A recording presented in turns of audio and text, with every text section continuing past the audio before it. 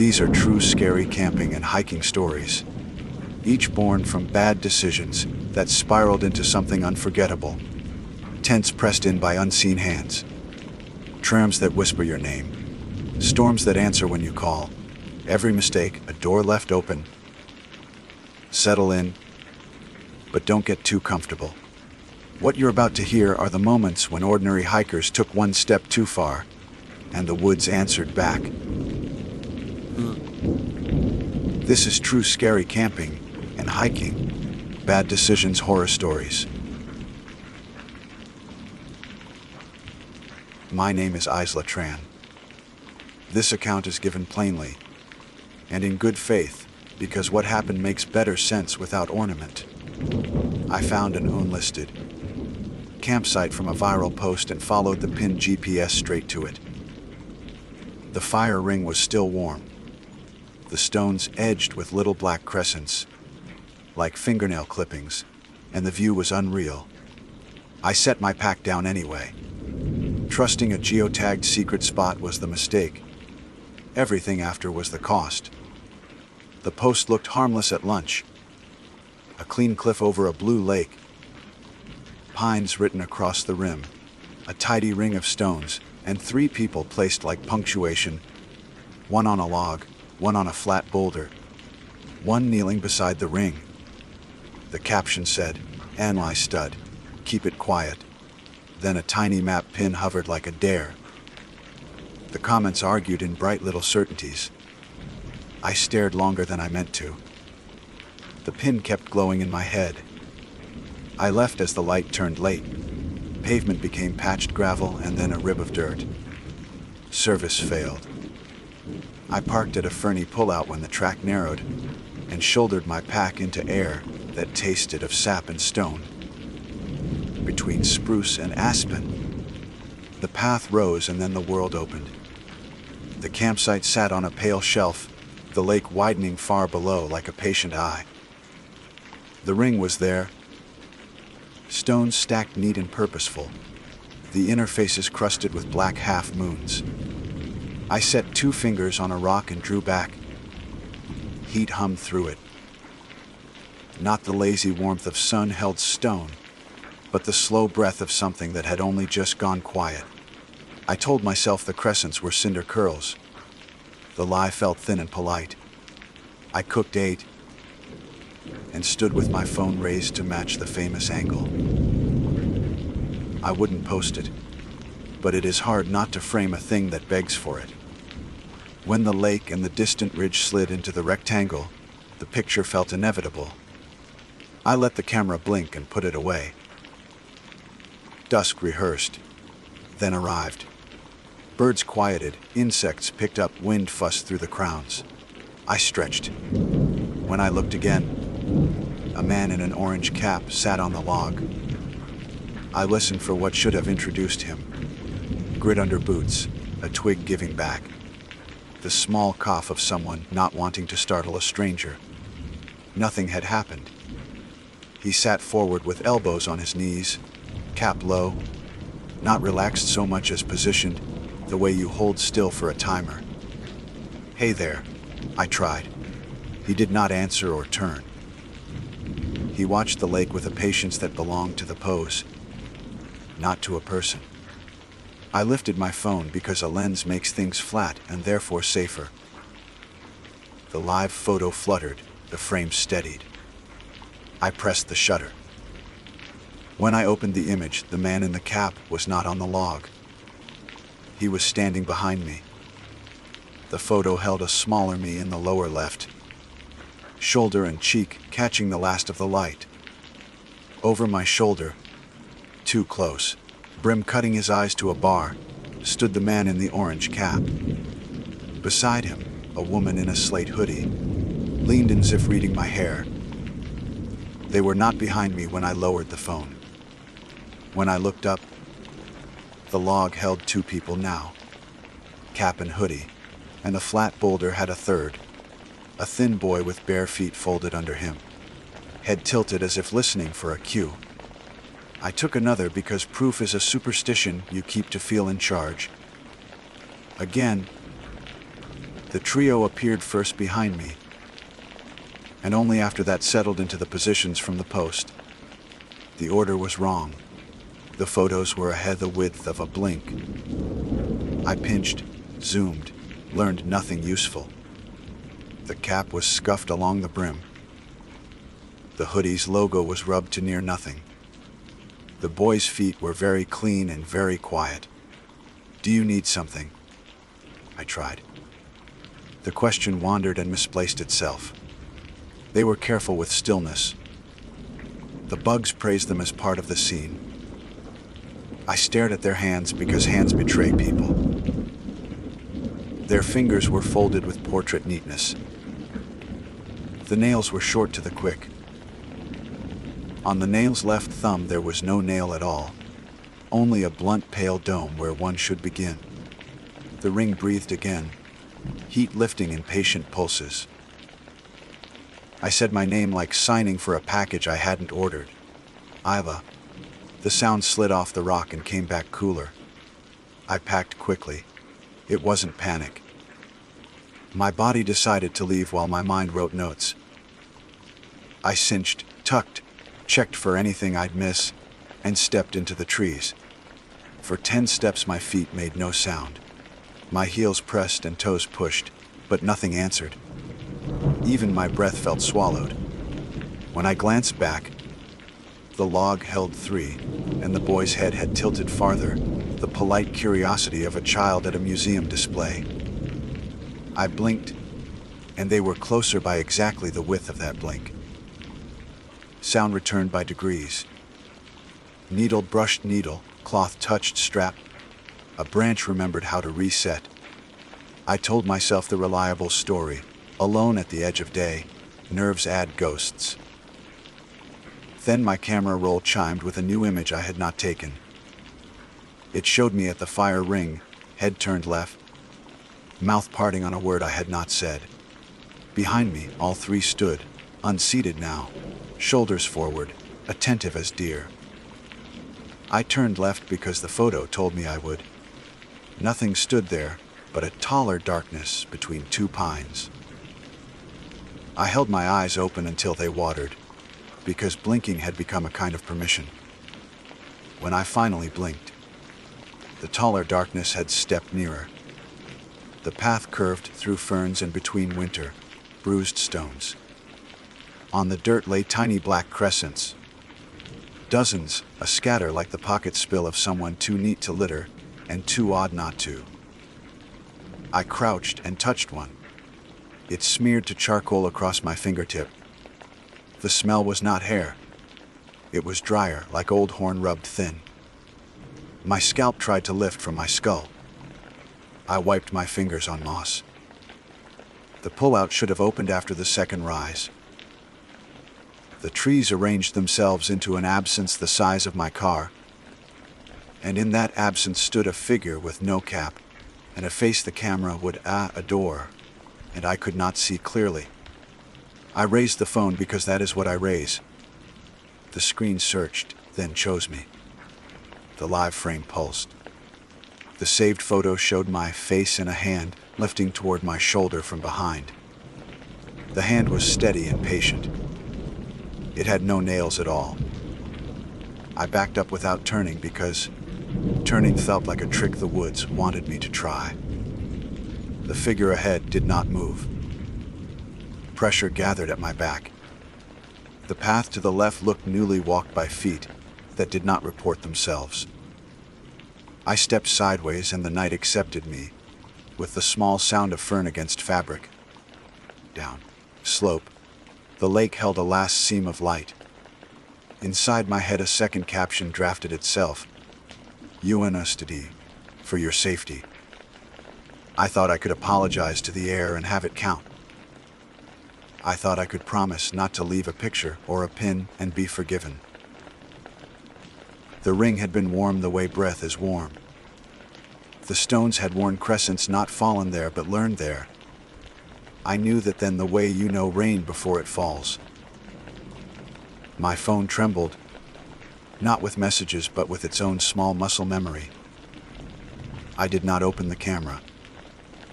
Through the trees, a faint shape waited at the place where a car-shaped gap had been. At my back, a presence leaned in with the patience of a lens about to click. I did not blink. Something touched my shoulder with the soft certainty of a hand that had practiced. It was colder than air, nail, less and sure. The path received me step by step, exactly one blink ahead of whatever the photos knew. I did not look back at the cliff or at the roll. I kept my name in my mouth like a hot stone. The dark learned me as I moved, and the world slid closer to itself, as if a shutter finally met its mate. This is how I arrived at the part I am still in, the lot that is not a lot, the figure that might be me, the patient hand waiting to lay itself where a caption would put it. The moment hangs open like a mouth. If I blink, it will shut, and what closes with it will be closer, and the next photo will show me learning that too late. I held my breath and waited for the click. I kept my eyes open until they burned, because blinking felt like signing a contract I hadn't read. The figure where my car should have been did not come closer. I moved the way you walk with a full cup. Level, slow, daring the world to slosh. The path leaned toward what should have been water. Needles brushed my sleeves. I let myself blink once, quick as a wick. In that brief dark, the picture updated, the orange cap left, the slate hood right, the barefoot boy centered. They didn't arrive so much as snap to their places, the way magnets find a pattern. My phone tapped my palm with a photo I hadn't taken. The thumbnail showed me at a fallen trunk I couldn't yet see. One leg lifted, like I meant to sit. Behind me, too close, were the three. I pressed it. The live moment let out the thinnest word, quiet. Not warning. Rule. I put the phone in airplane mode, because superstitions like to dress up as settings. Another image came anyway. Time stamped 5 minutes ahead. In it, my shoulders sagged toward a version of the evening that wasn't mine to accept. I reached the trunk and refused it. I stepped over. I stayed standing long enough for my legs to shake. The next saved future contradicted me again. There I was, perched exactly where the log wanted me, hands folded, head tipped. I told the world, "I'm not in your photo." The announcement fell through the trees without answer. Seats were everywhere now. A rock lip remembered a body. A root shelf made a bench. A hummock had the right height for knees. One by one, they filled. A woman arrived at the boulder in profile. A thin man with a sun, bleached cap edited himself onto the log's far end. A pair leaned heads together across the slope like punctuation. UN loose stood, keep it quiet. I aimed downhill. Water only goes one way. The slope became a draw and then a creak, its voice missing, as if spoken into another room. I crouched to drink. The surface gave me my eyes too wide, and behind them, the shape of a brim and a hood, and a child's attentive stillness. The camera roll clicked. The newest frame placed me at the fire ring again. 10 minutes from now. Heat had breathed from those stones with the patience of mouths. The black crescents were not cinder curls. Keratin stinks when it burns.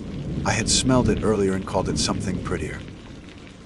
Nails click, nails scratch, nails leave a record. If the rule was quiet, it would begin by asking for the parts that announce you. The man's missing thumbnail had been honest. The hand that touched my shoulder had been honest. I stood and flipped the camera forward. Holding the phone like a mirror, I could walk without blinking at the world itself.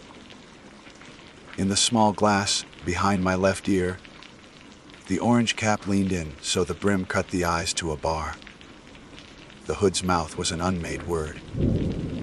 The boy watched the screen, not me. I kept moving, arms shaking, buying seconds with a reflection. "Do you need help?" I asked through the glass. They didn't answer. Their faces remained arranged, portraits still, polite enough to make me whisper. The draw bent into a rutted road, pale as a scar under the pines. I knew it from earlier. The lot would be ahead, a rectangle of permission. I rehearsed the sequence. Door, seat, key, lights, in a place that chewed sequences into outlines. The road delivered me to an absence shaped exactly like my car. Headlights shone without engine. Leaves brightened without making shadows. A figure stood where a warm hood would have been. Hands placed for comfort, fingers neat, nails gone. I said my name because names are fences. Isla. The figure didn't move. I sidestepped with my eyes open until my hip touched where a door ought to be and reached. The handle existed. I slid in. The seat had the wrong month. The dash lit and made no sound. On the passenger seat lay a stack of glossy prints. I knew their weight. Me at the ring from above, shoulders squared to explain to air. A blur in the corner like a nail, less hand. Me stepping the trunk. Me kneeling at the creek. Me standing where a car should stand. The last wasn't true yet, me on the log, hands folded, nails not there. The rearview mirror declined to show the road. It gave me the ring live, stones hallowed with black smiles. The man in the cap sat like a groom for a photographer. The hooded woman lifted her chin. The boy folded his clean feet and waited. I set the stack on the dash. "I don't know how to leave you." My thumbs opened the app with the post. It had changed. New comments had stacked up while I learned not to blink. "Love this spot. The echo is insane. Leave something so it remembers you." A handle I recognized wrote Isla Blink. Another "Leave yours." I typed in uppercase, doing calm. The post showed UNI stid, keep it quiet. "Fine," I said. I pulled a multi-tool, flipped the small file, set it under my little nail, because we always offer what we think we can spare. Pain arrived clean like someone pulling a wire through me. I stopped. I could not do it. The boy in the mirror did not blink.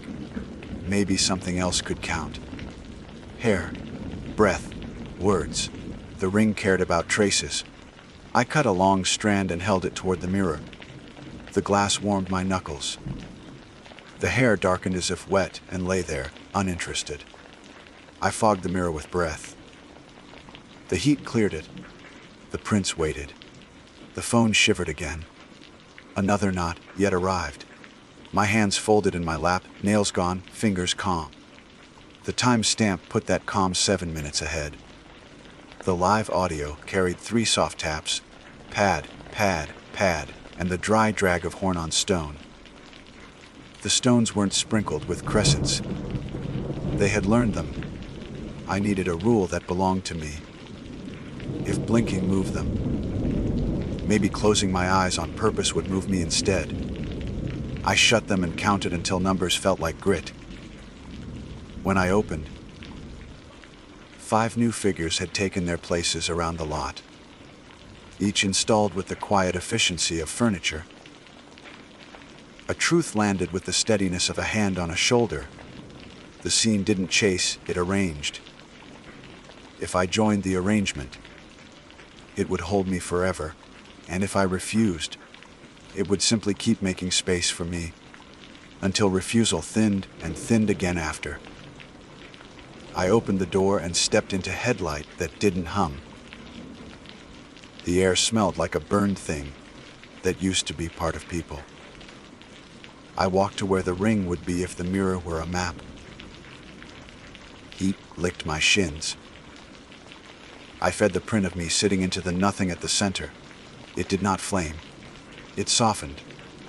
My printed hands blurred, then returned without hands. Weight leaned behind me the way a photographer leans to adjust a chin.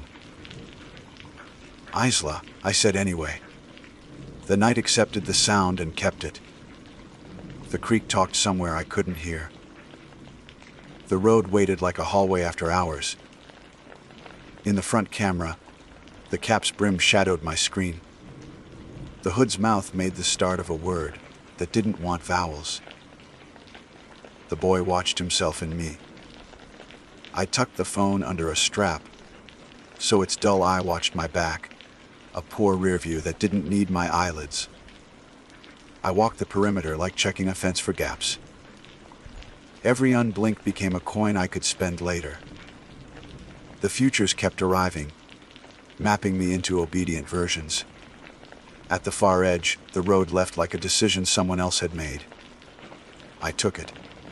The beams followed, faithful dogs without breath.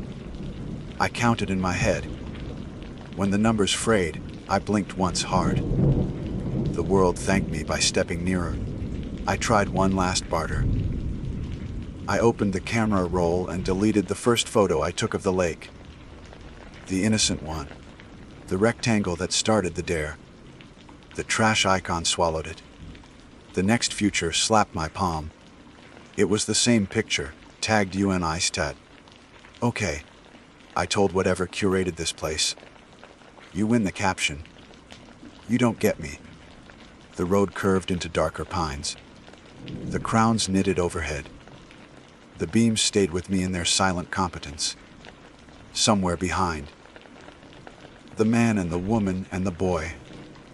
The others practiced being closer in the next saved second.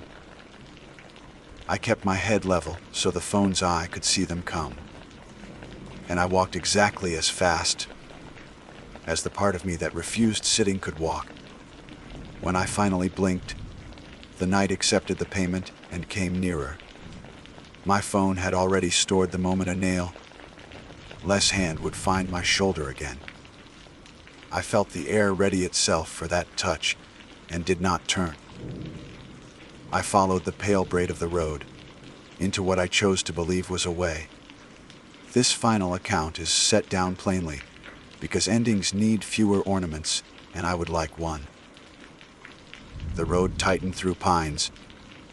Silent beams kept pace behind me like obedient animals. I walked as if water were stacked in my eyes. Steady, careful, not spending a blink unless I must. The back camera watched. In its dull square, the orange cap, the slate hood, and the barefoot boy gathered one saved second at a time, settling into their poses with patient correctness. The futures on my palm kept arriving like postcards from the next breath. A cattle gate that wasn't there yet. Me folded on a log I hadn't reached. Me back at the fire ring, nails gone. I deleted each and learned the useless lesson that prediction doesn't mind being erased. Quiet, the live whisper had said. By now I understood it as boundary, not kindness. Stillness was their ecosystem. Noise might count as weather. I checked my pack by touch headlamp. Water bottle, phone with its backward eye. The emergency whistle I had never used. I looped the whistle's cord around my wrist. The road proposed a gate and then made one, the way a picture becomes true by being looked at. The next predicted image put my hand on the top rail. I refused. I ducked under, and the live segment in my photo breathed the soft pad I now knew as their approach, and the dry rasp of horn on stone. The black crescents on the ring hadn't been sprinkled, they had been taught. A pale corridor opened through the trees. The stern absence of power lines. The future showed me already in it, head turned right, mouth open on a word. I chose a noise instead, the flat tone you use to test a mic. It was ugly and it belonged to me. The brush leaned away a breath. My phone answered with a new knot, yet of me on the log again. I blew the whistle for a long, stupid minute. The sound arrived bright and human. It bounced wrong and made small weather. The silent beams hiccuped, like a projector snagging on bad film. The next saved image jittered. 2 frames arguing me, starting to sit, then me not. The headlamp had a strobe I'd always thought theatrical. I strapped it on and cycled, until the light pulsed with careful cruelty. The forest became a room someone flicked steadily on and off. In that pulse, the 3 behind me developed motion sickness. The brim vibrated between here and nearer. The hood's mouth sketched a word and retreated. The boy's clean feet stepped by a fraction and decided not to fall. The next prediction arrived weak, then late. If blinking paid them, a light that blinked without me could bankrupt them. If quiet protected them, noise might crowd them out. I blew the whistle until the taste went metallic, then beat the bottle against my thigh in a rhythm uglier than a heartbeat. The future photos thinned like a bored sender losing interest. My signal bars winked from nothing to 1. I had put the phone in airplane mode to appease a superstition. I took it out to betray one. The post bloomed as if it had been open inside me the whole time. You enlisted? Keep it quiet. Fresh comments crawled like midges. Anyone got the actual pin? The urge to throw the phone into the ferns arrived clean. I didn't. I opened a group chat that would know me at this hour and typed a "Bless Tice." The pin. Flood it. Don't come. Make it common. Then I pasted the location anywhere that would accept paste. DMs, threads, a hiking group I didn't like. The strobe turned my thumbs into stop motion panic. I wrote a caption I could live inside. Lested. Lowed. For a breath, nothing happened. Then the comments shifted half a key. The ones who loved secrecy got defensive. The ones who loved clout were ecstatic, and they were legion. Addresses demand traffic. Algorithms adore a chorus. My phone began to vibrate not with futures, but with ordinary interest. Directions. Trailhead. Any service. The post became mundane. The sacred hates banality. Behind me the beams hiccuped again, as if a generator coughed. My not car's mirror had shown the ring in chapel light. Now my feed fed the ring of future it despised. Day, trippers with speakers and shade tanks, trash bags tied badly, laughter, conversation. I hated the future I was giving it and did it anyway. When a prediction finally arrived, it made a grievance instead of a fact. The trio arranged themselves, but their edges fuzzed. The black smiles on the stones lost their tidy crescents, becoming doubtful smudges, parentheses that could not agree to close. I walked faster, while the strobe annoyed the dark into looking elsewhere. The road widened as old logging roads remember trucks. The ditch collected glass. A candy wrapper did a little ghost at my shoe. The whistle bit my teeth. The bottle kept time with a song I hope never to recognize again. Battery 20%. I turned the screen down until the future would have to squint. Bars climbed to 2, fell to 1, climbed again. Each new comment felt like a boot. I would never meet tromping toward the spot, with a cooler and too many friends. At a bend where the hill leaned on the road, the orange cap waited just inside the trees. The pulse named him without my help. The brim cut the eyes to a bar. The hood hovered beside punctuation. The boy looked not at me but at my light. They did not step out. Things trained by quiet don't know how to interrupt noise. Stay there, I said, and kept walking because there wasn't air enough for fear and movement both. Vanish, push, vanish, push. The headlamp made time simple. The last curve birthed a gate I recognized from daylight. My car stood beyond it, square in its physics, a piece of forgiveness with a dent. The earlier shape had been only a rehearsal. Still, I didn't trust the distance. I kept the whistle going. Pings rattled my palm like cheap applause. The handle gave me a normal cluck. The dome light painted my skin a forgiving yellow. I cried and did not blink. Inside, the mirror showed a back seat, not a ring. The dash held dust and a parking pass. I reversed badly and didn't care. When bars returned for good, the post had chewed my caption into a fight I could not win or lose. People screenshotted the pin and argued over etiquette. Someone shared drone footage. Someone posed 3 friends on a log grinning, nails bitten to the quick. The spot was no longer unlisted. It was simply a place. My phone tried one last prophecy me at my kitchen table. Hands folded, nails absent. I flicked it away like a fly. No new prediction followed. The screen returned to weather and a banner asking if I wanted to rate a trail. I drove home with the headlamp still on my forehead. Strobe off now. An hour later, my eyelids behaved like a mammal's again. The relief hurt. Home is a small apartment that forgives you for coming back late. I washed my hands until the smell of old horn and ash left the nails. All 10 remained. I cut none. The whistle went into the drawer where things live you hope you won't need. The headlamp sat on the counterpoint at the door like a tired guard. I kept the photos. Half are lies from futures that didn't happen. Half are truths only a lens would want. None will burn. I don't post them. The only caption that did anything was the ugliest one. The one about making it loud. If you came for a moral, I don't get to give you a clean one.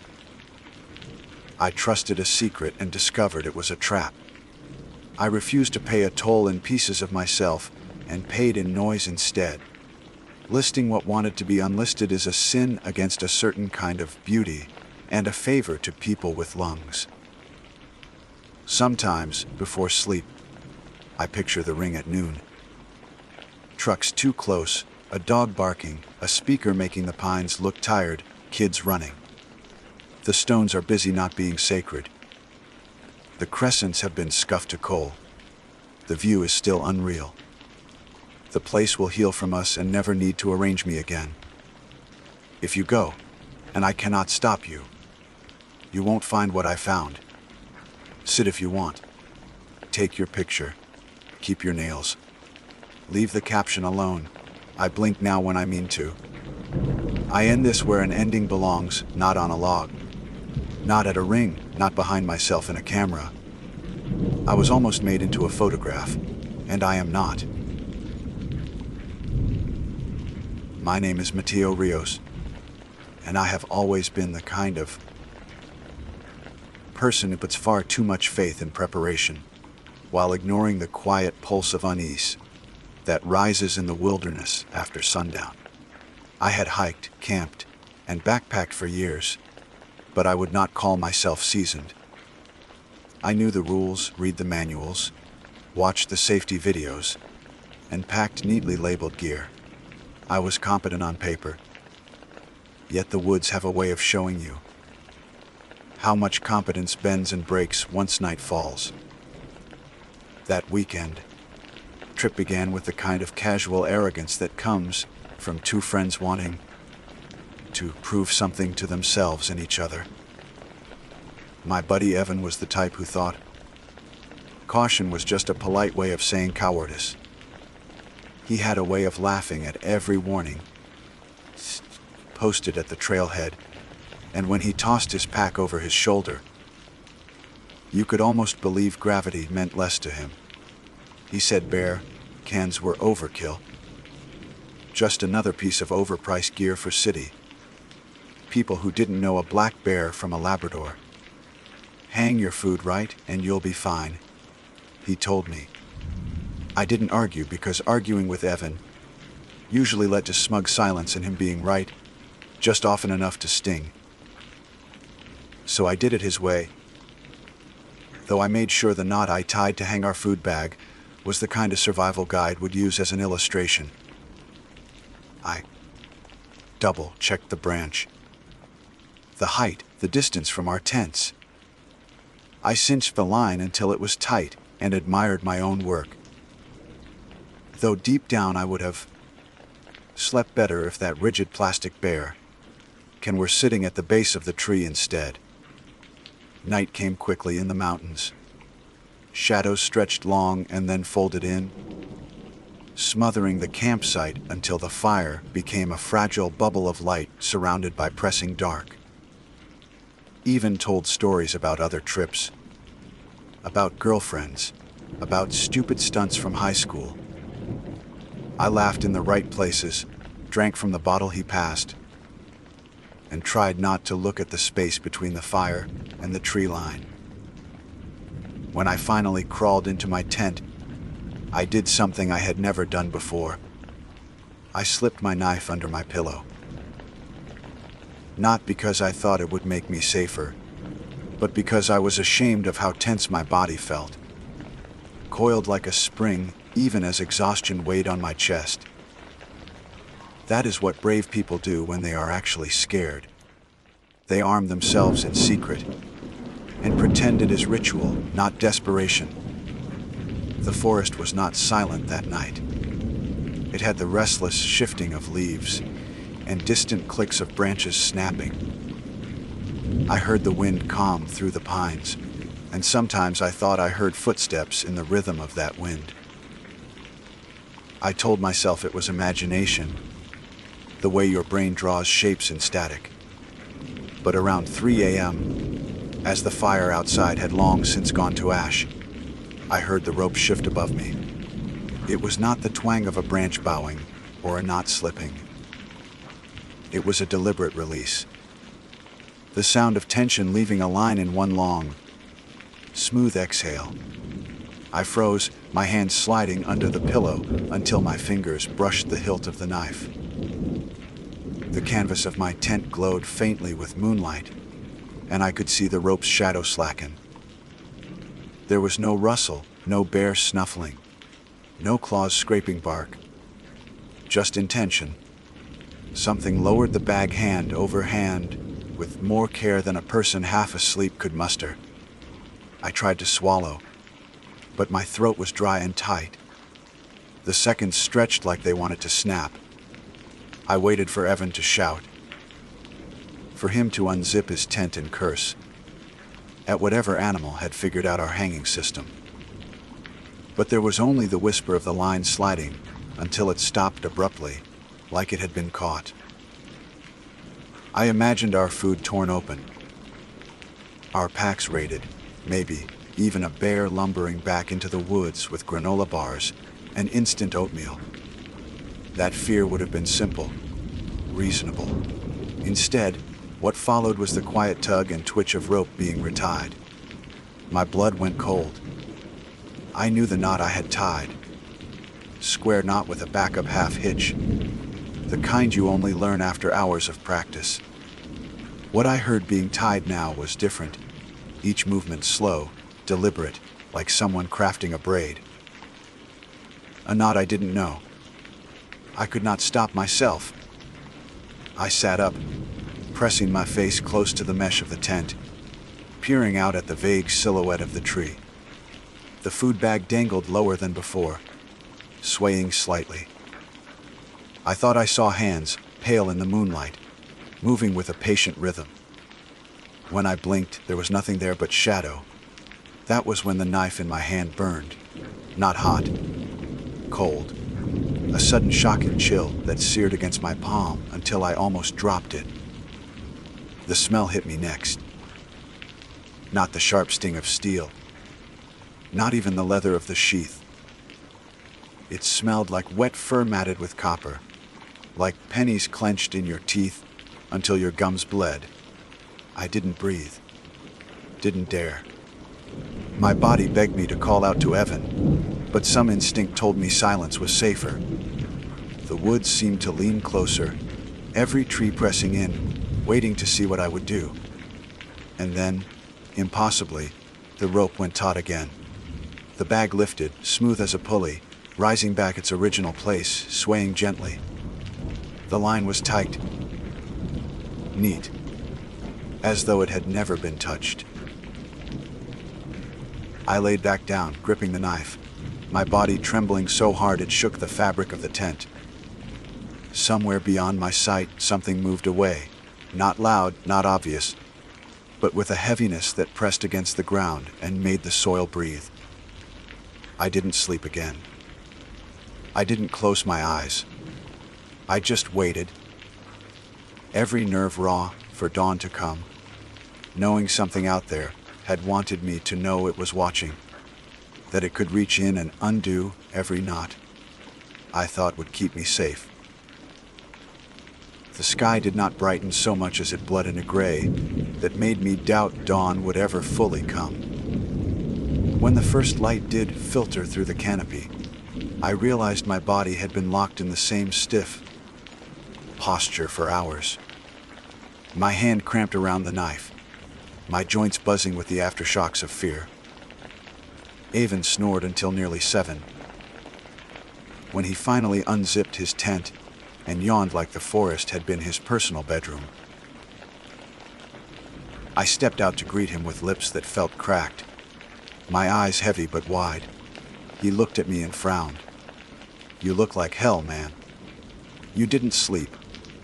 I wanted to tell him everything. The slack rope, the deliberate lowering, the retied knot. But words caught like barbed hooks in my throat. He would laugh or worse, dismiss it with some explanation that didn't fit. I managed. "Heard stuff. Weird night." "Always is," he said, stretching, his spine popping audibly. He glanced at the food bag still hanging above us. "See, perfectly fine. Overkill, just like I told you. No bearkin required." He didn't notice that the knot was not the one I tied. I stared at it, the braid, like pattern cinched with a symmetry I didn't know how to make. The line looked almost decorative, like it was meant to be admired rather than trusted. My stomach clenched. I pulled my gaze away before he could follow it. We boiled water for oatmeal. The bag came down without resistance, and the zipper of the food sack opened cleanly, no signs of disturbance. Everything was untouched.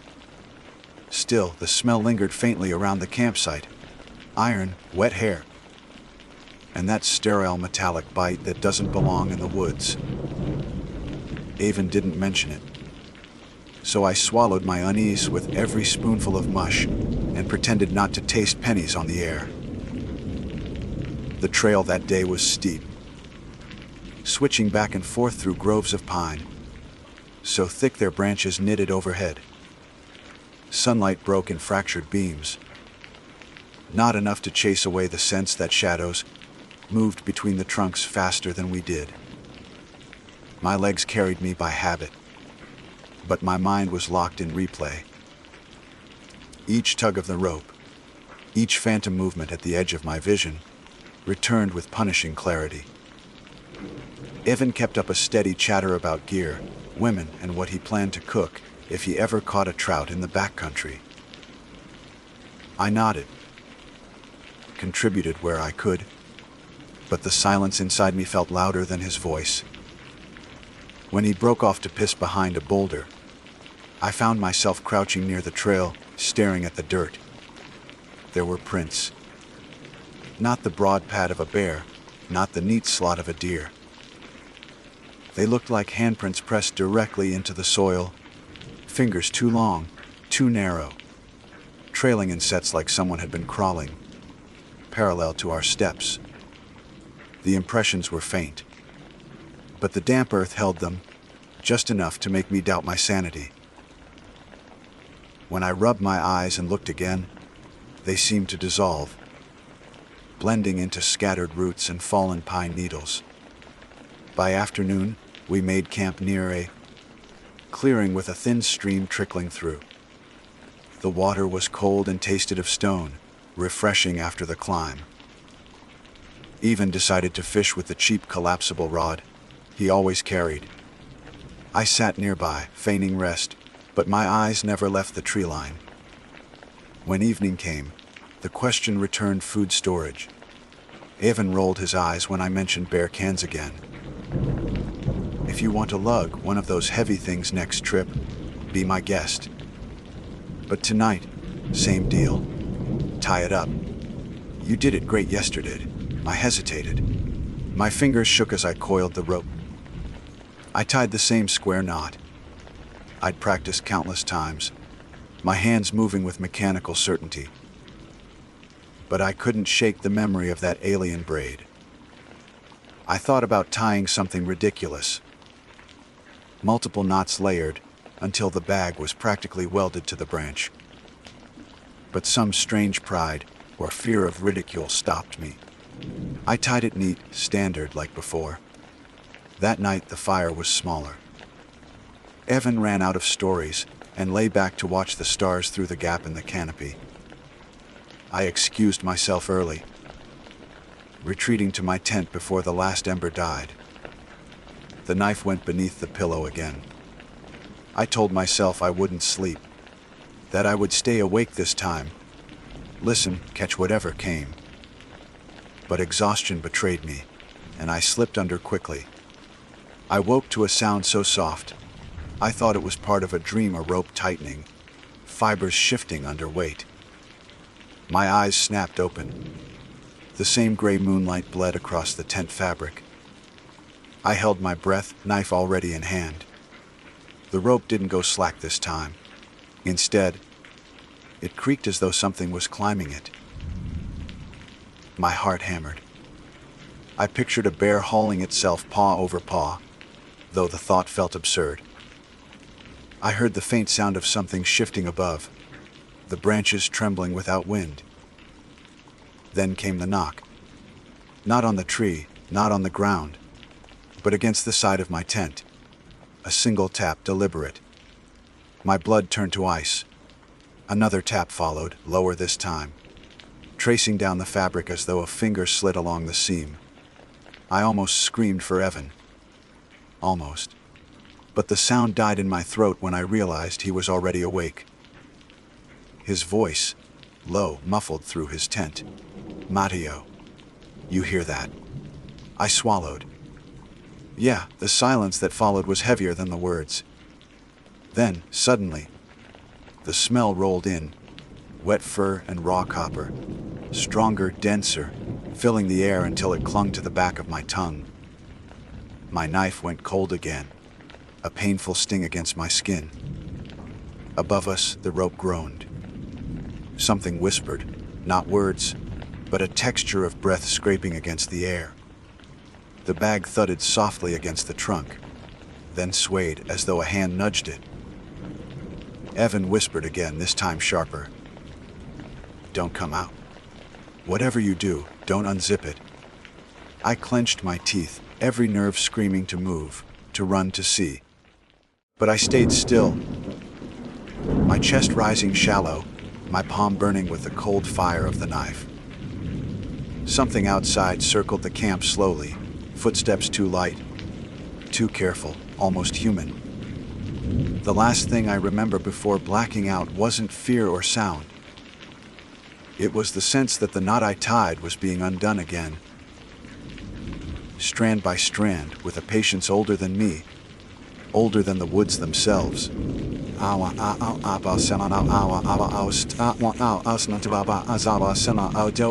remember falling asleep, though I doubt you could call it sleep.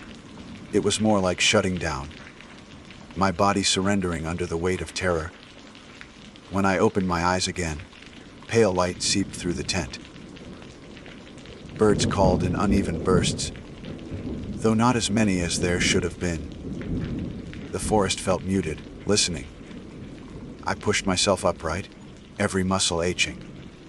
My knife was still in my hand, my fingers cramped around the hilt. For a moment I thought I had dreamed everything. The slack rope, the knots, the whispers. But then I unzipped the tent and stepped out. The rope was different again. The bag hung neatly in place, untouched, but the knot wasn't mine. It wasn't even the braid I'd seen before. This one was tighter. A latticework of loops woven in a pattern so complex it made me dizzy to look at. It reminded me of woven baskets I'd seen in markets, intricate, symmetrical, purposeful. I had no idea how to untie it. Evan stood by the fire pit, pale, his eyes shadowed. He didn't look at me at first. He just said, "You saw it too, didn't you?" My throat was dry, but I forced myself to nod. He finally glanced at me, and the bravado that always wrapped around him like armor was gone. He looked young suddenly, almost fragile. "I didn't sleep either," he muttered. "I heard someone walking. Around us. Close. Too close." I almost told him about the tapping on my tent, about the cold knife, about the smell. But I stopped. His expression already carried enough fear. He wasn't ready for the rest of it. We broke camp quickly, faster than I thought possible. Neither of us said it out loud, but we had decided we wouldn't spend another night out there. The trail back was long, but we pushed hard, descending switchbacks with reckless speed. My lungs burned, and still I felt watched. Every so often I glanced back, and I swore I saw movement where no movement should be. Something pale weaving between the trees, never quite in sight when I focused. By midday, we stopped at the edge of a clearing to rest. Evan collapsed onto a log, pulling out a water bottle with trembling hands. "We just need to make it down before dark," he said. His voice cracked. That was when I noticed the dirt around us. Not footprints, not handprints. The same woven pattern as the knot, pressed into the ground, curling in shapes that made no sense. Circles inside circles, kind of language stamped in the soil. My chest tightened. I didn't point it out. I couldn't. I just shouldered my pack and told him we had to keep moving. The forest seemed to resist our leaving. Trails that had been clear felt narrower, choked by brush. Switchbacks felt steeper, stretching longer, as though the mountain was folding itself inward. Every sound snapped my head around. The crack of branches, the flutter of unseen wings, the hush of something brushing bark. That smell lingered still, iron and wet fur, as if it had soaked into my skin. When we reached a stream to refill our bottles, Evan crouched and dipped his filter. I knelt beside him, staring into the water. That's when I saw it. Not a reflection of us, but of something just standing behind us. Tall, wrong, its limbs too long, bending in angles that didn't belong to bone. Its head tilted, faceless but intent. I spun, my knife already in my hand, but nothing was there. Only the trees, silent, waiting. "Matteo?" Evan asked, his voice shaking. He hadn't seen it. I forced a smile that felt brittle, told him it was nothing. But my heart wouldn't slow. By late afternoon, we reached a section of trail I recognized from the hike in. Relief surged through me. We were close. But when we rounded the bend, the rope hung there again. Across the path, tied between two trees, the same latticework knot, holding nothing. A barrier. Waiting, Evan cursed under his breath. "What the hell is this?" He moved forward as if to untie it, but I grabbed his arm. My palm burned with cold fire again, the moment I touched the rope, pain lancing up my arm. The smell was unbearable here. Copper and fur so thick it made me gag. "Don't," I rasped. "Don't touch it." He looked at me, then at the rope, and for once he didn't argue. We hacked our way off trail, thrashing through underbrush, clawing past branches. The forest fought us, tearing skin, ripping gear. But eventually we stumbled back onto the trail farther down, lungs hiving, packs shredded.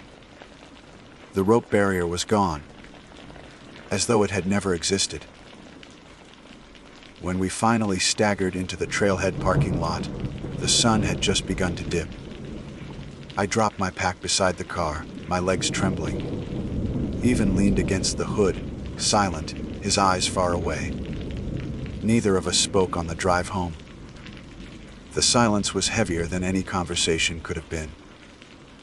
My knife sat beside me on the seat, still cold. The metallic stink seeping faintly into the air. I've camped dozens of times since then, but never without a bear can. Sometimes, when I unpack gear months later, I find knots in the rope I don't remember tying.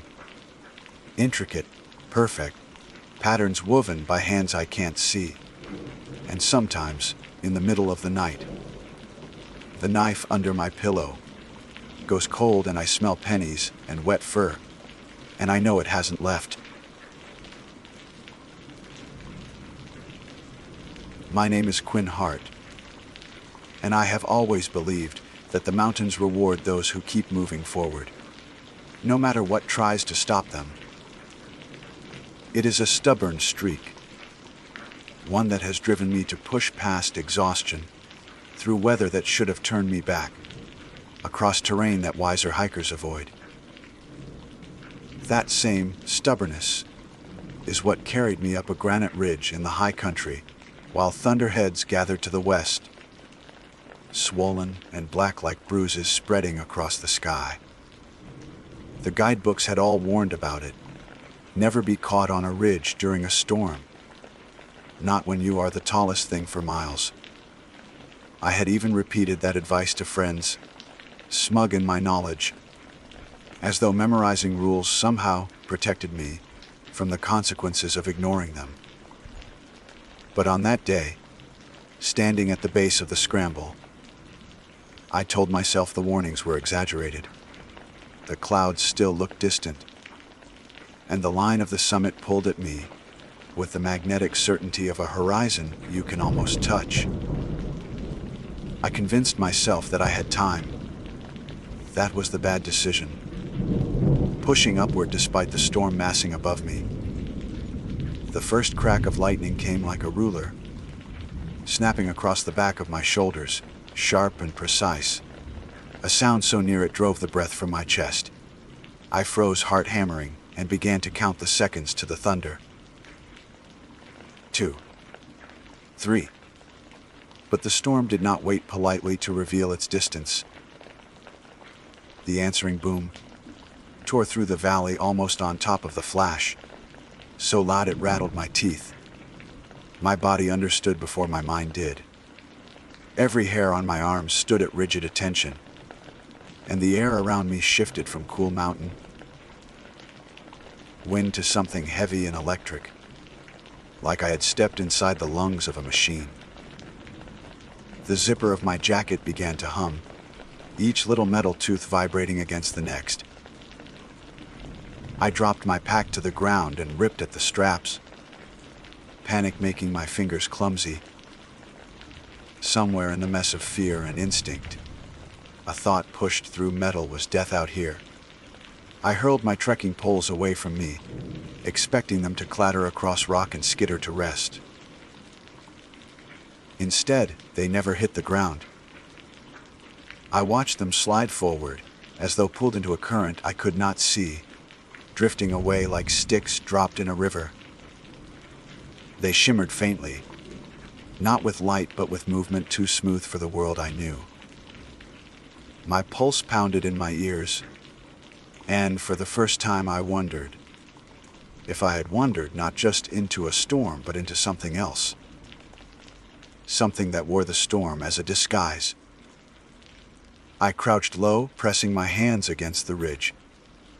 The rock thrummed beneath my palms, a vibration not unlike the resonance of a struck bell. I should have gone down immediately, should have crawled back into the tree line, and found shelter, but the summit was less than a quarter mile above me. I could almost see the cairn marking the top, pale against the sky. My stubbornness whispered that if I just hurried, I could make it before the storm broke in full.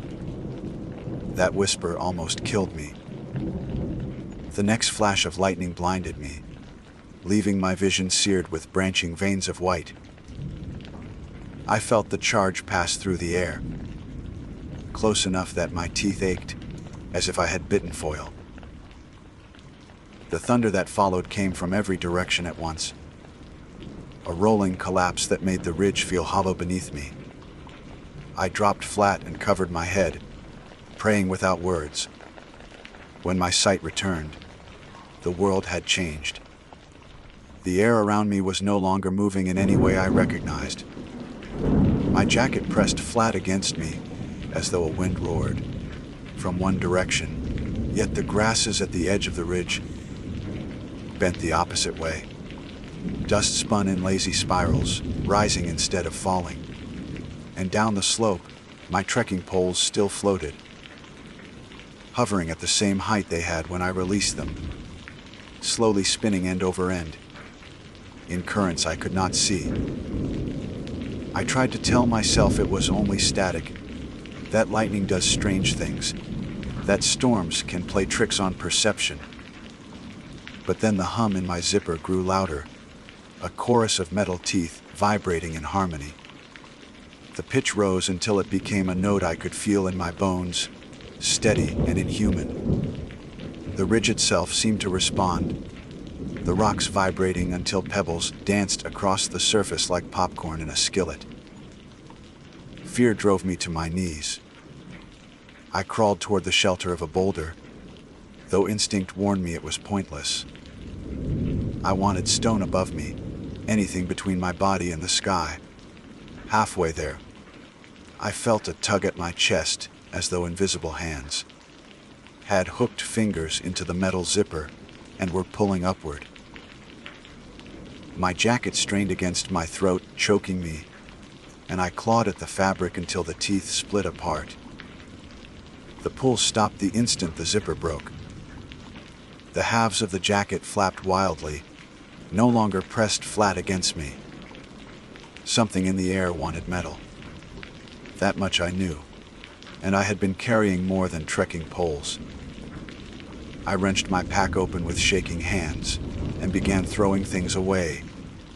My camp stove, the aluminum pot nested inside it, the metal carabiners that clinked as they sailed into the strange current. Each item drifted like my poles had, floating away into the storm, lit air vanishing slowly as though they sank below a surface that didn't exist. But the storm was not satisfied.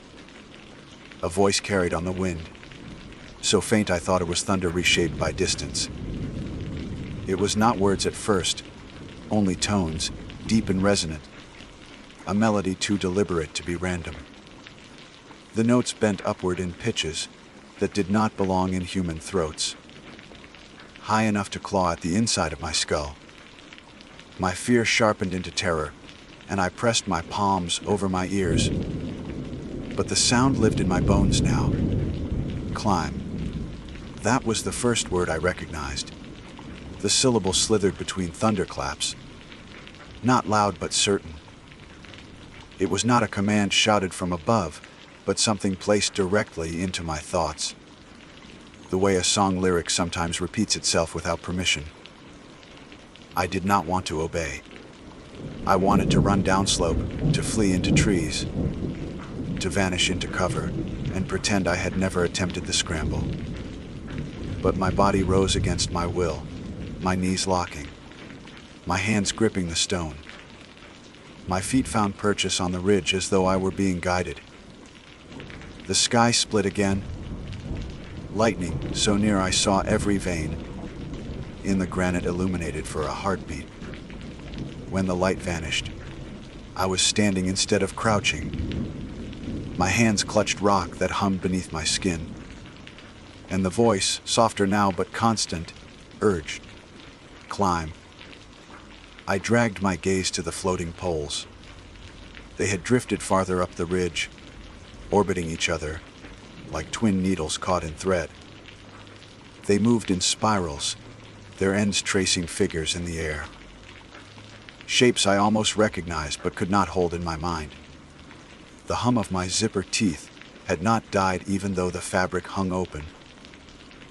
The broken halves still sang, each tooth vibrating, answering a call beyond the storm. My chest heaved, and I forced myself to speak aloud, to hear my own voice, and not only the one inside my skull. "I'm not climbing," I said. "I'm not." The storm disagreed. The air thickened, pressing against me as though the atmosphere itself had condensed into invisible water. My movements became sluggish, as if each step were wading through syrup. Pebbles lifted from the ground around me and hovered in the air, spinning like tiny planets in orbit. I stumbled, choking on the heavy air, and crawled again toward the boulder. I made it to the lee side and pressed myself flat against the stone, desperate for shelter. The humming dimmed, not gone but muffled, as if the rock offered some reprieve. My lungs fought for air that suddenly seemed too dense to breathe. The storm above rumbled again, closer, hungrier. And then I realized something more terrible than the storm itself. The ridge was not only vibrating beneath me, it was pulsing. Stone should not move like that. Granite does not breathe. But the rock at my back swelled and fell with the rhythm of something alive. A cadence too slow for a heart, too deliberate for the shifting of plates. I felt each pulse through my spine, a beat that matched neither thunder nor the racing of my own blood. The voice came again, nearer now, so close it might have been whispered directly against my ear. "Climb." The ridge pulsed against my back, and I could not convince myself it was only thunder. Each swell of stone beneath my spine was deliberate, timed, and wrong. I pressed my palms flat against the boulder, searching for the steadiness of granite, but found instead the yielding push of something that acknowledged my touch. Stone that should have been indifferent was responding. The voice urged me again, steady as heartbeat. "Climb." My throat was too dry to answer, and the storm above had grown strange enough that words might not have mattered. The sky had darkened beyond twilight, though it was not yet evening. Lightning flared often enough that my vitrinated between blindness and shadows stretched longer than nature allows. Thunder rolled not as a sequence, but as a constant, an endless collapse that circled the ridge in waves. I wanted to crawl downslope, but my body leaned forward instead, hands finding purchase without my consent. My nails tore at lichen and grit, yet my grip held, as though the stone offered anchors meant only for me. The pulsing ridge beneath me guided the rhythm of my movement, urging me upward in time with its invisible beat. I tried to resist. I forced myself to stop, to kneel with my forehead pressed against the cold rock. I whispered every rational thought I had left. This is a storm. Lightning is playing tricks. My body is panicking, that's all. But the storm was listening. When I tried to stand still, the air tightened around me, pressing at my ribs like a band cinched too tight. My lungs screamed for air. My knees buckled, and I staggered forward simply to breathe. Every upward step made the pressure ease, like the mountain rewarded obedience with oxygen. The realization terrified me more than the storm itself. If the only way to breathe was to climb, then I was already trapped. I looked up the ridge. My trekking poles hovered farther ahead, still spinning in slow, deliberate arcs. The shapes they traced seemed clearer now. Spirals, yes, but not meaningless. They overlapped into patterns that teased at comprehension. The way letters in an unfamiliar alphabet can look like they almost belong to your own language. I squinted against the next flash of lightning and thought for a heartbeat that I recognized something. An eye. Not drawn in lines, but suggested in movement, formed by the rhythm of the poles as they twisted through invisible currents. The hum in my jacket rose again, higher this time, almost unbearable. Pebbles and grit danced upward around me, clicking together like insects. The rock beneath my palms quivered with pulse and tone, a vibration that passed into my bones until I felt more like an instrument than a person. Climb. The word did not echo in my ears anymore. It came from inside my skull, vibrating behind my eyes, reverberating in the cavity of my chest. I thought of my heart as another thing it could play, another organ in its orchestra. I scrambled upward. Fear and compulsion tangled until I no longer knew which one propelled me. My boots scraped granite. My hands clawed for holds. Rain had begun, though it did not fall naturally. Drops hovered for seconds in the air before bursting against me, cold as sleet, each one tinged with the metallic tang of ozone. I licked water from my lips and tasted copper. Halfway up the ridge, I dared to look back. The valley below was gone. Where I had started that morning, where forest should have spread in a green quilt, there was only roiling shadow.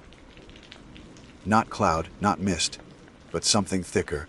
Smoke perhaps, except it moved upward, flowing against gravity. Bolts of lightning pulsed inside the shadow, not illuminating it, but making it deeper. A blackness outlined in white veins. I stumbled and nearly lost my grip. My shoulder slammed against rock that pulsed once, sharply, as if reprimanding me. My fingers latched onto a crack, and I pulled myself back into the rhythm. The compulsion pushed harder, the voice never louder but more insistent. I climbed faster. The summit cairn was visible now, a pile of pale stones no higher than my chest, silhouetted against a sky that churned like water about to boil. Lightning arched continuously above it, never striking, always circling. The cairn looked ordinary in its shape, but I could see details I should not have been able to see from this distance. Tiny scratches carved into the stones, lines intersecting, symbols stacked one atop another. They reminded me of the patterns my poles had traced in the air. The realization struck me harder than the thunder. The cairn was not a marker. It was a focus. Every storm coil, every hum of metal, every pulse of the ridge, it all converged there. I slowed, even as the air pressed against my ribs, punishing hesitation. I forced a breath against the pressure and felt my lungs burn. The compulsion screamed inside me, urging me onward, promising relief if I obeyed. But fear rooted me. If I touched that cairn, if I reached the top, what waited there would not let me go. My jacket flapped wildly in a wind that did not move the grass beside me. My hair lifted from my scalp, standing on end, each strand tugged upward, as if the sky were trying to pluck me whole. The storm was drawing me in like iron filings to a magnet. I dug my nails into the granite, desperate for resistance. My pack, now lighter without its metal, shifted on my back, straps cutting deep into my shoulders. I wanted to tear it off and abandon it, but instinct told me I would need what little remained inside. The voice shifted. For the first time, it spoke more than one word. "Not yours yet." The phrase filled me with a dread deeper than the compulsion had. Yet, the storm did not only want me to climb, it wanted me to arrive unfinished, to be claimed. The thought set fire to my panic. I wrenched myself sideways, away from the cairn, aiming for a narrow ledge that might lead downslope. The air thickened instantly, a hand tightening around my lungs. I gagged. collapsing to my knees, clawing at my throat as though I could pull oxygen in by force. My vision dimmed. The pulse of the ridge quickened beneath me, shaking loose stones that rattled downslope into the shadow. Still, I crawled. Every inch away from the summit was agony, as though I carried a mountain on my back. My vision blurred with sparks of white. Lightning not from the sky, but from my own brain starving for air. I dragged myself toward the ledge, fingers bleeding where rock tore my skin. The storm screamed in response. Not thunder, not lightning, but a true scream, raw and inhuman, echoing through the ridge until stone itself seemed to wail. My ears bled. I pressed my head against the granite and sobbed, though the sound was swallowed by the storm's voice. Climb. I did not know if the word came from the sky or from inside me now. My own voice answered, hoarse and broken. No. I forced my body toward the ledge, dragging, scraping, refusing. Each inch felt stolen. The hum of metal faded as I left the cairn behind, but the pressure in the air remained. The unseen current fought me, pulling at my limbs, at my hair, at the fillings in my teeth. My entire skull felt like it wanted to lift out of my body. Then, for a heartbeat, the storm relented. The pressure eased just enough that I sucked in a breath like breaking water. I staggered onto the ledge, knees shaking, body trembling. My hands clutched stone slick with rain, my blood mixing with runoff in pink rivulets. Behind me, the cairn glowed faintly, each stone pulsing with light that was not lightning. Symbols carved into its surface shone in rhythm with the ridge's pulse, a heartbeat that belonged to something vast and waiting. The voice did not urge me anymore. It simply said, "Next time." The ledge curved away from the summit like a broken rib jutting from the mountain's side. I staggered along it, one hand pressed to the stone for balance, my breath ragged and desperate. Behind me, the cairn pulsed with its steady rhythm, each beat echoing faintly through my bones. I did not dare look back again. To see it glowing, to know it still watched me, would unravel the last shred of willpower I had left. The storm did not stop. The thunder rolled endlessly, as though the entire sky had become a drum head, struck by invisible fists. Lightning forked and split across the heavens, not random but deliberate. Patterns written in fire that only half revealed themselves before fading. Each flash etched a new symbol into my memory, and each symbol tugged at recognition I could not afford. The ledge narrowed. One misstep would send me tumbling into the valley below, though valley was no longer the right word. The world beneath me was gone, replaced by that impossible sea of roiling shadow. It churned upward, stretching higher with every heartbeat, as though eager to swallow the ridge itself. Sparks of lightning darted inside the mass, like fish beneath black water. The storm was not only above, it was below, it was everywhere. I pressed forward, legs trembling, muscles burning. Every step was resistance. The pressure had not left me, though it was weaker here, as if the storm grudgingly allowed my retreat. It let me go not out of mercy, but out of certainty. It knew I could not escape what I had already seen. My knees buckled, and I slid against the wall of stone, chest heaving. Rain, or what passed for rain, soaked me through cold as melted metal. Drops struck the ledge and did not splatter but lingered, hovering for seconds before sinking into the rock like ink into cloth. The mountain drank the storm. I ripped off my jacket entirely, the broken zipper still humming faintly in the air. I hurled it into the void, watching as it drifted downward, pulled into the black storm beneath. The moment it vanished, the hum inside my ears softened, though it did not disappear. I realized the sound was not coming from the jacket at all. It was inside me.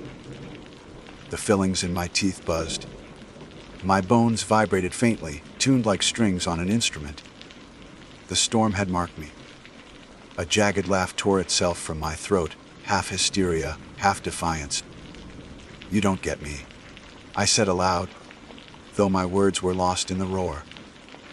"You don't," the mountain answered. The ridge pulsed again, harder than before, sending a crack through the ledge beneath my boots. A section of stone sheared away and plunged into the shadow below. I dropped to my knees, clinging to the remaining rock as pebbles tumbled past me. I never heard them strike bottom. The cairn's glow intensified, even at this distance. The symbols carved into its stones flared bright, then dimmed, then flared again, a rhythm I finally recognized. Not random, not mere pulse. It was Morse. Dots and dashes, repeated again and again, until I translated them without choice a WITING. The scream that tore from my chest then was not fear alone. It was rage at the audacity of the thing. It was not asking. It was certain.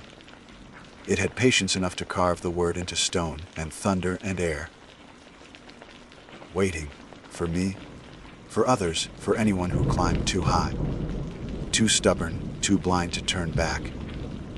I pushed forward, dragging myself down the ledge. My fingernails split on the stone. My palms left streaks of blood. The wind howled, though the grasses at the edge of the ridge still bent in impossible directions, each stalk moving to a rhythm not of this world. My breath rattled like torn paper. My vision blurred with black motes that danced in time with the storm's pulse. Somewhere below, there had to be trees. Shelter. A place where the mountain's living stone could not press itself against my spine. I forced my body onward, refusing the compulsion to turn back. The voice followed me, quieter now, no longer insistent but intimate, like breath against the back of my neck. Climb. I bit my tongue until I tasted iron, grounding myself in pain. No, I said again, louder. No. Another crack split the ledge. Stone groaned underfoot, and for a moment I thought the mountain would shrug me off like an insect. But it held, barely. I scrambled downward, half falling, half sliding, until the angle lessened and scrub pine appeared in twisted silhouettes. Their branches shook in no wind, leaves vibrating in harmony with the storm above. Even the trees had been taught its song. I collapsed beneath them, arms around my head, and waited.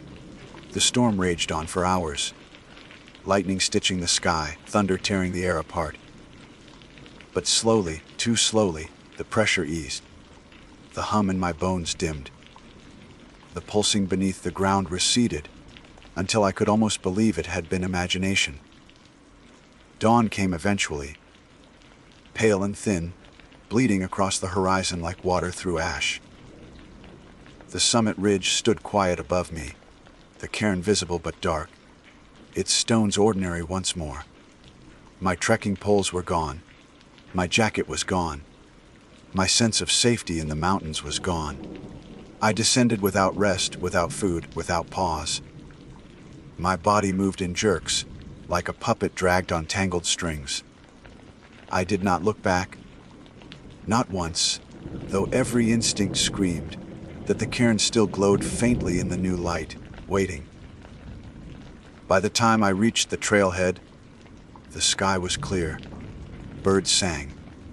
The world had reset itself, as though nothing had happened. But when I sat on the bumper of my car, shaking too hard to put the key in the ignition, I caught my reflection in the rearview mirror. My hair lifted from my scalp in tiny strands. Not all, but enough. Each strand hummed faintly, vibrating like the teeth of a zipper. The storm had not left me. It had marked me, and in the silence of morning, when no wind stirred, I heard the voice once more, softer than breath, steady as heartbeat. Next time. My name is Nora Bell. I was 24 years old when I made the mistake that changed how I hear the forest forever. I had joined a group of friends for a late summer camping trip in the Adirondacks. A mix of college acquaintances and new faces from work. All of us eager to trade fluorescent lights and computer screens for pines, rivers, and the promise of nights under stars. I had not expected the silence. Not the ordinary quiet of the woods. No, something else waited for me, something that would mark me. We had hiked nearly 5 miles that afternoon, packs bouncing against our backs, the air thick with humidity and the sour sweetness of pine sap. Lauder carried ahead of me as the group stretched out along the narrow trail, voices weaving together like a messy choir. Someone had brought a Bluetooth speaker that spat out bursts of music until its battery finally gave out, leaving us with the rhythm of boots and occasional complaints about blisters. By the time we reached camp, I was already wary of the chatter, the way stories overlapped, everyone pushing their voice louder to be heard over the others. I had smiled, nodded, played along. But inside, a pressure built. My own thoughts needed space. I kept looking at the shadows between the trees, how they leaned together like curtains, inviting me. When the fire finally caught and tents were pitched, I excused myself. Not a formal announcement. Just a mumbled line I knew no one would really hear. I just need 10 minutes of silence. 10 minutes. That was all I wanted. The forest seemed glad to grant it. I walked past the last ring of firelight, down a slope lined with ferns, my boots sinking into the damp soil. The cicadas buzzed, then dimmed. The creek that had been rushing near camp softened, until it was no more than a pulse at the edge of hearing. I paused, frowning, and turned my head. Nothing. It took me longer than it should to notice what had gone missing. No birds. No crickets. Not even the high, pitched whine of mosquitoes near my ears. The woods had folded themselves into something hollow. Silence pressed against me, thick and damp, as though I had stepped into a cave without realizing. I swallowed, but even that sound seemed eaten. I opened my mouth to test my own voice, maybe to call back toward camp, but nothing came. My throat moved, my lips parted, but my voice stayed trapped, caught behind some invisible wall. All I could manage was a thin rasp, like the sucking gasp of a fish pulled onto land. I panicked for a moment, clutching at my own throat, feeling nothing unusual except the rush of blood beneath my skin. The silence had weight. That was the only way to describe it. It bore down on me, pressing my tongue into a shape I did not recognize, into the curve of someone else's name, whose name I didn't know. The syllables sat there, almost formed, like a word I had once known and forgotten. I bit down hard to stop myself from speaking it. I turned back the way I had come. The trail was gone. I was certain I had only taken 20, maybe 30 steps beyond the firelight. But now I faced nothing but trunks crowding together, ferns brushing my knees, roots twisting like black ropes. I spun in a slow circle, waiting for some thread of sound, the crackle of the fire, the laughter of friends, the scrape of boots. Nothing came. My breath grew ragged, echoing too loudly in my own ears. That was when the voices returned. At first, faint, like wind catching syllables, but then sharper, urgent. My friends' voices. I recognized them instantly. Rachel, With her smoker's rasp, Ben, always stretching his vowels, Maya, the quiet one who barely spoke at all, now raised in panic. They called my name, but the order was wrong. Voices tumbled out of the dark. Some ahead of me, some behind, never from the same direction twice. They overlapped strangely, as if each one had been cut from a different recording and pasted together out of sequence. Rachel's plea overlapped Ben's laugh, but it was not his usual laugh. It cracked midway, desperate. Maya called, "Nora," twice, once from the left, once from the right, each a fraction of a second apart. I broke into a run, toward the nearest sound, toward Rachel calling, "Over here. Hurry!" The trees parted briefly, showing a dim patch of earth. I stumbled onto it, only to find nothing but footprints. Dozens of them. My friend's boots. Deep impressions in the damp soil, circling me, and all pointed toward where I stood. My chest tightened. I dropped to my knees, touching the nearest print. It was fresh, the edges still crumbling. I could trace Rachel's tread. Her boots had a worn sole with a chunk missing. But there was no one here. Only the prints, arranged like a ritual. The voices swelled again. This time closer. They called my name, but softer now, almost tender. They begged, though not in ways that made sense. "Stay," whispered one. "Follow," urged another. "Don't let go," murmured a third, just behind my ear, though no one stood there. I stumbled backward, tripping over a root. My palms hit the dirt. That was when I saw the smallest print among them. A child's, barefoot, toes pressed into mud. It was wedged between Rachel's and Ben's. My friends hadn't brought children. None of us had kids. The silence pulsed heavier, as if the forest itself held its breath. The child's footprint seemed wet, glistening. I watched as water seeped into it, though there was no rain. It shimmered like a mouth slowly filling. I scrambled to my feet. I chose a direction at random, running until the stitch in my side screamed. The forest bent around me. Trees shifted, branches knitting into new shapes, blocking paths I swore I had just taken. My pack straps cut into my shoulders as I ducked and clawed through. My throat remained sealed, voice useless. All I had were my footsteps and the ragged rasp of my lungs.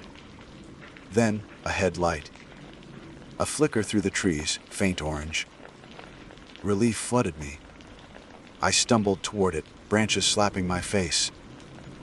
But as I broke through the clearing, the light resolved into a fire pit. Not ours. The pit was ringed with stones, blackened from long use. Though I knew no established campsite lay in this direction. The fire itself burned low, red coals breathing without fuel. Beside it, a log had been dragged close, hollowed and darkened. On it rested a line of objects' boots. My friend's boots. Rachel's with the missing sole. Ben's wide pair. Maya's scuffed trail runners. Lined in a row, toes pointed toward the fire. The boots were empty. My knees buckled. I didn't dare touch them. Instead, I turned and fled, not caring if the path was real or imagined. The forest roared in silence around me, pressing until I thought my skull would crack. The voices followed, weaving wrong orders, drawing me forward and back. When I collapsed at last, my chest heaving, I found myself staring at my own boot prints. They trailed into the dark, dozens of them, overlapping. Each one pointed toward me. The silence leaned closer, shaping my tongue again. The name hovered there, waiting. I clamped my jaw shut until it hurt. I would not speak it. I would not give it shape. But the forest wanted me to. And that was only the beginning. I stayed frozen, staring at the trail of my own footprints, circling back toward me. The dirt was soft enough to record detail. edges of the tread, the places where I dragged slightly with each step. But I had not walked here before. I would have remembered this hollow, this ring of trunks leaning inward like ribs. Yet the proof was stamped in the ground. I had been here over and over. I forced myself to breathe through my nose, slow and steady, to keep from gagging on the silence. Every exhale seemed too loud, bouncing off unseen walls. I clung to my pulse as the only sound I could trust. My heart thundered as if it might be devoured too. The name pressed harder against my tongue, straining to be released. A syllable bubbled up, sharp, starting with a sound like stone dragged across stone. I bit it back, tasting blood. If I let it out, I knew the silence would own me completely. A faint crunch came from behind. Relief flared finally, something real. I spun. No one stood there.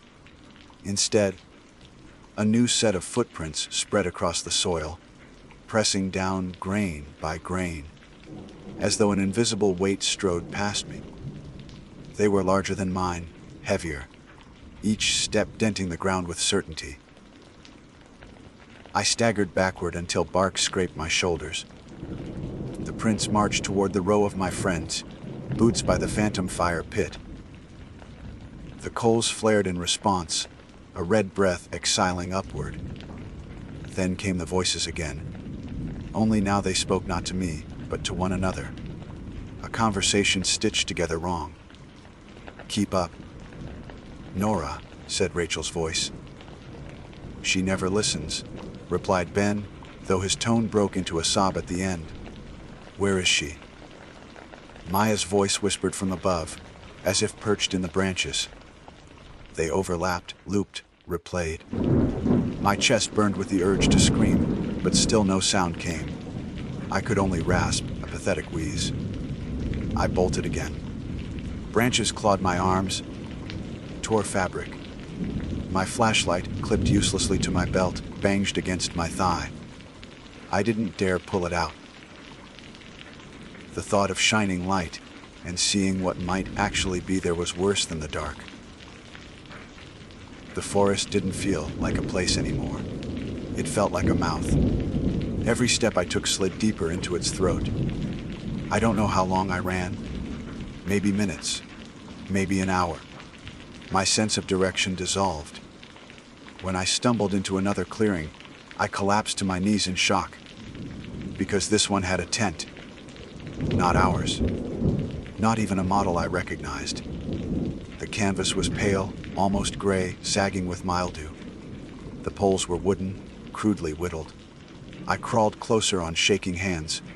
Its flap hung open, though no breeze stirred it. Inside, a lantern glowed. Not with flame, not with bulb, just a steady, sourceless light. It lit the interior walls, revealing scratches. Names. Dozens carved into the canvas with something sharp, gouging through until the fibers frayed. I leaned closer. My stomach knotted. The names were all mine. Over and over, hundreds of times. Narabiel scrawled, slanted, uneven, some backward, some too small, some stretching across seams. My fingers hovered inches from the canvas. The moment I brushed one of the carved letters, the lantern flared brighter. From deep in the woods came laughter. It was wrong, jagged, looping. Rachel's laugh again. Only this time it belonged to something that didn't understand what laughter was. I staggered back out of the tent, bile rising in my throat. The trees beyond the clearing swayed without wind. A chorus of footsteps closed in, dozens, crunching at once from every direction. The ground vibrated with them. I bolted into the dark. This time, I couldn't avoid pulling the flashlight free. I clicked it on, desperate for anchor. The beam sliced across trunks and roots, proving they were solid, proving I was still in a place with edges. I swung it wildly, hunting for anything familiar. Instead, the beam landed on a figure. It stood between the trees, not 10 yards ahead. At first, I thought it was one of my friends. The build was about right, the stance casual. But the head was wrong. It hung too low, neck bent at an impossible angle, chin buried against the chest. My light didn't reveal a face, only hair hanging forward in a curtain. The body swayed, slow, hypnotic. I froze, flashlight trembling. The figure raised an arm, pointing at me with a stiff, deliberate motion. My knees locked. My mouth tried to scream, but silence gagged me. Then, faint, I heard my own voice. Nora. It came from the figure, spoken in my exact cadence, as though a recording of myself. My name thrown back at me. I snapped the beam away and ran blind. I don't know how I didn't break my neck on a root, or crash headfirst into a trunk. I just ran until the beam found a glint ahead water. A creek cut through the woods, narrow but fast. I dropped to my knees and plunged my hands into it, desperate for sound, for proof of reality. The current gurgled faintly. Actual noise, I gasped, sobbing. I leaned low, nearly pressing my face into the flow, greedy for its trickle. That was when I saw the reflection. Not mine. The water's surface rippled with a face peering back, features warped but recognizable. Rachel. Except her eyes were gone. Only smooth skin where sockets should be. Her mouth opened wide, wider than it should, until her jaw cracked in two. My reflection warped beside hers, dragged into her gape. I yanked back, scrambling from the bank. The creek went silent again. Footsteps pressed closer through the trees. Wrong voices bled with them, layering over each other in a grotesque chorus. This way. Behind you. Don't fight. My own voice threaded among them, whispering, say it. Say the name. I clutched my throat, shaking my head violently. No, I would not.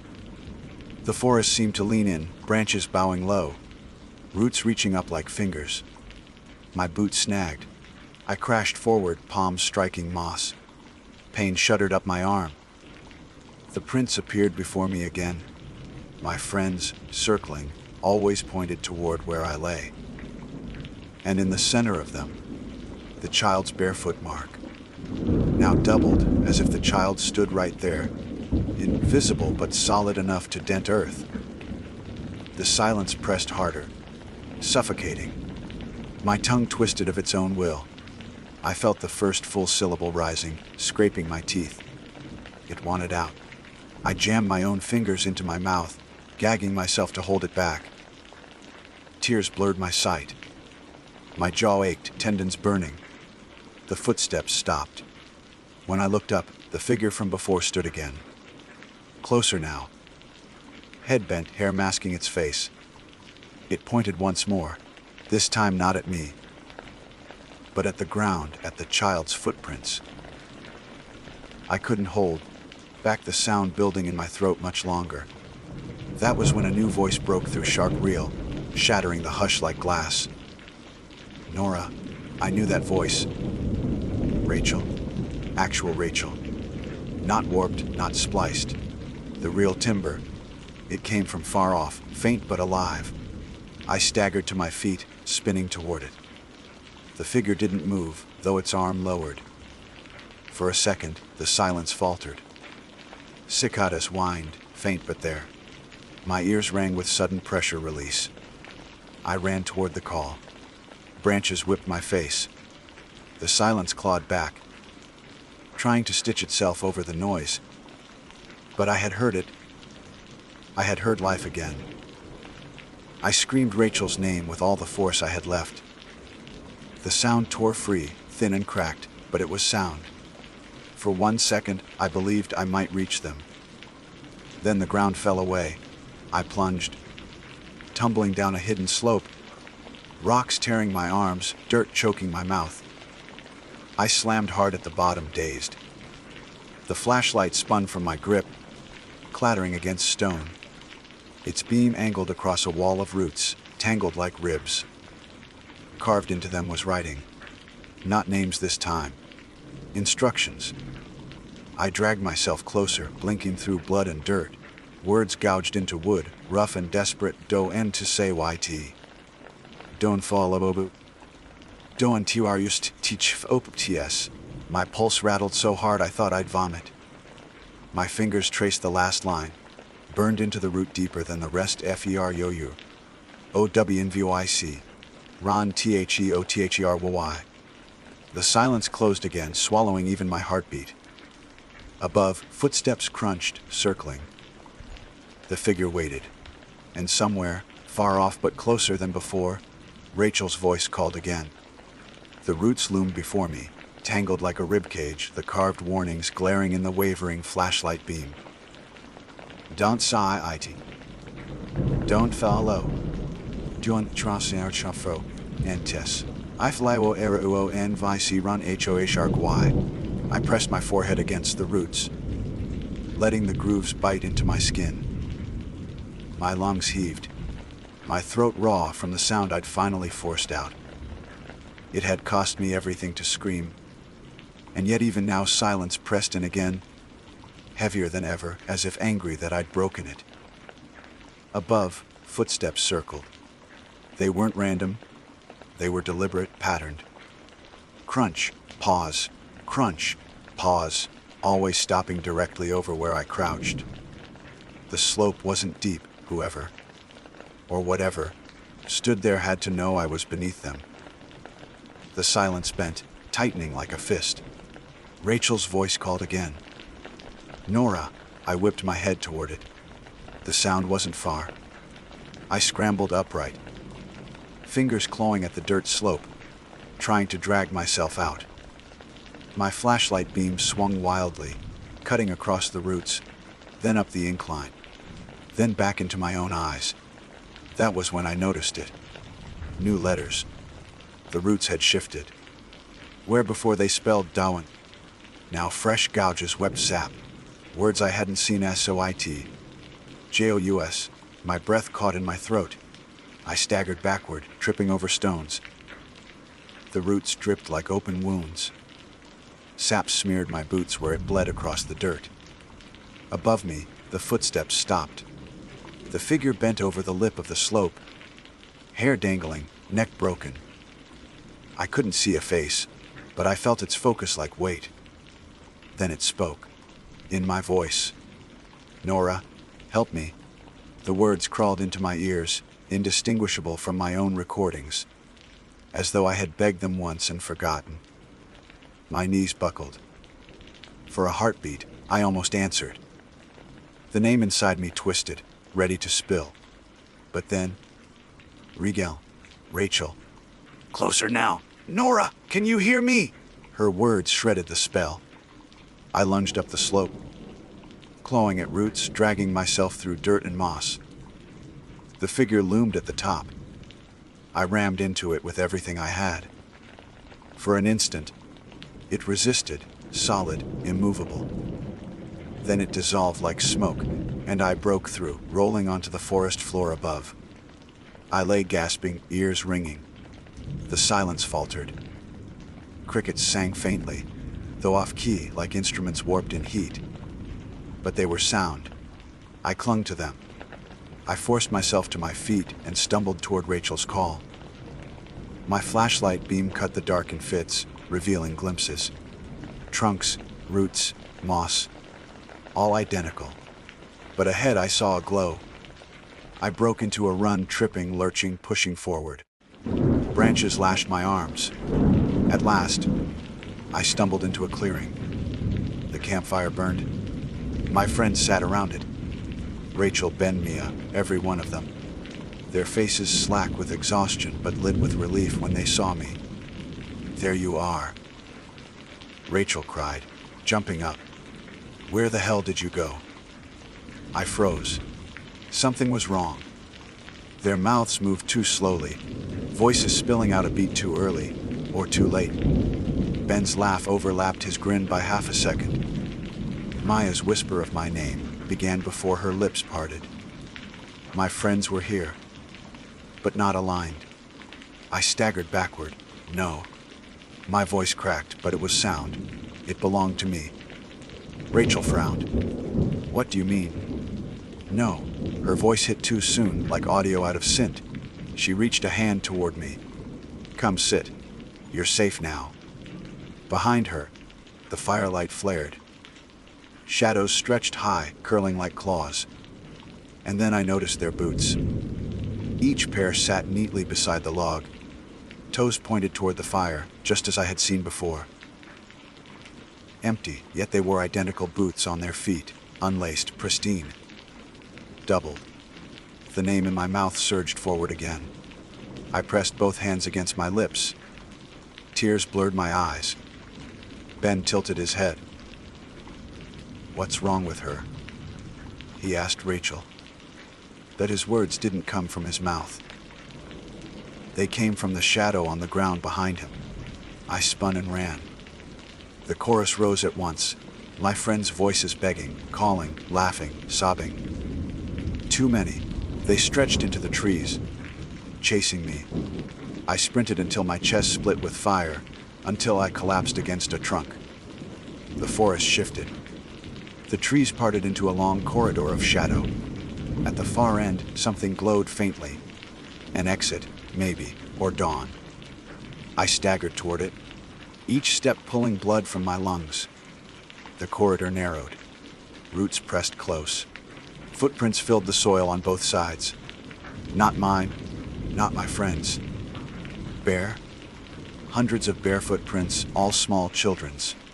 They faced inward, toward the center of the path. Toward me. I tried not to look. I kept moving, but the silence squeezed tighter with every step, forcing my jaw open. My tongue warped, curling into that forbidden syllable. I fought to scrape my teeth, raw and desperate. At the far end, the glow sharpened into firelight. A final clearing waited. I stumbled into it. There at the center sat the child. Small, barefoot, knees tucked to chest. Hair hung over the face, hiding every feature but the mouth. The mouth smiled. Too wide, too sharp. The child's lips parted, and my own voice came out. Nora Bell. You're late. The name tore free from my tongue. I screamed it without meaning to, the syllables burning like acid. Name. I don't know what the name truly was. Even now, I can't write it. My memory collapses around it. But I know I spoke it. The forest erupted. Sound slammed into me. Every voice I'd ever heard, every word I'd spoken, layered and reversed, crashing like a storm. The ground buckled. The trees bent inward, jaws snapping shut. The child stood, no longer small. The figure unfolded, limbs lengthening. Hair whipping back to reveal no face at all. Only smooth skin, and a mouth that reached from ear to ear. My friends' voices poured from it, spliced and screaming. Stay. Follow. I fell to my knees, clutching my head. My scream vanished under theirs. The silence had inverted, weaponized into a flood of wrong sound. And then, faint, distant, real, I heard it again. Rachel's true voice. Not warped, not stolen. It cut through high and desperate. Nora, this way! I lunged toward it, crawling. The ground tore at my hands, nails ripping. Behind me, the faceless thing bellowed with every voice I knew. The clearing folded in, collapsing into itself. I crawled toward the call, toward the faint outline of firelight beyond the trees. My body broke branches, roots, my own bones screaming. At last I burst through, tumbling into another clearing. The real camp. Rachel stood there, pale, eyes wide with terror. Ben and Mia behind her, shaking. Their boots were on their feet, dirty, scuffed, real. The fire cracked with sparks. Rachel grabbed me as I collapsed. What the hell happened to you? We were looking for you everywhere. You just disappeared. I sobbed into her shirt, unable to speak. My throat throbbed with blood. Behind us, the woods shifted, groaned, then fell silent again. Ordinary silence, filled with crickets and night wind. I never told them what I saw. We left the next morning, abandoning half our gear. I never went back. But sometimes, at night, when the world goes quiet, I feel the weight again. Silence presses my tongue into the shape of that name. And I know the forest still remembers. It waits for me to say it aloud. My name is Declan Shaw, and I have always considered myself a man with a careful sense of direction. Someone who knew better than to take unnecessary risks when hiking alone. I studied maps, I marked my trailheads, and I carried a compass even in areas where my phone still had reception. Yet on that particular afternoon, I made a decision that did not match the cautious image I had crafted of myself. It was a small choice in the moment, one that seemed practical, almost clever, but it placed me in a place I was ever meant to be. I crossed a boundary, both in the physical sense and in something harder to describe, a rule of space I should not have tested. The wire fence I found stretched like a dull silver scar across the ridgeline. It was old, the metal twisted and warped in places. More suggestion than barrier. A bright orange sign had once been nailed to one of the posts, but it hung bent, its lettering burned away by years of weather. I could not even make out the faintest trace of the warning it was meant to convey. The trail I was on was steady but long, curling far out, before cutting back toward the fire road I wanted. A direct route across the fence would halve the distance. I told myself it was nothing, trespassing only technically, since surely no one monitored this forgotten strip of land. The forest on the far side looked no different at first glance, just darker, its canopy knitted closer. I slipped through the sag in the fence and brushed my hands against my jeans. What I failed to notice then, what only settled into my awareness later, was how immediately the air changed. It was not cooler or warmer, not lighter or heavier, but there was a thickness to it, as if the wind itself no longer circulated. The forest beyond was quiet, too quiet in that unwelcoming way that suggested not peace but vacancy. I told myself it was fine. I adjusted my pack, found the line between two trunks, and started walking. It was only after a dozen steps that I began to notice how the trees were planted. Perfect lines evenly spaced, each trunk aligned, as if measured with surveyor's tools. No forest grows that way on its own. The rows extended in every direction, the canopy above weaving into an almost seamless roof, the ground below littered with long, slender needles. At first, I thought they were pine needles, though darker than any I had seen, until I knelt and touched them.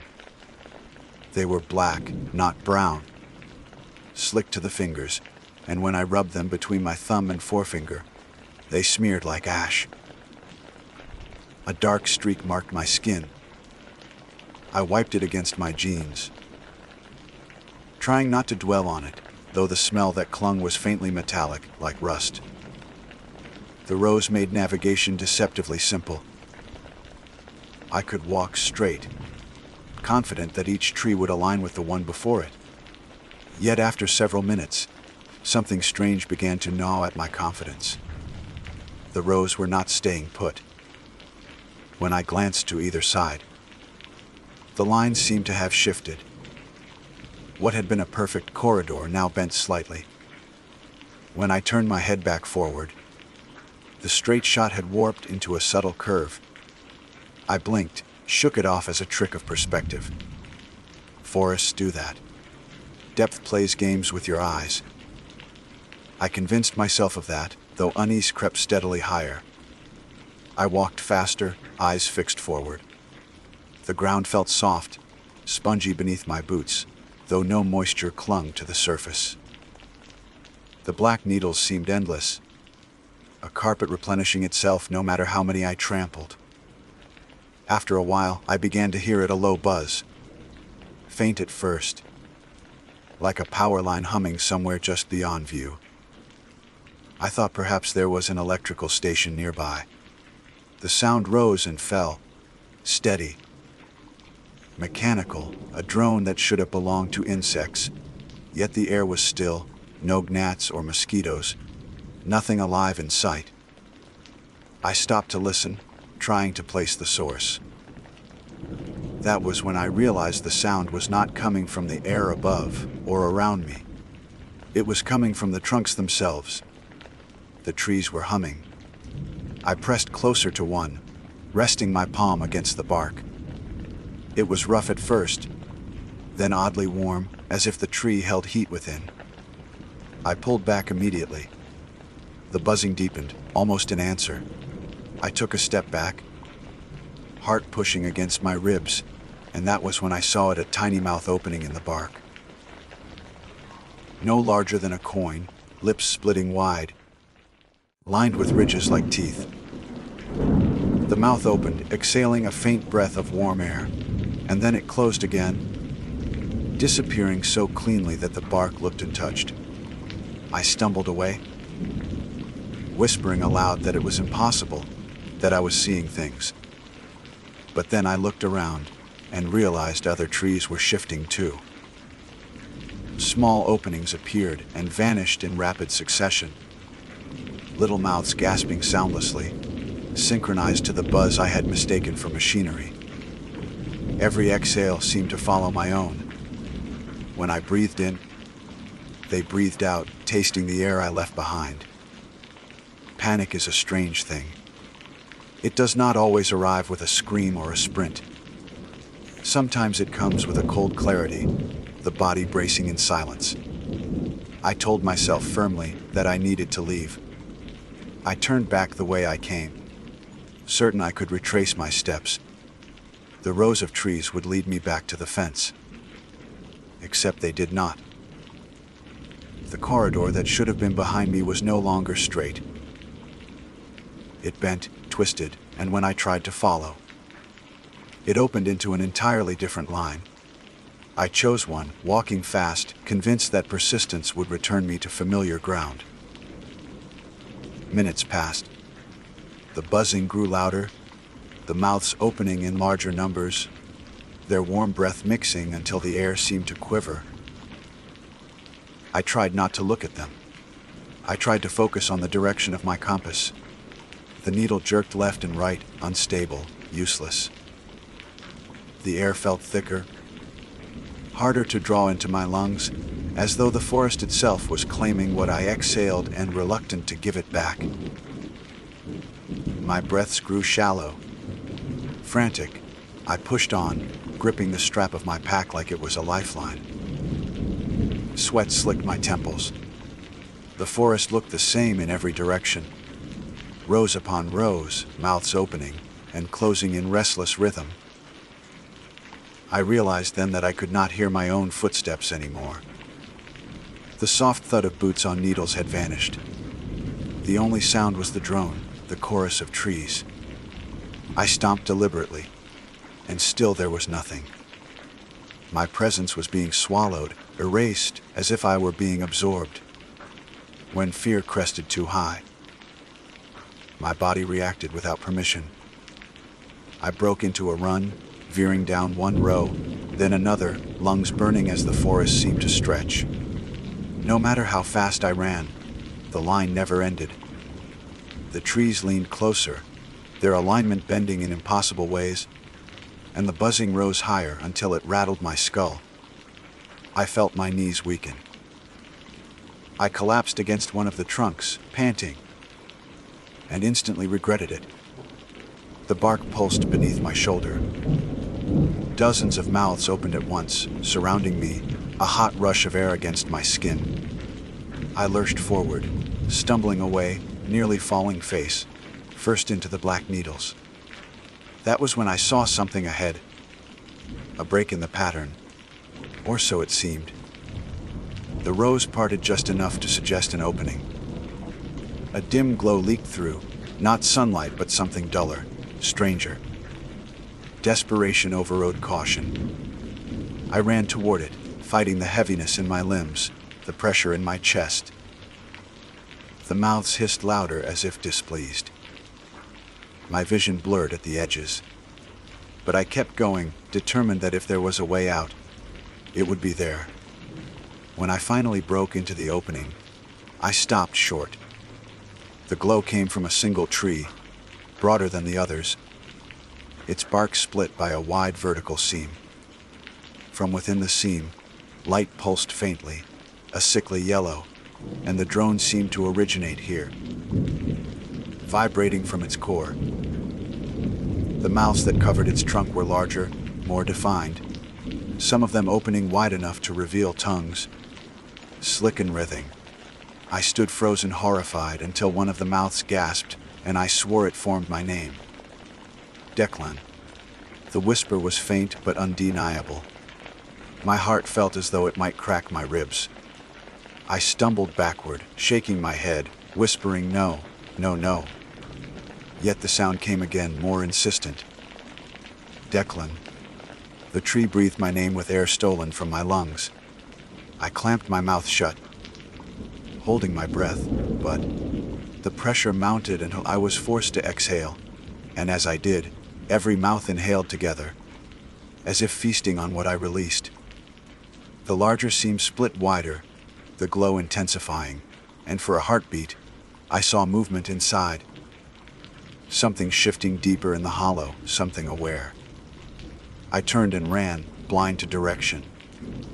Blind to the fact that the rows no longer resembled lines at all. They bent and curved, spiraling inward, as though the forest had rearranged itself into a maze designed specifically to hold me. Behind me, the buzzing surged, swelling into a roar. Ahead of me, the rows closed in tighter. My breath came ragged, shallow, stolen piece by piece. And through it all, faint but persistent, I heard my name, whispered not by one mouth but by hundreds, overlapping in chorus. Declan. Declan. I knew then that the mistake was not simply crossing a fence. It was believing that the boundary had been meant for me, that the sign had been a warning to trespassers. It had not. It had been a seal. A line drawn to keep what lived here from spreading beyond. And now I was inside, feeding it with every breath I took. I ran until my legs burned, until my chest felt as though the air inside it had been scooped out and replaced with smoke. Every direction became the same. The rows of trees folded and bent, straight lines warping into impossible curves, like a set of mirrors reflecting themselves into infinity. I knew I wasn't covering ground anymore. I was circling inside something, caught in a system designed to turn me back on myself. My only marker was fear. That rising sense that the forest was less a place and more a body, breathing around me, shaping its lungs with every shift of the rows. The whispering of my name never ceased. Sometimes it was faint, like a breath against my ear. Other times it rolled loud, overlapping voices forming my name, until it no longer sounded like mine at all. The cadence changed, sometimes pleading, sometimes mocking, sometimes flat and cold. Always Declan. Always me.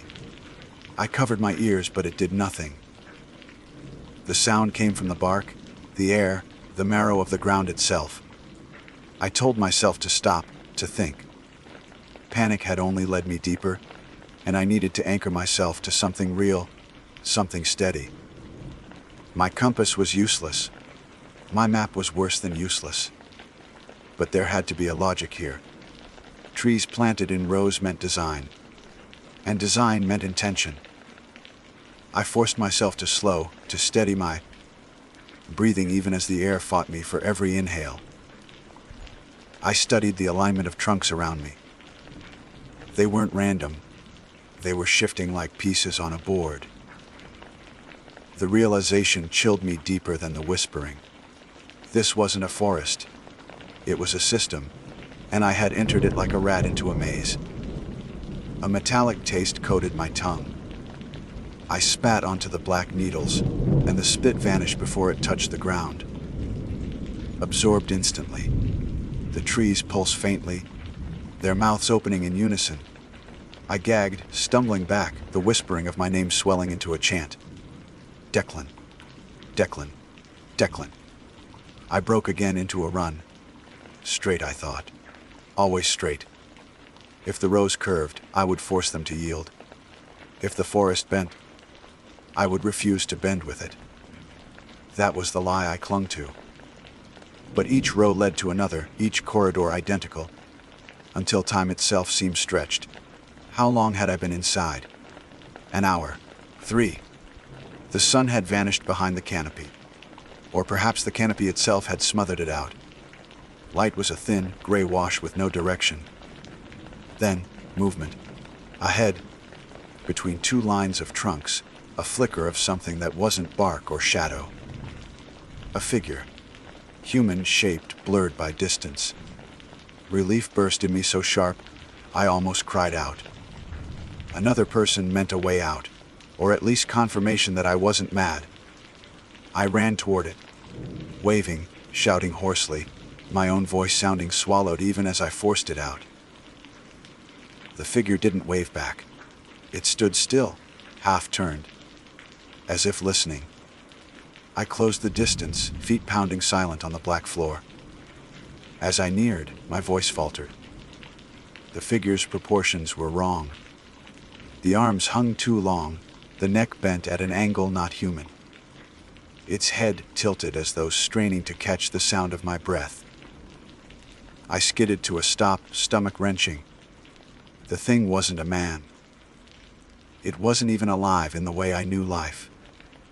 Its skin was bark, its face a smooth expanse interrupted only by a slit of a mouth, open and exhaling the drone that had hounded me since I crossed the fence.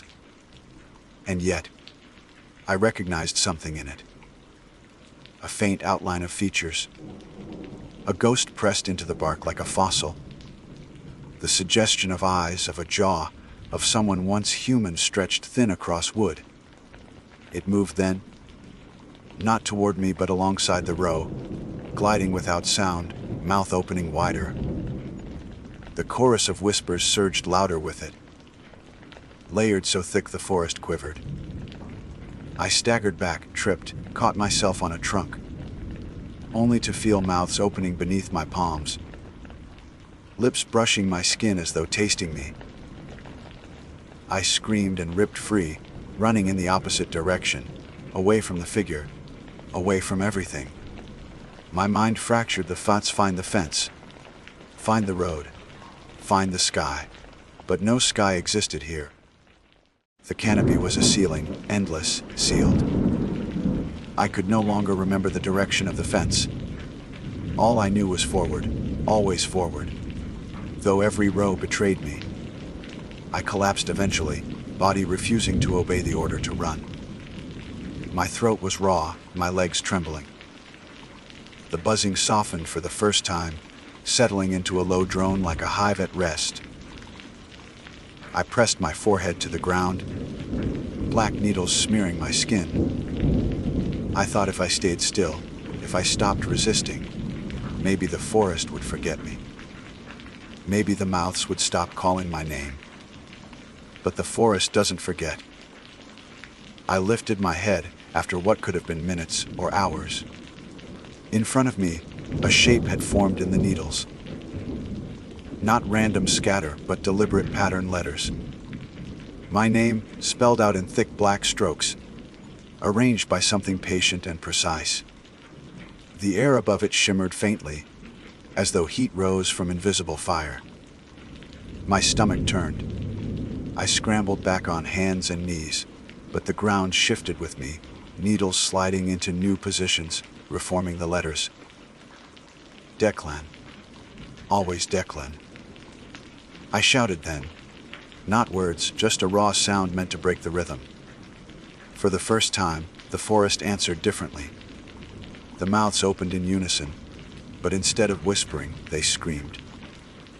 A high, shrill cry that pierced my skull. I clamped my hands over my ears, body shaking, vision white with pain. And then, just as suddenly, silence. When I dared to look, the rows around me had changed again. This time they parted in a straight corridor, leading into darkness deeper than any I had seen yet. At the end, something glowed faintly yellow, the same color I had seen before in the seam of the larger tree. I should have run the other way. Every instinct screamed it, but the forest had made sure no other way existed. The rows had narrowed, pressing close like ribs around a heart, funneling me toward that dim glow. I forced myself upright and walked. Each step felt like trespass deeper into a place that did not want me, yet also would not let me go. The buzzing grew softer again, more focused, as though all the energy of the place was channeled into the thing ahead. When I reached the glow, I understood. It wasn't another tree. It was an opening in the ground, a pit lined with roots. The yellow light pulsed far below, rhythmic like a heartbeat. Warm air rose from it, carrying whispers too faint to catch but steady, relentless. I stared down and realized the roots weren't roots at all. They were arms. Thin, pale arms, dozens of them, writhing slowly. Their hands pressing into the walls as if trying to climb but failing. Their fingers flexed weakly, coated in black resin. The pit breathed. The forest exhaled, and my knees buckled. I crawled back, shaking my head, muttering that it wasn't real, that none of this was possible. My voice cracked, small against the immensity of the thing below. The whispers from the pit sharpened, no longer indistinct. They were words, layered on each other. Some begged, some cursed. Some simply repeated my name until the sound no longer belonged to language. I scrambled away, clawing at the black needles, but they shifted under my weight, sliding me closer to the pit. My pack snagged on something, a root or an arm, holding me fast. I twisted, fighting it, until I realized it wasn't snagged. It was being held. The straps stretched into the pit, gripped by fingers pale as bone. With a guttural sound torn from my throat, I ripped free, leaving the pack behind. It vanished in a tug, swallowed whole by the shifting arms. My body lurched back, free at last, heart hammering. I didn't stop to mourn what I'd lost. I ran. I didn't care if it was deeper into the maze, if it was toward another horror. I just knew I had to be anywhere but above that pit. The rows closed behind me, sealing the corridor. The glow dimmed until the forest returned to gray monotony. But the sound followed. Not the drone. Not the whispers. This time it was laughter. Thin, sharp, joyless. A sound that made me wish the silence had returned instead. I didn't stop running until my lungs shredded themselves against the stale air. My body gave out again, collapsing in a clearing I hadn't seen before. A circle, empty of trees, though the black needles covered it, thick as ever.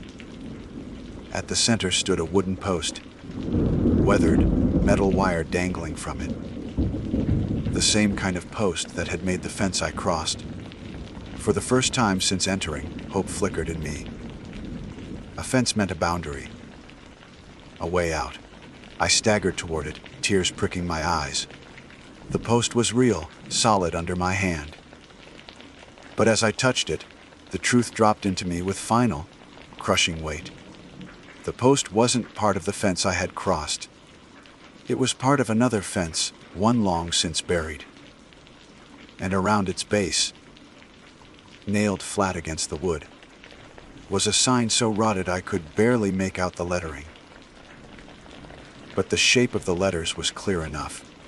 A single word. Rastratid. The forest hadn't let me find my way out. It had led me deeper, to another boundary, another layer of its cage. I wasn't close to escape. I was farther in than ever. And still, from every direction, the mouths whispered my name. Declan. Declan. Declan. I stood with my hand against the rotten post, staring at the word I could barely make out through the rot. Rastratid. A word meant to keep people out, or perhaps to keep something in. I had thought myself clever crossing a forgotten fence. I had told myself the worst crime I was committing was trespassing. Now I understood, I was never meant to cross because this place was never meant to be reached. The first fence had not been for me. It had been for the world. The silence following that realization pressed heavy. For a moment, the forest seemed to wait, its chorus pausing, mouths held shut. The hush was worse than the whispers. It meant attention. It meant the thing I had stumbled into was aware I had seen too much. The air thickened, as if pulled tight by some invisible hand. My throat struggled to draw breath. Every inhale felt stolen, bargained. Every exhale felt like payment. I backed away from the post, scanning the rows. They had shifted again, but this time not randomly. The corridors bent inward, funneling toward me, branches leaning closer like watchful heads. I staggered into one row, then another, hoping movement would confuse the design. It did not. No matter which way I turned, the rows curved back to the post, the clearing shrinking with every pass. I was being enclosed, not lost. The maze had decided to finish its game. I shouted into the canopy, my voice ragged. What do you want from me? The question cracked in the air, small against the weight of the forest. A moment later, an answer came, not in words but in mimicry. The trees opened their mouths and breathed back my own cry, distorted. What do you want from me? Dozens of voices repeating, all slightly wrong, like an echo through broken speakers. Then they shifted to one word only: Declan. Always Declan. The ground trembled faintly. I looked down and saw the black needles shifting, sliding like ants to form patterns again. Letters. Not just my name this time, but sentences. Breathe deeper. Give more. Stay. I stumbled back, shaking my head, muttering no, no, no, as though denial could erase what I saw. The forest wasn't only alive, it was intelligent, and it wanted me emptied, consumed in a way I couldn't yet fathom.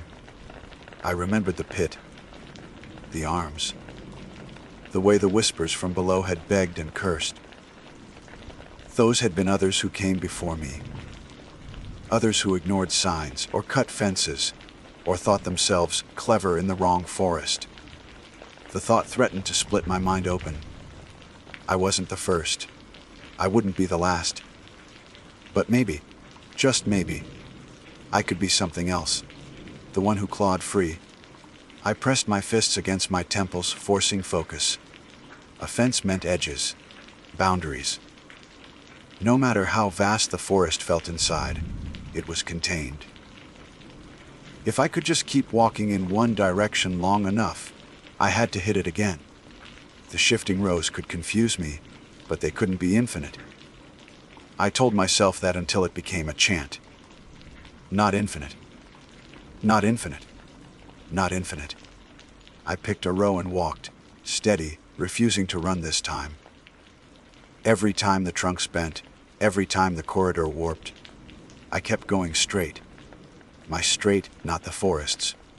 My legs shook, my head spun, but I refused to bend.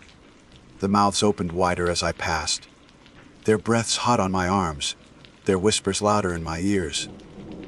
Declan, Declan, Declan. But I did not answer. I would not give them breath. Hours may have passed, or only minutes. My sense of time was gone, melted into the drone. But at last, There. Ahead. Real light. Pale gray daylight filtering through gaps. My heart lurched. I stumbled forward faster, hope so sharp it hurt. The trees leaned heavier, their mouths shrieking now, no longer whispering. They screamed my name like a command. Declan, Declan, Declan. I pushed harder, lungs tearing, throat burning, and then I saw it wire.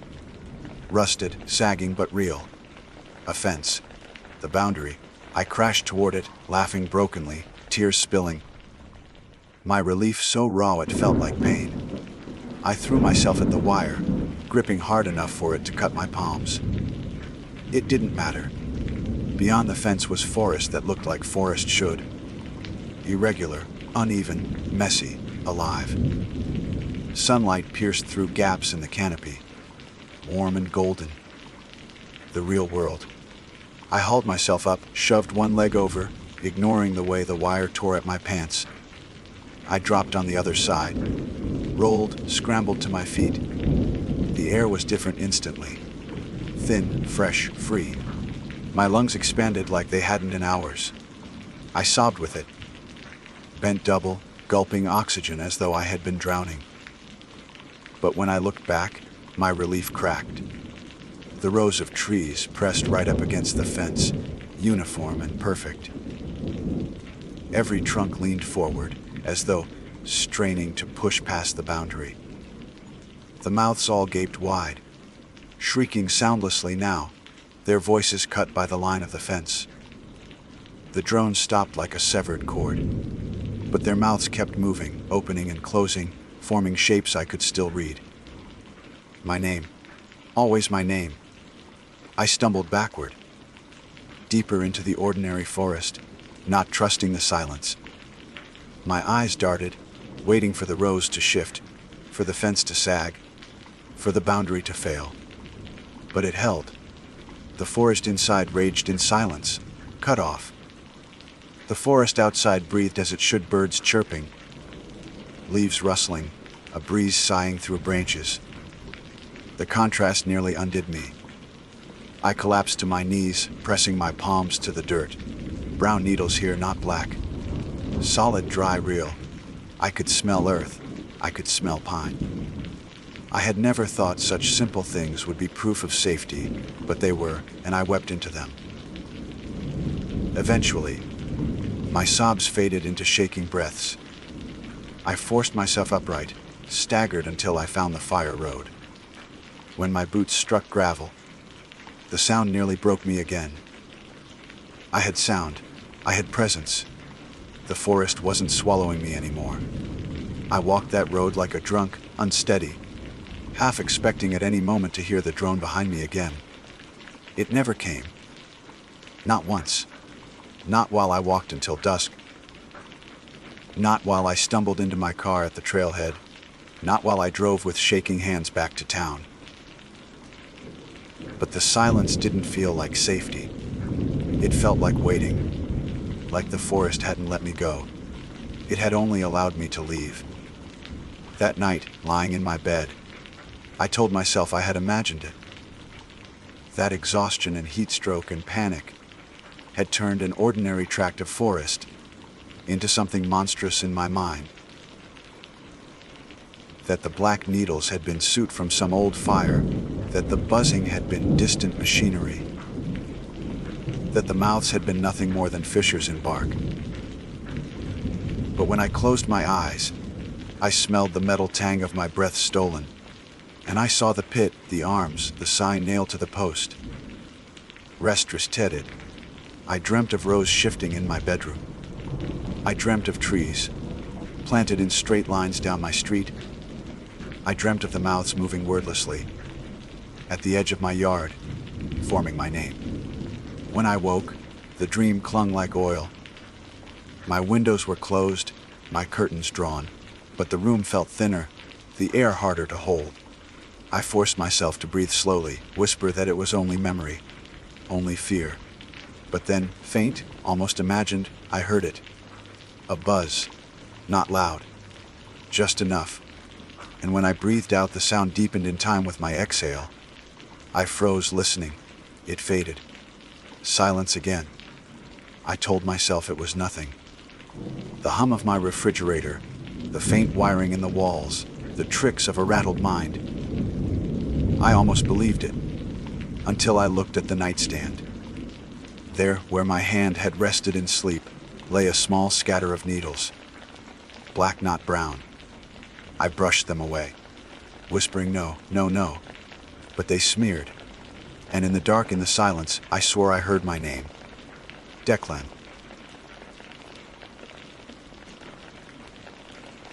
My name is Mara Kincaid. I was raised to trust the mountains, though I should have known better than to assume they would return that trust. I considered myself prepared years of climbing, countless winter hikes, and more than a few close calls. I had studied avalanche reports, weather advisories, and the quiet warnings printed in ranger stations on brittle sheets of paper. I had always believed that danger was a matter of negligence, not arrogance. But on the evening that I ignored the blizzard watch, arrogance dressed itself in the calm tone of practicality. The hut was only 3 miles away. I told myself 3 miles was nothing, even in worsening weather. I left the trailhead at dusk. Snow had begun in fine crystals, whispering against my hood, light enough to be dismissed. I set one foot in front of the other, confident, sure of my pace. The path wound steadily upward. A corridor of white carved between skeletal trees that bent under the season's weight. I followed the trail poles that lined the way. Thick metal rods hammered into the earth, each wrapped in faded red cloth. I thought little of them until I saw the brass, bells tied among the cloth strips. They were small, barely the size of walnuts, tarnished from years of exposure. I had heard stories about the bells. Old traditions, locals said. Ring one for luck. They marked the trail when storms erased the world. My gloved fingers brushed against the metal of one pole, and on impulse, I rang the bell. It chimed with a crisp, bright sound that seemed to leap ahead into the snow. I smiled at the childlike thought of luck and trudged forward. But then, through the growing rush of wind, came an answer. It was faint at first, a shimmer of sound carried on the gale. The other bells, further up the trail, rang all at once. My breath caught, though I told myself it was coincidence. The storm had rattled them loose, or a gust had struck the line just right. Still, the sound was uncanny. The bells were spaced irregularly, scattered across unseen distances, yet their voices rose together as if conducted. The melody was not joyous. It was low and mournful, a lullaby drawn thin by the cold. The storm was no longer a whisper. Snow fell in sheets, blinding, disorienting. My headlamp beam caught only a swirl of white, endless motion that turned the world into a shaken snow globe. I kept to the trail poles, each one like a tether to reality. But every time the storm stole my bearings, the bells returned, their music pulling me onward. I began to use them not just as markers but as guides. When I lost the next pole in the haze, I followed the faint ring ahead. My boots crunched, sank, then dragged through drifts that deepened with each step. I realized the sound was wrong when the rhythm shifted. At first, the bells called from directly along the trail, where I expected them. Then, slowly, they began to rise higher, pulling me toward steeper ground. My rational mind fought against it. Perhaps the trail curved. Perhaps the line of poles climbed. But another part of me, quieter and older, whispered that I was being drawn off course. I stopped to check my map, though paper was nearly useless in this weather. The snow plastered across its surface the moment I unfolded it. My compass needle quivered wildly, disrupted by unseen magnetism. or simply my trembling hands. My breath froze against the inside of my balaclava, turning to ice that cracked when I tried to speak aloud to myself. "Mara," I said, muffled. 3 miles. 3 miles only." The bells rang again, louder, nearer, as if mocking me. I stared at the pole before me, its red cloth stiff with ice. Its bell swaying, though no wind stirred it directly. The storm had a pattern to its rage. Gusts came and went. Yet the bell moved in steady rhythm, like the pendulum of a clock. I pressed forward, because standing still was not an option. The cold gnawed too quickly at my legs, the weight of snow pressing me down. I told myself the hut would be warm, the stove inside ready to banish frost from my fingers. I forced the thought of comfort into my mind as a weapon against fear. But the further I climbed, the more the snowpack shifted under me. Hollow sounds thudded beneath each step, the snow crust giving way to air pockets. My training screamed in protest. This was avalanche terrain. The slope above curved into a cornice, sharp and overhanging. I could see its pale lip through the whiteout, a maw frozen mid-snarl. The bells urged me closer, their voices delicate yet insistent. I faltered then. The decision I had made at the trailhead, dismissal of the blizzard watch, suddenly uncoiled inside me like a snake. I had not respected the warning. Worse, I had mocked it with my arrogance, ringing a bell, as if the mountain would grant me favor for charm's sake. And now, the storm itself seemed to ring them back. My boots sank nearly to the knee. Each step required wrenching force to free myself. My shoulders burned under the weight of my pack, the straps cutting like teeth into muscle. My lungs filled with ice, my breath ragged. The trail poles thinned, their spacing irregular, as though I had wandered beyond their intended path. When I turned to look behind me, there were no poles at all, only blank white stretched back the way I came. My tracks blurred even as I stared, swallowed by constant drift. I shouted then, a hoarse cry that died against the gale. There was no echo, no returning call. Only the bells, tinkling sweetly in every direction. I could not tell which was real trail marker and which was phantom. My ears buzzed with cold. My mind fumbled between reason and fear. The next pole leaned at an unnatural angle, buried halfway into the snowpack. Its cloth strip flapped weakly. The bell did not move at all, though the sound of ringing continued near my ear. I brushed snow from the pole and saw something carved beneath the ice. Lines scratched into the metal, letters scrawled by knife or nail. I scraped harder until words revealed themselves. Not for you. The message jolted through me more sharply than the cold. My first thought was vandalism, some hiker's cruel joke. But the letters were old, rusted at the edges, long embedded. I staggered backward, heart hammering. The storm answered with another chorus of bells, all of them together, surrounding me in a perfect circle. Their tones wove into harmony, a melody so precise it could not be chance. The lullaby was no longer faint. It throbbed in my chest like a second heartbeat. I wanted to tear the bells from their chords, silence them all, but I knew such rage would waste the little strength I had left. Instead, I tried to turn downhill, to retrace my steps. But every direction looked the same, and no matter how I pivoted, the bells receded upslope, taunting, luring. I moved against them downward. The snow fought me. It dragged at my legs, pulled my ankles, as though the mountain itself preferred me higher. I fell once, twice, my hands sinking deep, gloves soaked with ice. I pushed myself upright each time, gasping curses. My lamp beam flickered as the batteries strained in cold. Darkness pressed close, only the storm keeping it at bay. At last I collapsed against a drift, chest heaving. The bells quieted, as if aware I had surrendered. Their silence was worse than their song.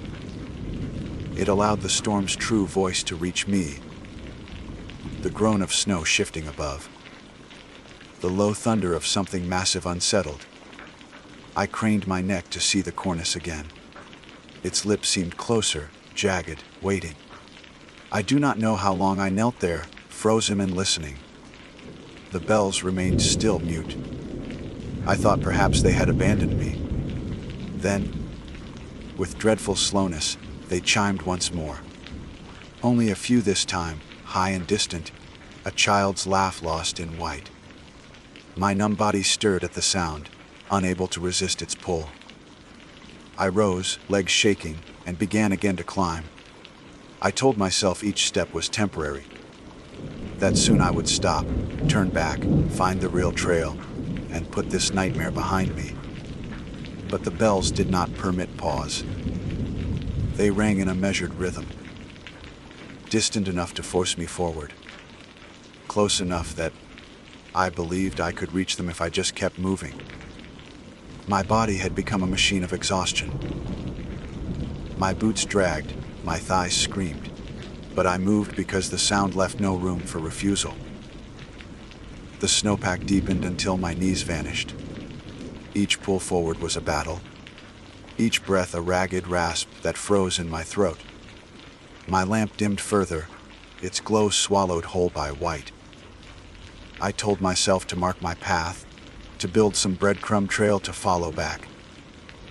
But my fingers were too stiff to dig anything from my pack, and the wind erased any gesture as soon as it formed. I came upon another pole then, one I did not expect. It was taller than the rest, bent at its middle like a broken spine. Its cloth strip had shredded long ago, but the bell remained blackened with tarnish. I lifted my glove to ring it, though the motion was not mine.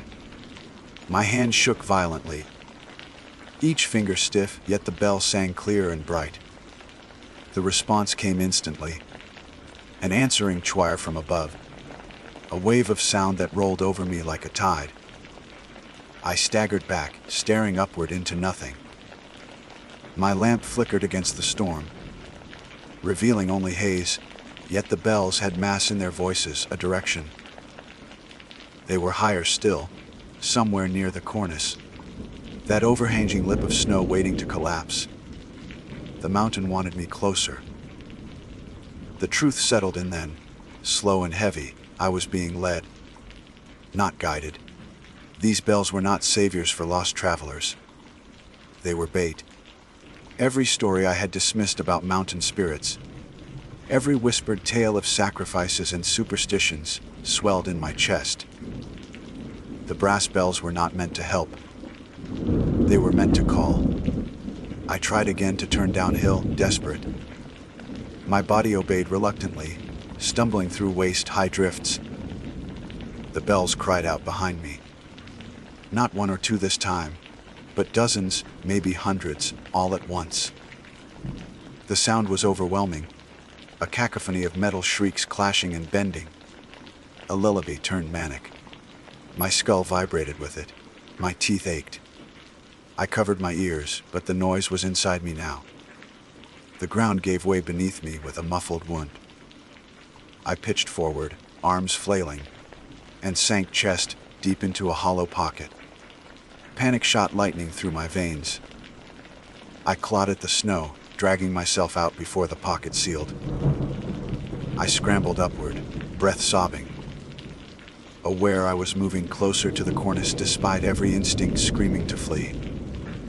The storm's voice deepened into a growl. Snow shifted overhead. A sound like tearing cloth cracked through the air. I froze, knowing it for what it was, the mountain loosening its grip.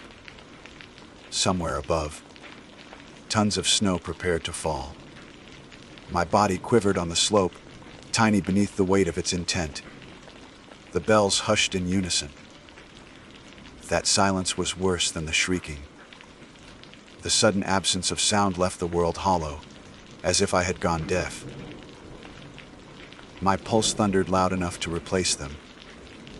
I stared up at the cornice, its lip a pale wound against the storm, waiting. Then came a single chime. Not above, not behind, but directly in front of me. Through the curtain of snow, I saw it a figure at the next pole. At first it was only shape, a smear of darker white. Then details sharpened. A hooded form, hunched, draped in strips of red cloth that fluttered like skinless ribbons. Bells dangled from every fold, hundreds of them, swaying though the figure stood perfectly still. Its hand rose slowly, impossibly steady against the wind, and with one deliberate tap, it rang the pole's bell. The sound was not metallic this time. It was flesh and bone, a pulse echoing inside my ribs. The storm answered, shrieking as if delighted. I wanted to run. My muscles refused. The figure's face was hidden beneath its hood, but I felt its gaze on me, heavy and absolute. It was not curiosity, it was recognition. It knew me. It had always known I would come. My knees buckled. I sank into the snow, unable to breathe. I clutched at the earth, praying for solidity, for anything real. My gloves brushed against another buried pole. The cloth wrapped around it was frozen stiff, but the words carved into the metal were fresh, sharp, edged, as though etched moments before. Lie down. My mind reeled. No, this was impossible. The message could not change, but the letters stared up at me, cruel in their clarity. Lie down. I shook my head violently, trying to deny it, to reject its command. The bells erupted again, hundreds in unison, and the snowpack trembled. My body shuddered with them. I understood then. The mountain wanted stillness, silence. It wanted me frozen, buried. Another offering beneath its drifts. No, I gasped aloud. My voice was a ragged scrap, but it existed. I forced air into my lungs, forced the word into the storm. No. I lurched upward, stumbling away from the pole, forcing my legs into motion. The bells screamed behind me, furious, clashing. The storm howled, shoving me sideways. The slope beneath me shifted again, a groan rolling like thunder. I slipped, slid, clawed at the snow. My lamp blinked its last, dying, leaving only darkness and white. Somehow, blindly, I found another pole. My gloved hand collided with it. I clung to it like a drowning swimmer grasping driftwood. The cloth strip whipped against my wrist. The bell here was silent. I yanked it violently, desperate to drown the others out. Its chime cut through the storm, sharp and defiant. For a moment, the others hushed. That was my chance. I shoved forward, downhill, away from the cornice, following nothing but instinct. The bells did not lead this way. They screamed behind me, their voices warped, furious. My chest burned, my legs spasmed, but downhill meant hope. Downhill meant survival. The slope steepened. My boots skidded, barely holding.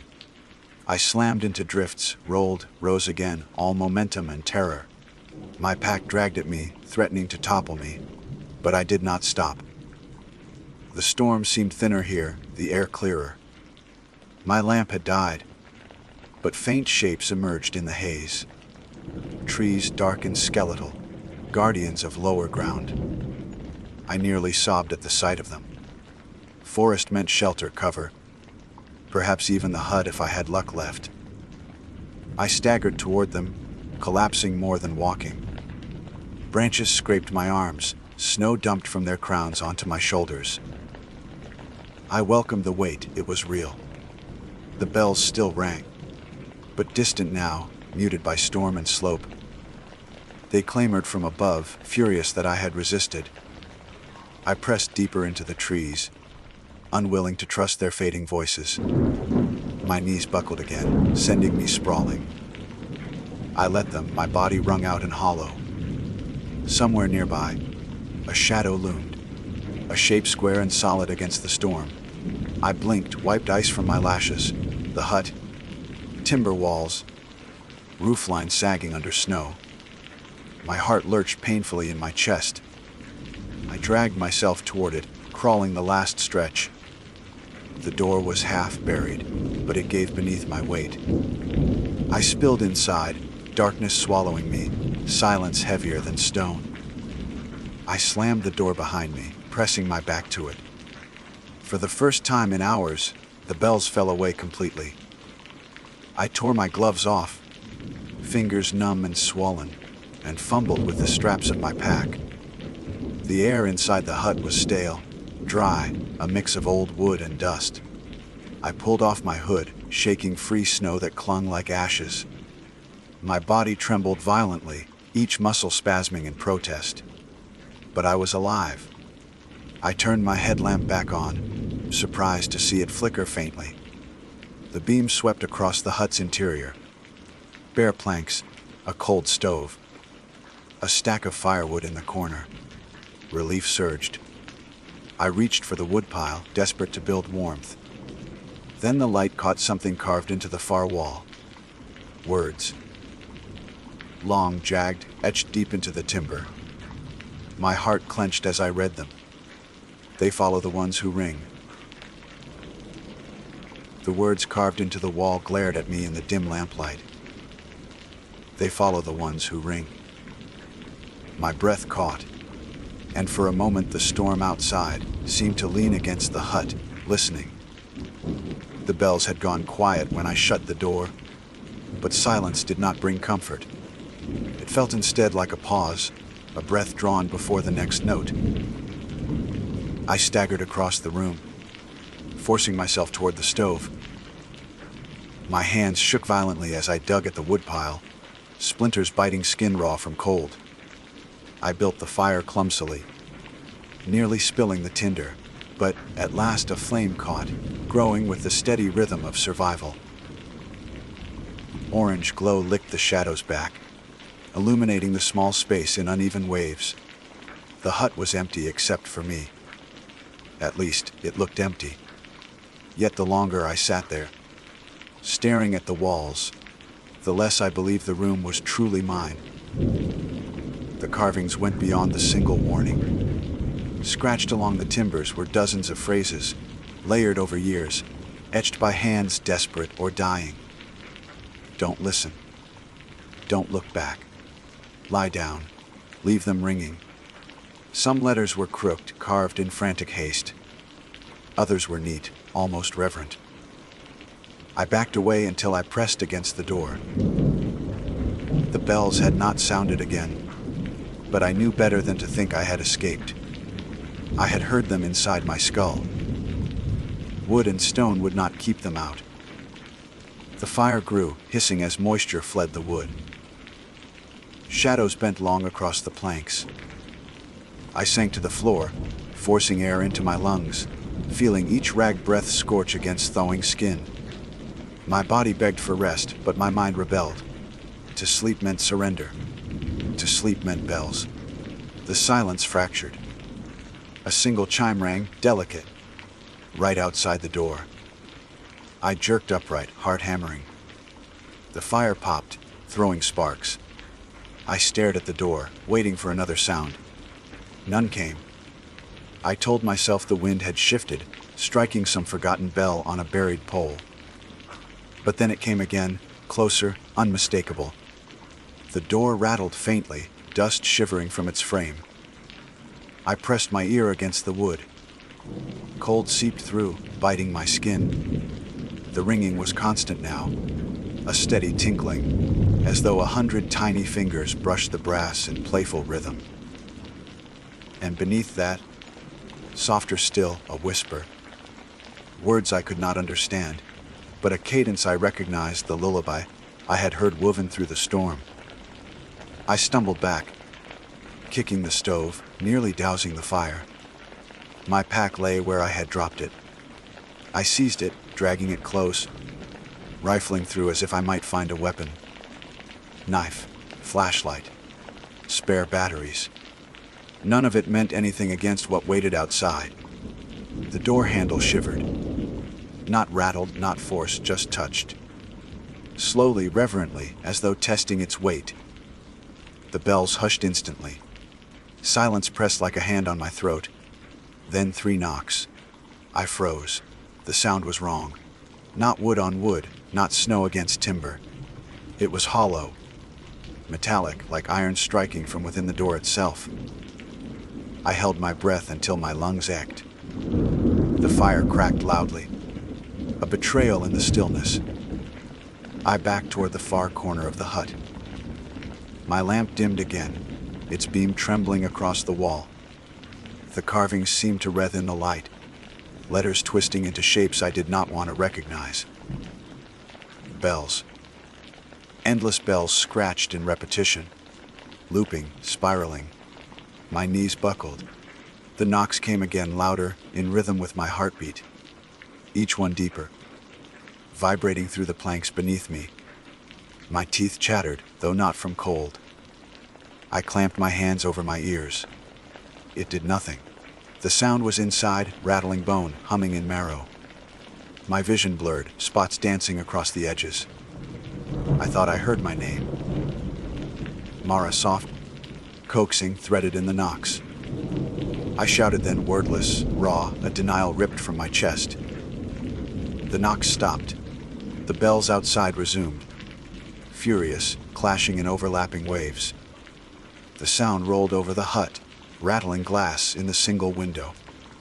The timbers creaked, groaned, as though the structure itself feared collapse. I collapsed to the floor, curling against the fire's glow, praying its warmth would hold me tethered.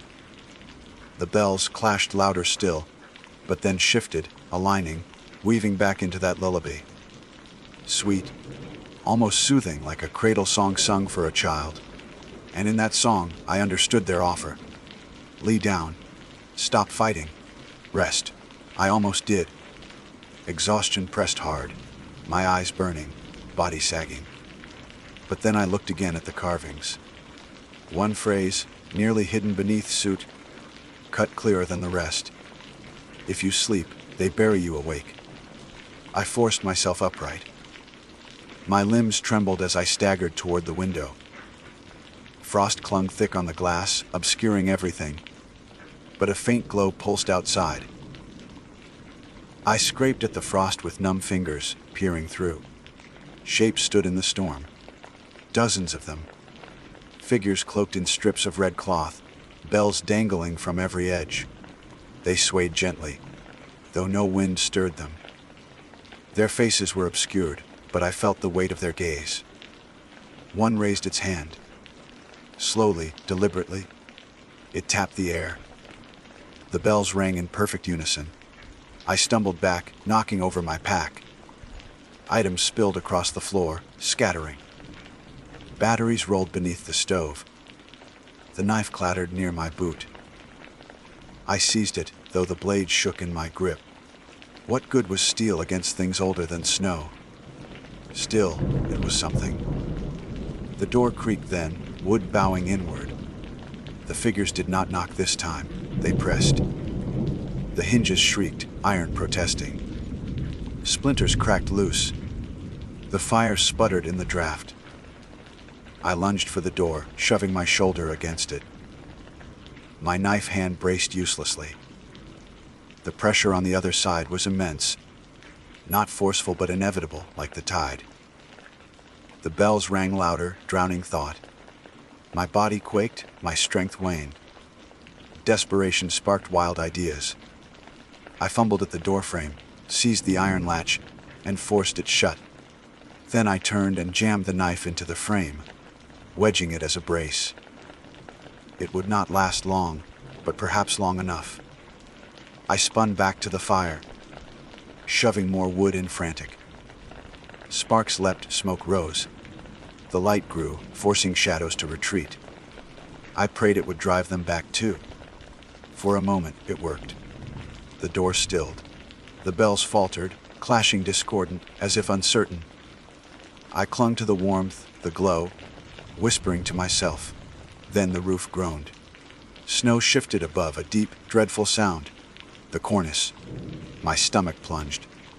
They had led me here not to open the door, but to trap me beneath collapse.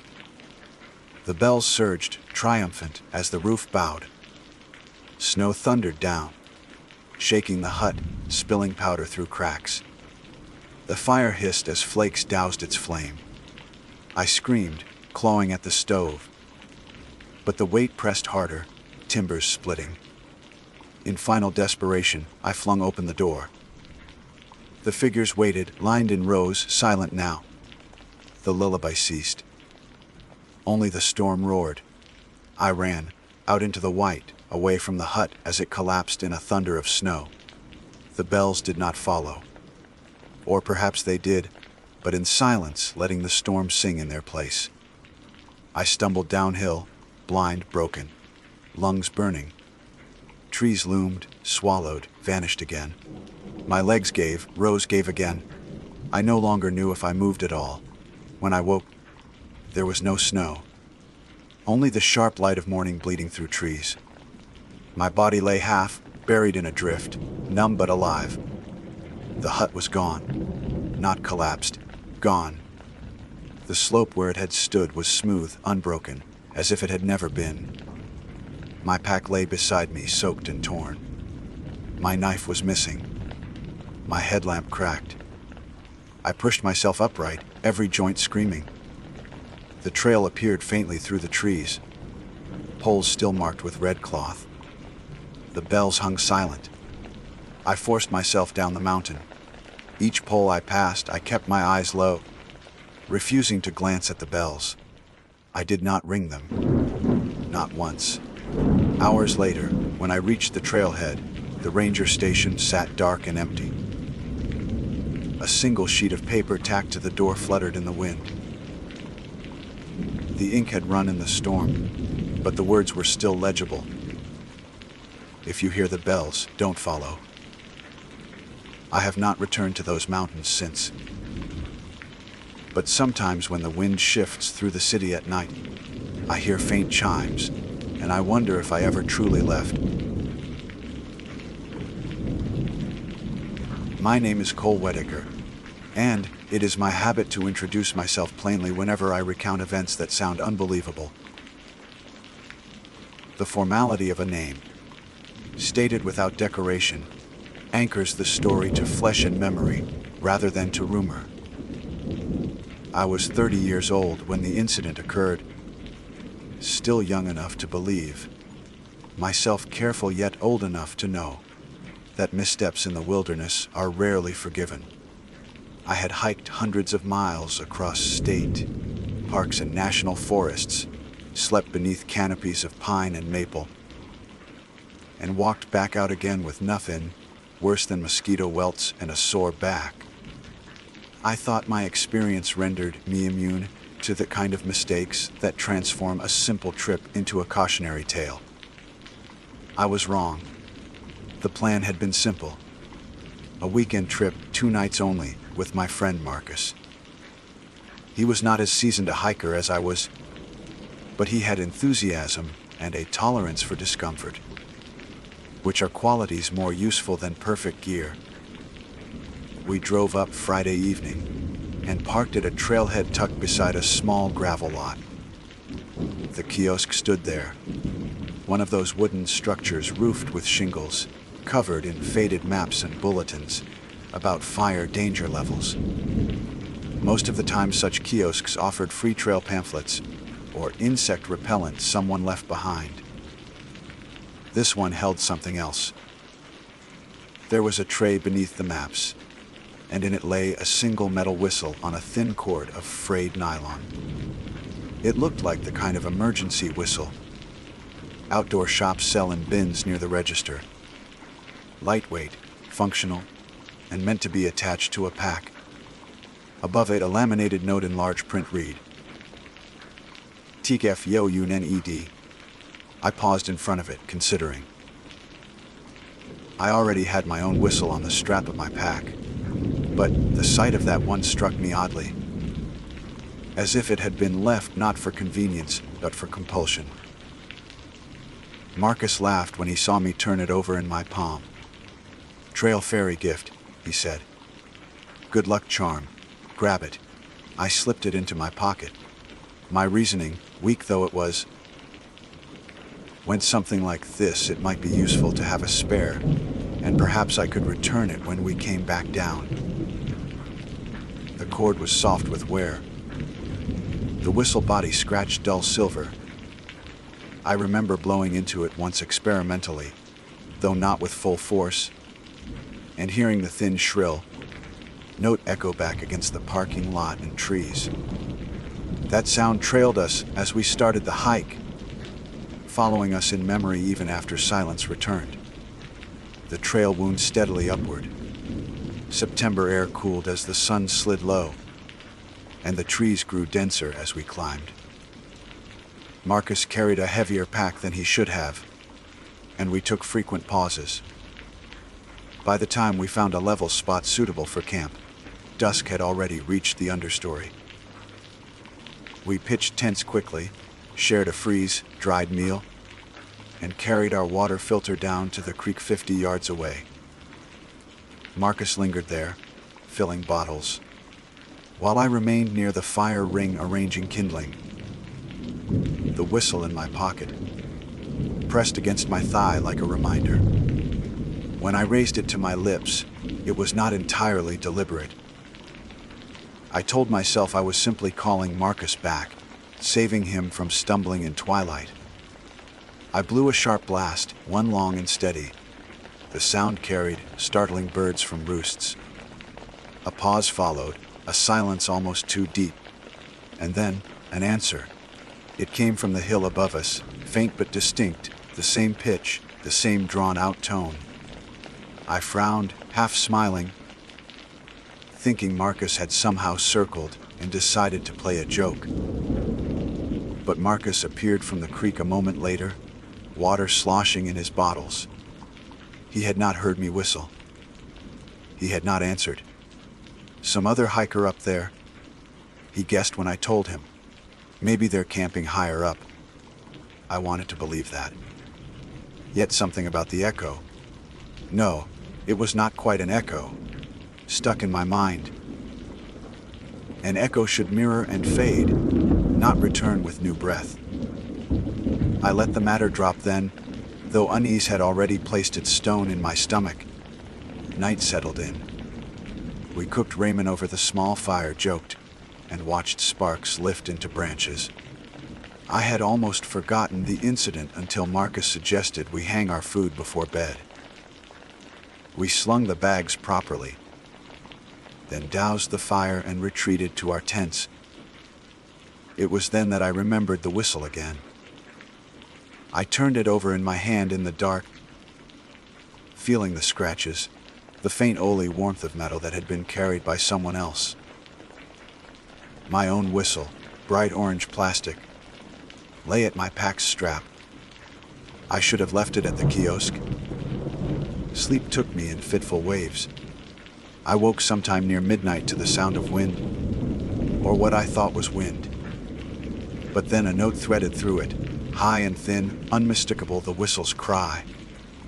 One long blast, followed by another, rhythm familiar. My blood surged cold. The sound came not from the hill now but closer, perhaps from the slope just beyond our camp. I forced myself to stillness, listening. Another blast followed, this one matching exactly the length I had used earlier. I waited for Marcus to stir, but his tent remained silent. Slowly, carefully, I raised the whistle from beside my sleeping bag and held it. It seemed absurd not to use it. Perhaps another hiker truly was lost, signaling for aid. I put it to my lips and blew once. The sound was loud in the stillness, too loud. The reply came instantly, cutting over mine, as if whoever, or whatever, had been waiting. Same pitch but longer. My hand trembled. I lowered the whistle. Suddenly aware I could not tell whether I was answering or being answered, whether the rhythm was mine or theirs. Minutes passed in silence after that. Eventually, though, Fatigue reclaimed me, and I drifted into shallow sleep. Morning came gray and damp, the creek louder with overnight rain. Marcus teased me about my pallor when I emerged, but I told him only that I had slept poorly. The whistle stayed in my pocket. We hiked a loop trail that day, climbing to a ridge that overlooked valleys thick with fog. The air smelled of wet earth and pine. At lunch we sat on flat stones, sharing jerky and trail mix. I almost managed to shake the unease, convincing myself again it had been an echo, distorted by terrain.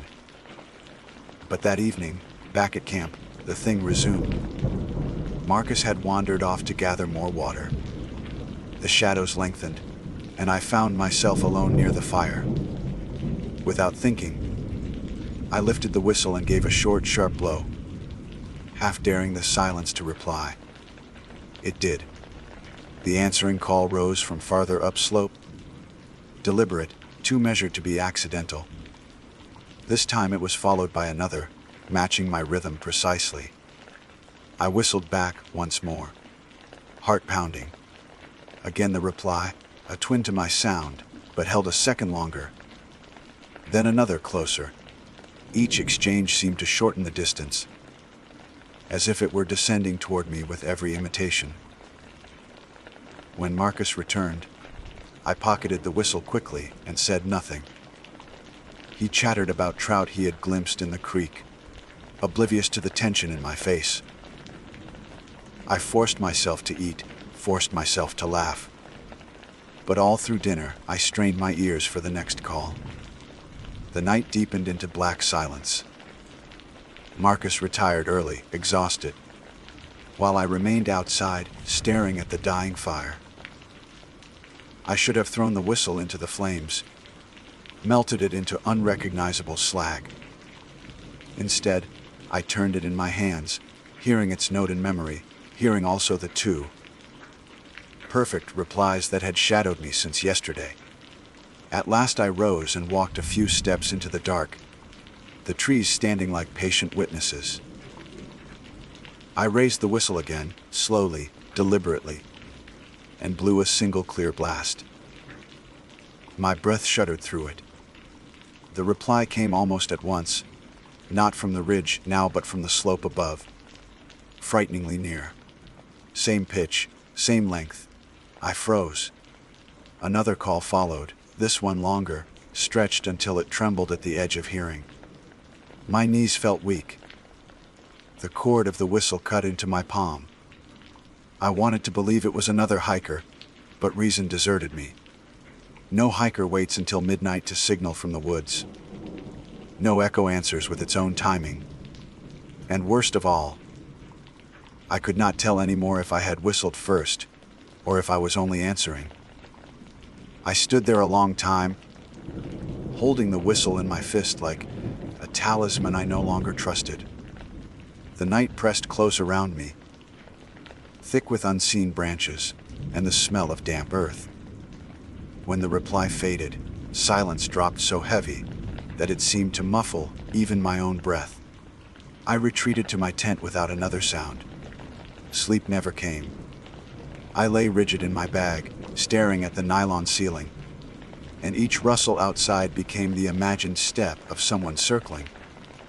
I told myself to wake Marcus, but shame sealed my lips. He would laugh, or worse, worry and insist we leave early. Morning broke with thin sunlight filtering through gray cloud. Marcus emerged yawning, cheerful, as if the world beyond our camp was the same as it had always been. I envied his ignorance. He noticed the circles under my eyes but shrugged it off. We boiled coffee, ate granola, and broke camp for a day hike deeper into the loop. I told myself I would not use the whistle again. I swore it silently as I tied my boots. No more games, no more answers. The trail narrowed as we ascended into a stand of fir. Fallen needles softened every step, muting sound until our own breathing seemed intrusive. Midday came and went. We reached a ridge when the trees parted and the sky stretched wide, bruised with clouds. Wind whipped hard enough to sting my cheeks. Marcus shouted against it, pointing toward distant valleys. I tried to listen, but my hand had strayed unconsciously to my pocket, where the whistle lay. The weight of it was constant, like a stone begging to be thrown. At one point, Marcus wandered ahead to take photographs. I remained behind, staring at the whistle in my palm. The scratches seemed deeper now, etched into the metal like lines on old bone. I felt the urge to test it again, just once, to prove to myself that silence would follow. Against reason, against my own oath, I raised it to my lips and blew. The note shredded across the ridge, carried far by the wind. The reply came. Distant but unmistakable, drawn longer than mine. As though someone had been waiting, perched higher along the slopes. Marcus returned moments later, grinning about a hawk he had seen, and asked if I had whistled for him. I lied quickly, saying the wind had made a noise. He accepted this without question, but my stomach had clenched into a knot. Each call seemed to shorten the space between us, drawing whatever it was closer. By late afternoon, we returned to camp. Clouds thickened, promising rain. Marcus busied himself with firewood while I sat near the ring, heart pounding, listening for the whistle's ghost. I told myself I would not play into it again. Still, as darkness fell and Marcus left to hang our food bags, I found myself alone. The urge surged in me like hunger. I lifted the whistle, hands trembling, and blew 3 short bursts in succession. At first there was nothing. Relief flooded me. Perhaps at last the echo had given up. But then it came, not from far above, but from just beyond the first line of trees. 3 bursts, identical, except the last carried longer, straining until it broke into a rasping squeal. My body locked. Every muscle refused motion. The reply had been too near, too deliberate. I could almost picture someone, something, standing just out of sight. Lips pressed to metal, mocking me. Branches cracked. My heart surged. I stumbled back toward the fire ring as Marcus returned, oblivious, chatting about the rope catching on a branch. He saw my face and frowned. "You okay?"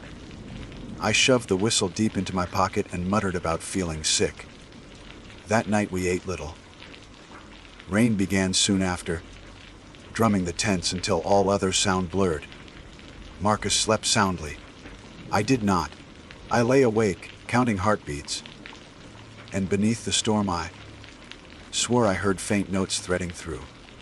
Whistle blasts stretched too thin, imitating thunder. The second night broke me. When dawn came, pale and sodden, I told Marcus I wanted to leave early. He grumbled but agreed, glad to escape the wet. We packed hurriedly, shouldered our loads, and started down. I thought escape would ease me.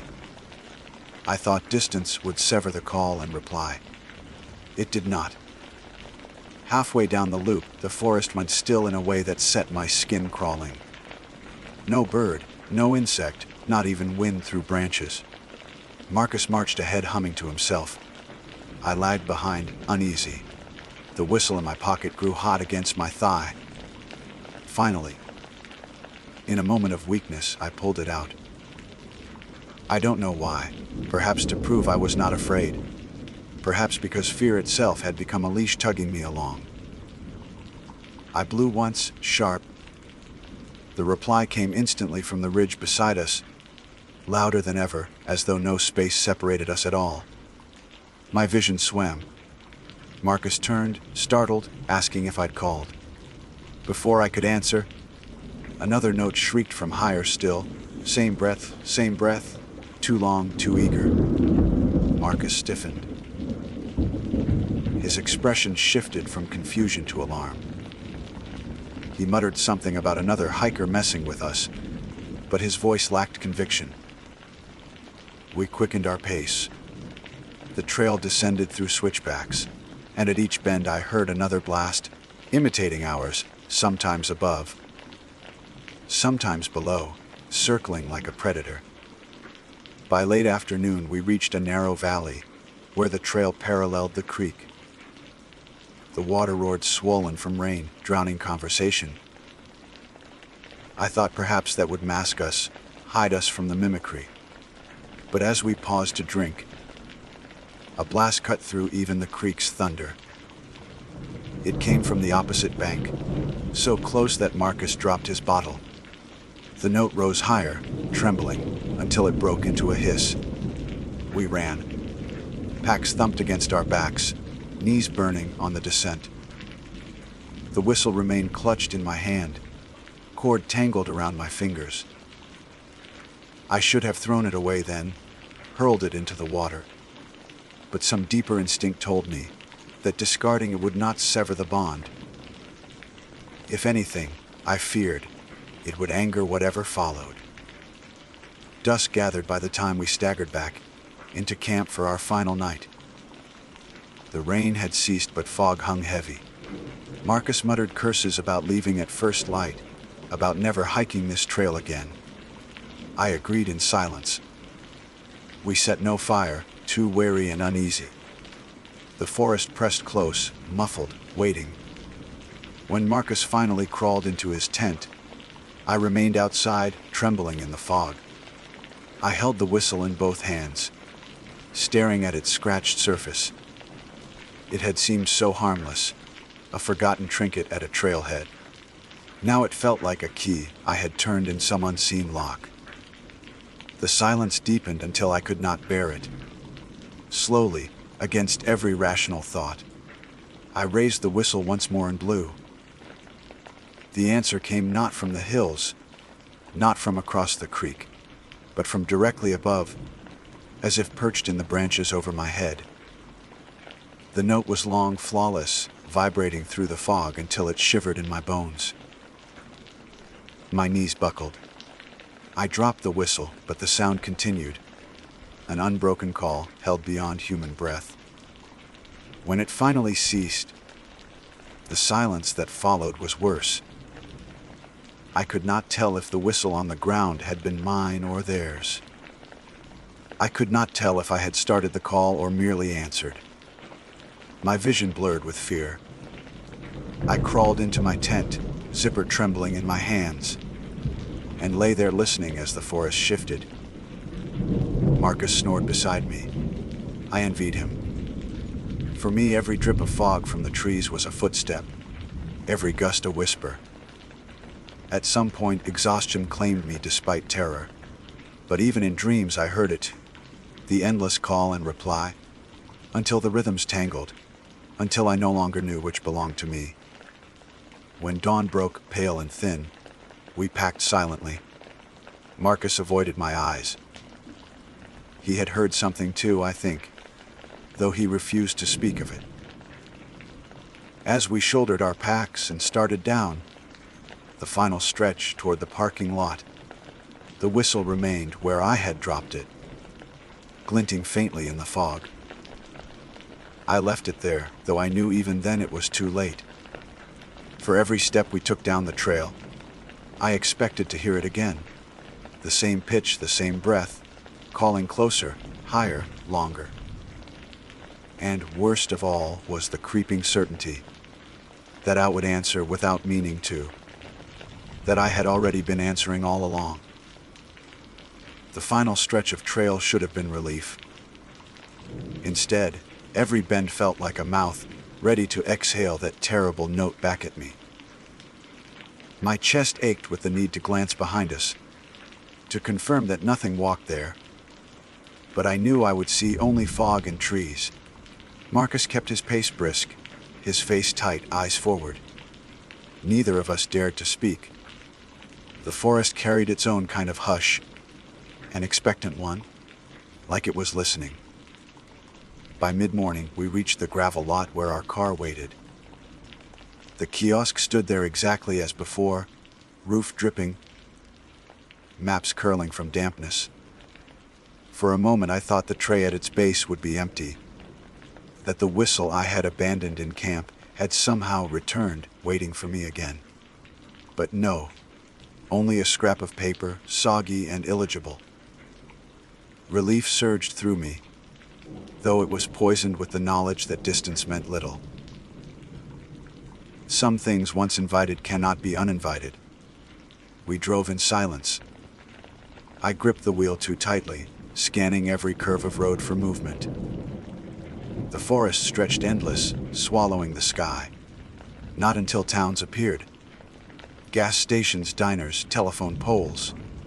Did I breathe easier? Marcus fiddled with the radio, found static, gave up.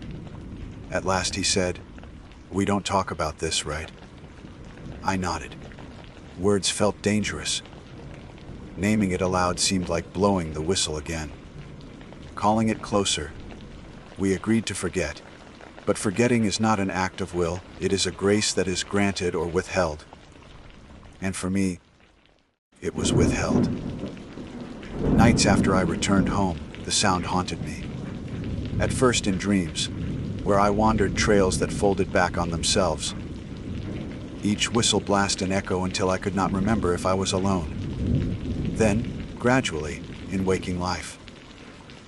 Passing under street lamps on my way home from work, I would hear the faint thread of a note behind me, always too far to locate, always too exact in pitch.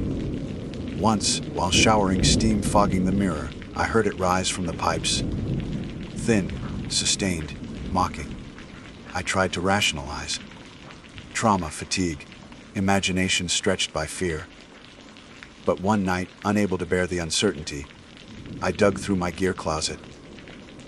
My own whistle, the bright plastic one I had carried before finding the cursed twin, still dangled from my pack strap. I detached it, held it in my palm and stared. It looked innocent, familiar. But I had grown suspicious even of my own belongings. I lifted it and blew once, standing in the dark of my apartment. The shrill note pierced the quiet. For a breath, there was nothing. Then, soft, muffled, unmistakable, the same note answered, threading through my window from the street below. My knees nearly gave. I yanked the curtain aside. No one stood there. The street was empty, but the sound still hung in the air like breath on glass. I stopped using it after that. I stuffed it in a drawer, though I swore at night I heard faint rattling, as though something inside wanted release. Marcus and I avoided speaking, our friendship thinned by shared silence. Once he called late, voice low, and asked if I'd heard anything since. I lied and said no. He exhaled shakily and hung up. Whatever followed us, it had him too. Weeks passed. I thought distance might dull it. Instead, it adapted. Whistles bled into other sounds. A kettle shrieking on the stove bent into the same pitch. Lengthened until I had to yank it off. The burner with shaking hands. A car alarm outside shifted tone, until it carried the same rhythm I had once used. Even my own breath sometimes seemed to shape itself into that note when I exhaled too sharply. I began to dread the moment between waking and sleep, when the mind is porous. That was when I would hear it clearest, a call, then a reply, until the boundary between them dissolved. Sometimes I woke with the taste of metal on my tongue, as if I had been blowing a whistle in dreams. Sometimes I woke standing by the window. Curtains parted, though I had no memory of leaving bed. One night I jolted awake to find myself outside entirely, barefoot on the street, breath fogging in the chill. In my hand was the whistle from my pack, the one I had hidden in the drawer. I must have retrieved it without memory. Worse, my lips were wet with saliva, and the whistle warm as if used. Across the street, in the shadows, came the reply, long, unbroken, a sound that had no need of lungs. I stumbled back inside, locked the door, and wept. I realized then that escape was not measured in miles but in silence, and silence was no longer mine to claim. Since that night, my world has narrowed. I avoid crowds, avoid noise. Any shriek, any tone could become the rhythm again. Work colleagues mutter about my jumpiness, my habit of covering my ears when sirens pass. I cannot explain. To explain would be to speak its name, and that feels like blowing another call. Sometimes I wonder about the whistle's origin. Who left it at the kiosk? Did they, too, hope some unsuspecting fool would carry it away, breaking their own chain? If so, then I have already passed the curse forward. I left it in the woods, yes, but I cannot believe it remains there. Someone else will find it. Perhaps they already have. Perhaps the call has spread, multiplied, until the hills ring with endless replies. Yet there is a darker thought, one I cannot push away. What if there was never a whistle at all? What if it was only ever an invitation? One I created myself the moment I put breath through it. Maybe the device was irrelevant, a simple piece of metal. Maybe the true key was my willingness to listen, to answer. I replay the first night often in my head. The sequence blurs. I blew once, yes, but the reply was so quick, so exact, that I doubt now whether I was first. Sometimes I remember it differently. That I heard the call before I ever lifted the whistle. That my entire life since has been nothing but an answer to a sound I never should have heard. Marcus has stopped calling. I think he is afraid that even speaking me ties him closer. Once I thought friendship meant shared burden, but now I know some burdens are solitary by design. He will not follow me into the dark any longer. As for me, the rhythm has become indistinguishable from my own breath. I whistle without meaning to, lips pursed in idle moments, tones escaping like sighs. The replies come not only from outside now, but from within. The echo of lungs that are not mine. The breath of something that has learned to move in tandem with me. I do not go camping anymore. I cannot walk near parks or trailheads without hearing it. Even city blocks have grown hostile. Alleys gather the sound and return it. The imitation is perfect now. Sometimes, when I whistle by accident, the reply overlaps mine so precisely that it is impossible to tell which belongs to me. And here lies the final terror, the truth I have circled all along. I no longer know if I am Cole Whittaker, man who once hiked with a friend, or if I am merely one half of a call and response that has no origin. Perhaps the hills never held a creature at all. Perhaps I have become the hill, the echo, the imitation. I keep a journal, writing these words with the faint hope that putting them down might anchor me. Yet even as I write, I hear it outside the window, high, thin, endless. My hand twitches toward the drawer where the whistle waits. I tell myself not to open it, not to answer. But already my breath is shaping into the note, lips forming, lungs ready. Because that is the cruelest part of all. I am no longer certain whether I am being answered, or whether I am the one who has always been calling. My name is Tamsin Rhodes, and though I have never been one to chase after the stranger corners of the wilderness, I have always carried a camera with me wherever I go. Photography was my first language, the lens my way of interpreting what I often could not phrase aloud. I preferred trails and campgrounds that held something unusual, a shape or ruin that begged to be captured and remembered. That preference is what drew me to the stacked stone spiral I found on the shoulder of a seldom marked path in the Appalachian foothills. It was early evening when I saw it. The woods were sliding into that transitional hour, where the greens darken toward black and the spaces between trees begin to look like doorways rather than shadows. I had been walking for hours, chasing the last of sun that fell through the canopy, and when I rounded a bend, I noticed it immediately. A deliberate arrangement of stones. They were piled no higher than my knees, set in a precise spiral, each rock laid with care. I raised my camera before I even thought about it. My shutter clicked once, then again, the spiral shrinking into the frame like an ancient symbol. The lens seemed to understand before I did that this wasn't a scatter of trail markers or the play of bored hikers. This was something intentional. I knew better than to tamper with cairns. Hikers stacked stones sometimes to mark water sources or safe passages, but spirals were another language altogether. I had read warnings in trail guides and ranger notes, little asides about avoiding ritual stacks or unnatural circles. Most were dismissed as folklore, though, and I never gave them weight. Folklore doesn't whisper in your chest like an open throat. Still, I wanted scale in my photo, something to convey size. I made the mistake of stepping inside. The circle enclosed me perfectly, as if drawn to the shape of my shoulders. It was the sensation of sliding into a jacket, left behind by someone else. One that fit, but not quite.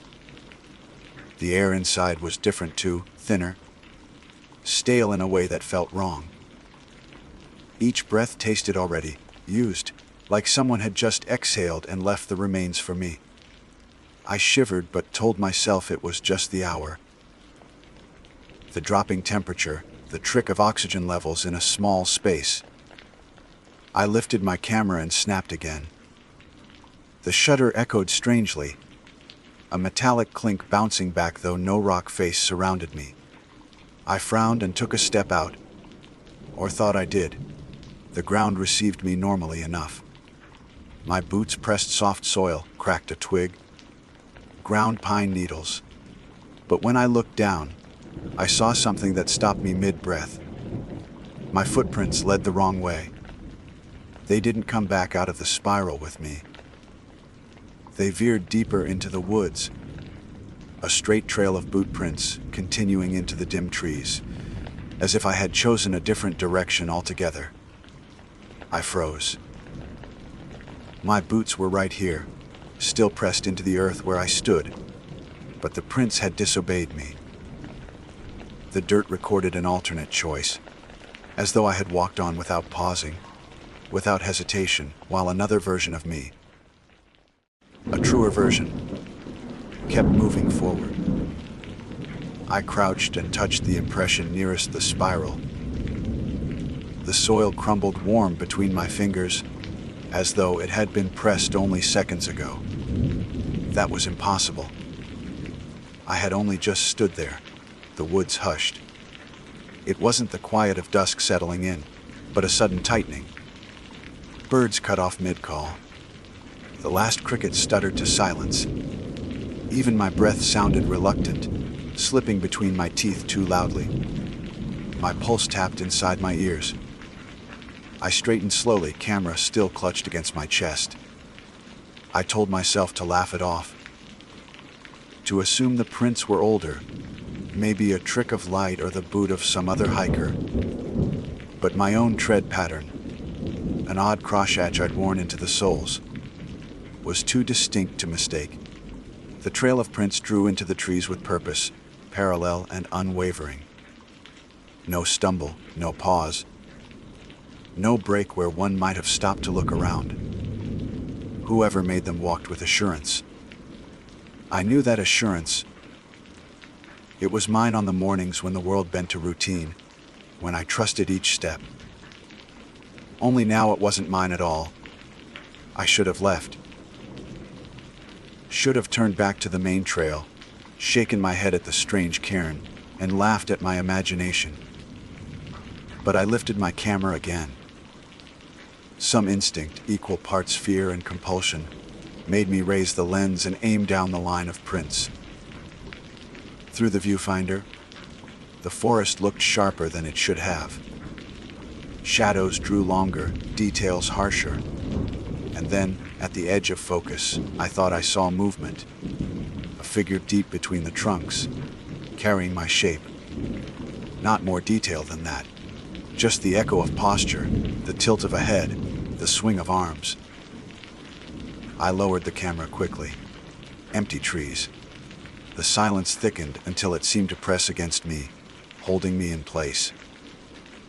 My chest ached with the effort of drawing a full breath. I could feel the spiral at my back, patient and deliberate. And in front of me, the footprints invited.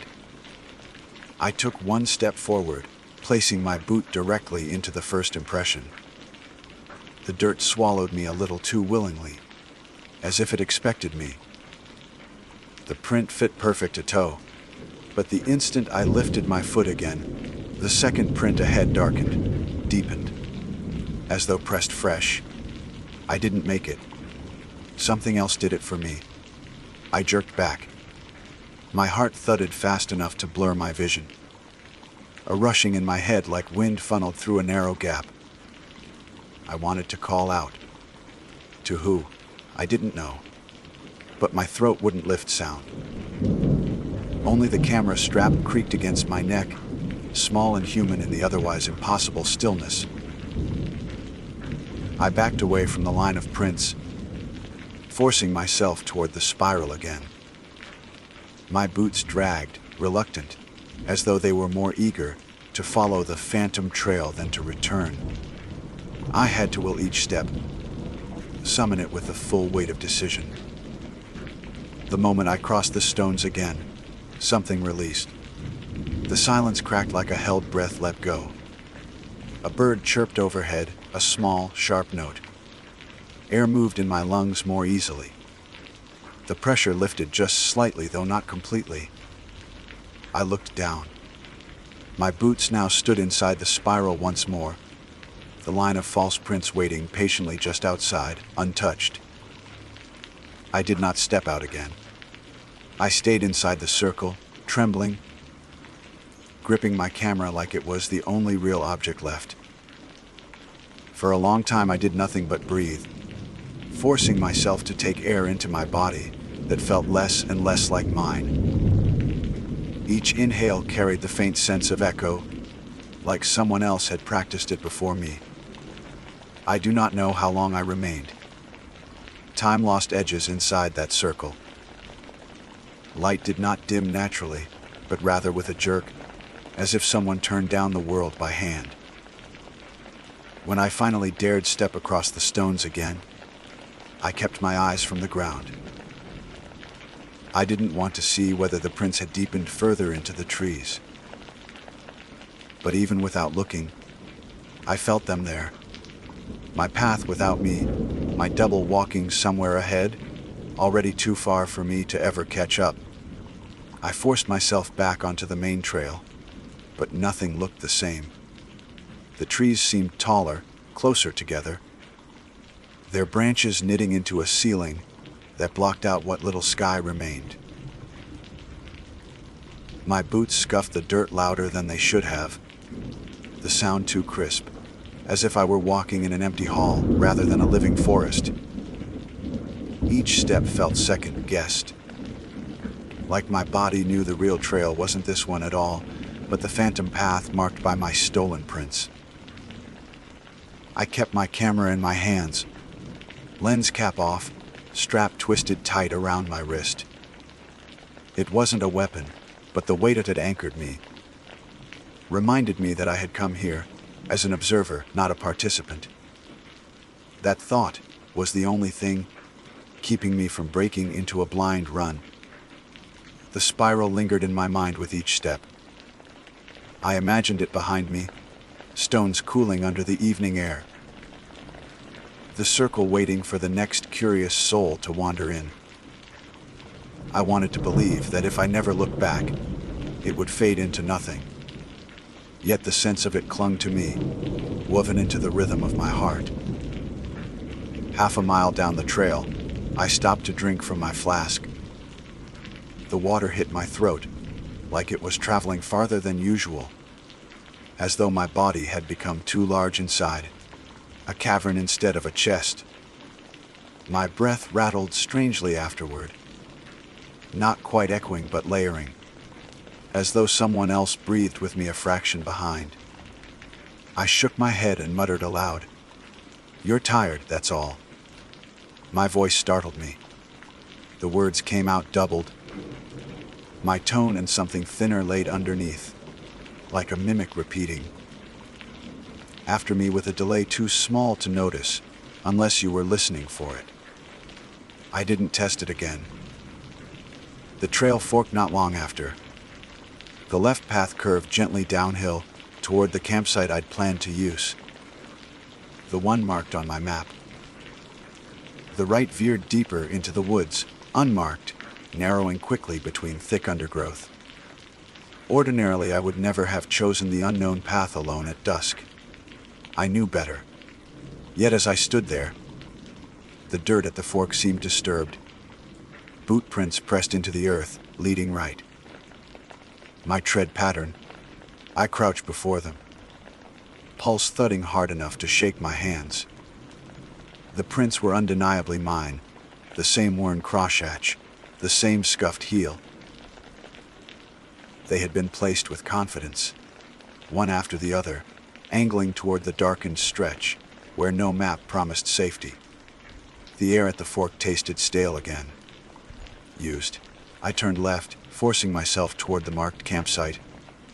My boots resisted slightly, as though muscle memory argued for the other direction. But I pushed hard, dragging myself down the safer slope. Each step away from the prints felt like betrayal, but I didn't stop to question why. Dusk deepened fast. By the time I reached the clearing with the campsite, shadows had become solid objects, clinging between the trees like fabric. I found the old fire ring, where stones were blackened from past use. Relief prickled through me.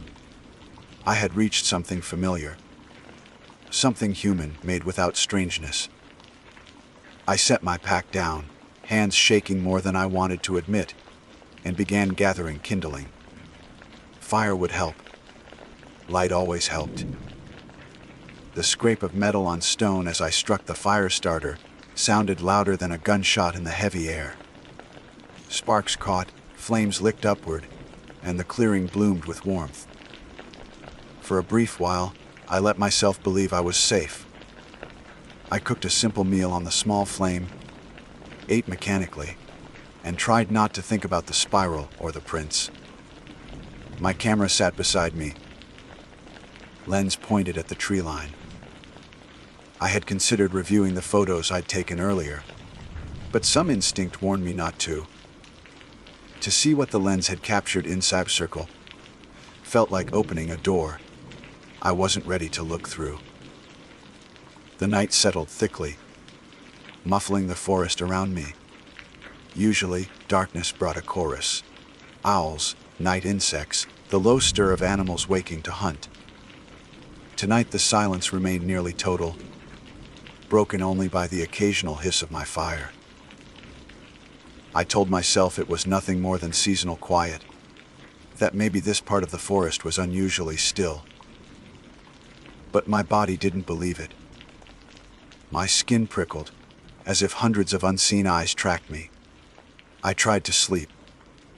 I unrolled my bag beside the fire and lay down, camera clutched against my chest like a child's talisman. Sleep came in shreds, torn by constant waking. Every time I drifted, I startled back at the sense of someone shifting near the tree line. Once, around midnight, I opened my eyes and found the fire nearly burned down to coals. The clearing was dim.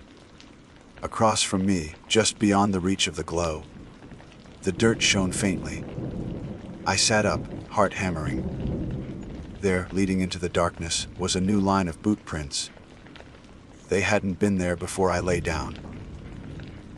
I stood and walked to them with reluctant steps, unable to stop myself. The prints began only feet from where I slept. No leading trail into the clearing, no disturbed soil showing entry. Just beginning. As though someone had stood watching me in silence and then turned away to walk deeper into the trees. The same tread as mine. I whispered, "Who are you?" And the words split into two again. My voice and the faint mimic chasing after, slightly delayed. The prince led past the dying firelight into the woods. I did not follow. I forced myself back into my bag, pulled it over my head like cloth could shield me from the impossible, and lay trembling until exhaustion smothered me. When dawn came, the prints remained. They extended farther now, stretching until they vanished between the trees. My fire was cold, only ash left behind. The camera strap cut into my wrist where I had clenched it all night. I packed quickly. I told myself I would leave, that I would not stay for another night in these woods. But as I slung my bag over my shoulder, a strange heaviness pulled at me. My boots moved more willingly in the direction of the prints than toward the marked trail home. I forced myself left again, onto the route leading back to my car. Every step was a fight. By mid-morning, sweat soaked through my shirt though the air was cool. It felt like dragging against a current, my body insisting the true way was elsewhere, down the phantom path that mirrored my stolen footprints. I stopped to rest on a log, chest heaving. The woods hummed faintly now, a low vibration in the trunks, as if the forest itself buzzed with some signal too deep to hear outright. My teeth tingled. Curiosity burned through fear, against all reason. I pulled the camera from my bag and reviewed the photos. The first shots were normal enough. Trees, trail, a scatter of leaves across stone. Then the spiral. Its stones showed sharp in the lens, more deliberate than they had seemed in person. The circle radiated focus. The photo I had taken inside the spiral made my breath stick. There I was, framed in the center, shoulders hunched, camera in hand. But the image held two of me. The second shape stood just behind, blurred as though the shutter had caught it mid-motion. Its posture was identical. Its camera lifted too, but the face was indistinct, smeared in the light. And worse, the second figure's boot was already lifted, stepping away. I flipped to the next photo. The spiral empty. No trace of me at all. My hands shook so hard I nearly dropped the camera. The woods buzzed louder, a drone in the marrow of my bones. Something had stepped away from me inside that circle. Something now walked ahead, carrying my prints into the forest. And with every step I fought against, I felt it tugging, calling me to rejoin. By noon, I had reached another fork in the trail. To the left, the path sloped gently toward the ranger road that would lead me back to civilization. To the right, the woods thickened. The dirt at the fork was disturbed. Fresh boot prints led right. My tread, always mine. I stood there too long, trembling with indecision, the woods around me silent and expectant. When I finally moved, I don't know if it was my decision or if I simply followed the prints as I was meant to. I told myself I would take the left path, that I would fight against whatever pull gnawed at my chest and force my way back to the ranger road. I repeated it like a mantra, my lips shaping the words in silence: left, left, left. But my boots did not obey. They slid easily into the first impression, veering right. The dirt welcomed me like it had been waiting. I wanted to believe I could stop at any time, that I could step out of the prints and cut my own trail back. Yet the moment I tried, my legs stiffened with resistance, a pressure rising in my knees, as if invisible hands guided them forward. The spiral's air was back, stale and secondhand, filling my lungs. I walked deeper. The forest closed around me. Sunlight dwindled to fractured shafts that barely reached the ground. The prints appeared ahead of me before I made them, sinking into the dirt seconds in advance. Each time my foot landed, I felt it fall into a hollow already formed. It was no longer mimicry, it was prophecy. Hours blurred. I lost the sense of distance, of time itself. All I knew was the line of boots drawing me on. My body ached but would not stop. At one point I tried shouting, not for rescue, but for the raw fact of hearing my voice. It came out in two tones again, my voice in its faint echo.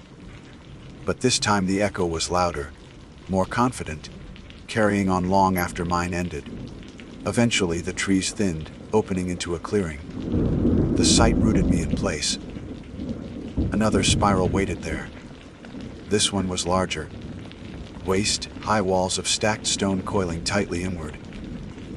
Moss coated the rocks, yet the spiral was intact, uncollapsed, as though rebuilt daily. My phantom prints led directly to its mouth.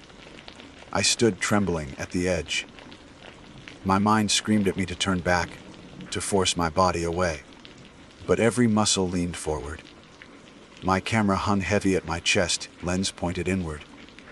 And then I saw her. At the center of the spiral stood a figure. She was not blurry like in my photo.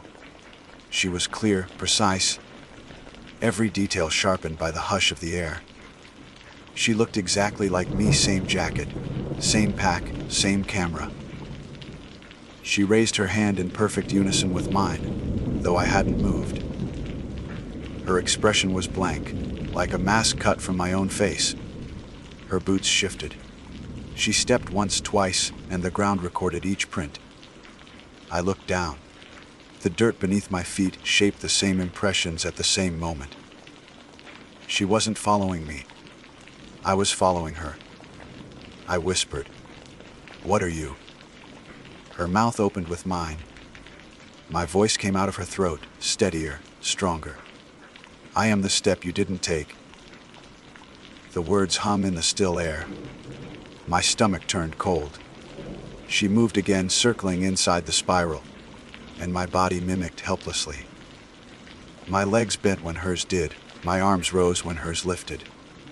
I tried to fight, to stop mid-motion, but resistance only tore pain through my muscles. My double's movements were my movements now, rehearsed in another body and repeated in mine. The spiral pulsed. Stones seemed to breathe, exhaling warmth that smelled of damp breath and soil. The air throbbed with that droning hum, vibrating through the marrow of my teeth. Then she set her camera down on a flat stone and looked directly at me. Her eyes were mine but hollow, drained of color. She smiled faintly, my smile, but without humor. "You left me there," she said, though I had never said those words aloud. "You stepped out, and I stepped on.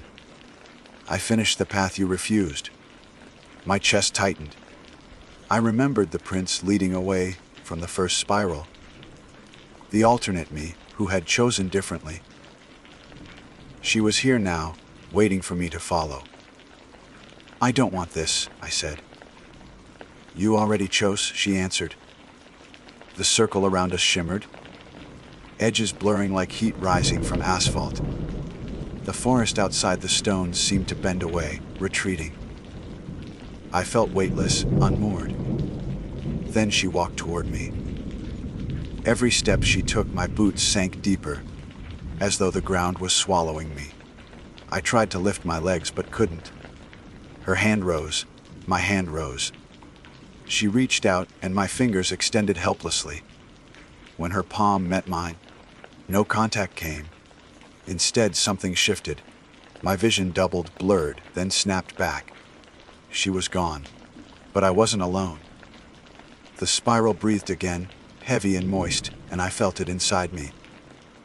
The stale air no longer came from outside. It came from my own lungs. Every inhale tasted old, borrowed, like someone else had used it first. I staggered backward, nearly tripping over the stones. My camera swung wildly against my chest. When I looked through the viewfinder, I almost dropped it. The clearing was full of me. Dozens of figures, each shaped like Tamsin roads, each blurred at the edges as though caught mid-step. Some stared with empty eyes. Some turned their backs and walked deeper into the trees. Some froze mid-motion as if waiting for me to catch up. All of them wore my face. All of them carried cameras. I lowered the lens. The clearing was empty again, just the spiral breathing in silence. I bolted. My legs finally obeyed, tearing me away from the circle. Crashing through underbrush with none of the measured caution I usually carried in the woods. Branches slapped my face. Thorns caught my sleeves. But I didn't stop. I didn't care if I lost the trail. I only needed distance.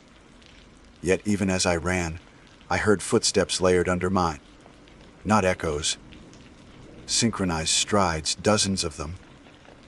The forest filled with the sound of boots, each step perfectly timed to my own. I broke through the trees and stumbled into another clearing, chest heaving. For a moment I believed I'd escaped, that I had outrun them. Then I looked down. The ground was churned with boot prints. Hundreds, maybe thousands, all identical to mine. They spread outward in spirals and lines, crossing and weaving into impossible patterns. My stomach lurched. There was no way one person could have made them. This was the record of every step I hadn't taken, every path I had refused.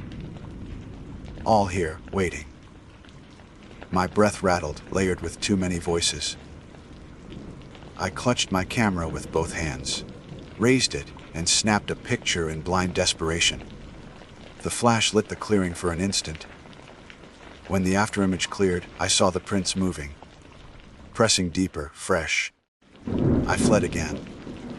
By the time the sun slid low, I was lost. The woods bent in ways I couldn't map. Trails forked where none should exist. Prints appeared ahead no matter which direction I turned. My throat burned from panting, every breath thick with the taste of someone else's lungs. At last, through thinning trees, I saw a strip of gravel, road. My legs nearly collapsed with relief. I stumbled onto it, gasping, and forced myself forward until I reached the glint of my parked car. I fumbled with the keys, dropped them twice, then threw myself inside. The door slammed shut, cutting off the hum of the forest. Silence returned, but not the silence of safety. This one pressed from the inside, filling my chest. I turned on the ignition. The headlights cut across the trees. For a moment the beams caught shapes between trunks. Figures shifting just out of focus, stepping in rhythm, carrying cameras against their chests. Then they vanished. I drove without stopping, gravel spitting under my tires until I hit the main road.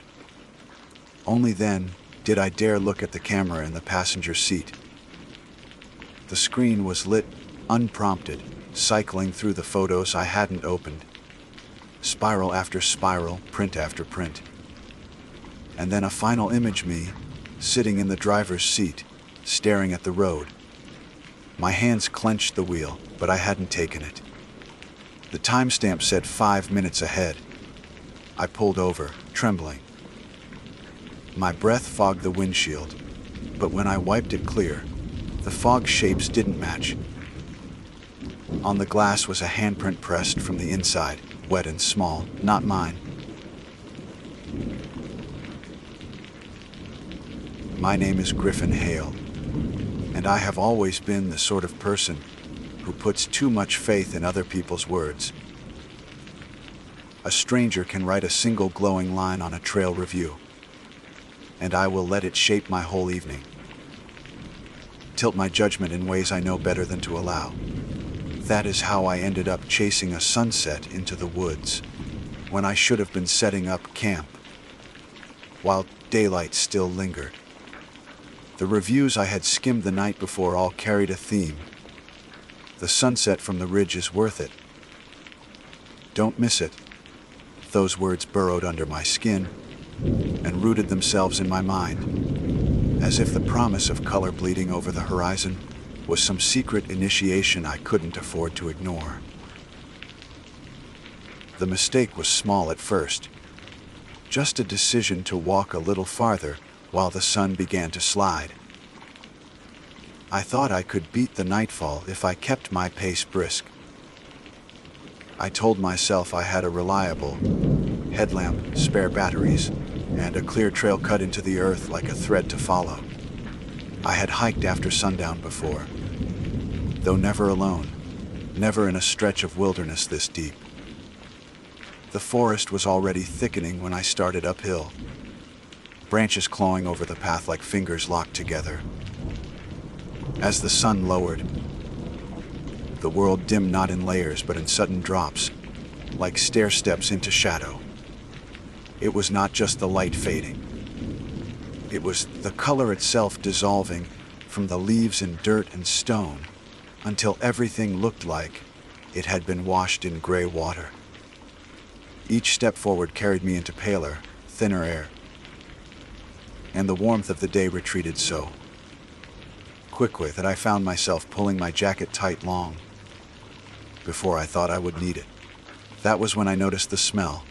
At first, I thought it was someone else's campsite, perhaps a match struck to light a stove or a lantern.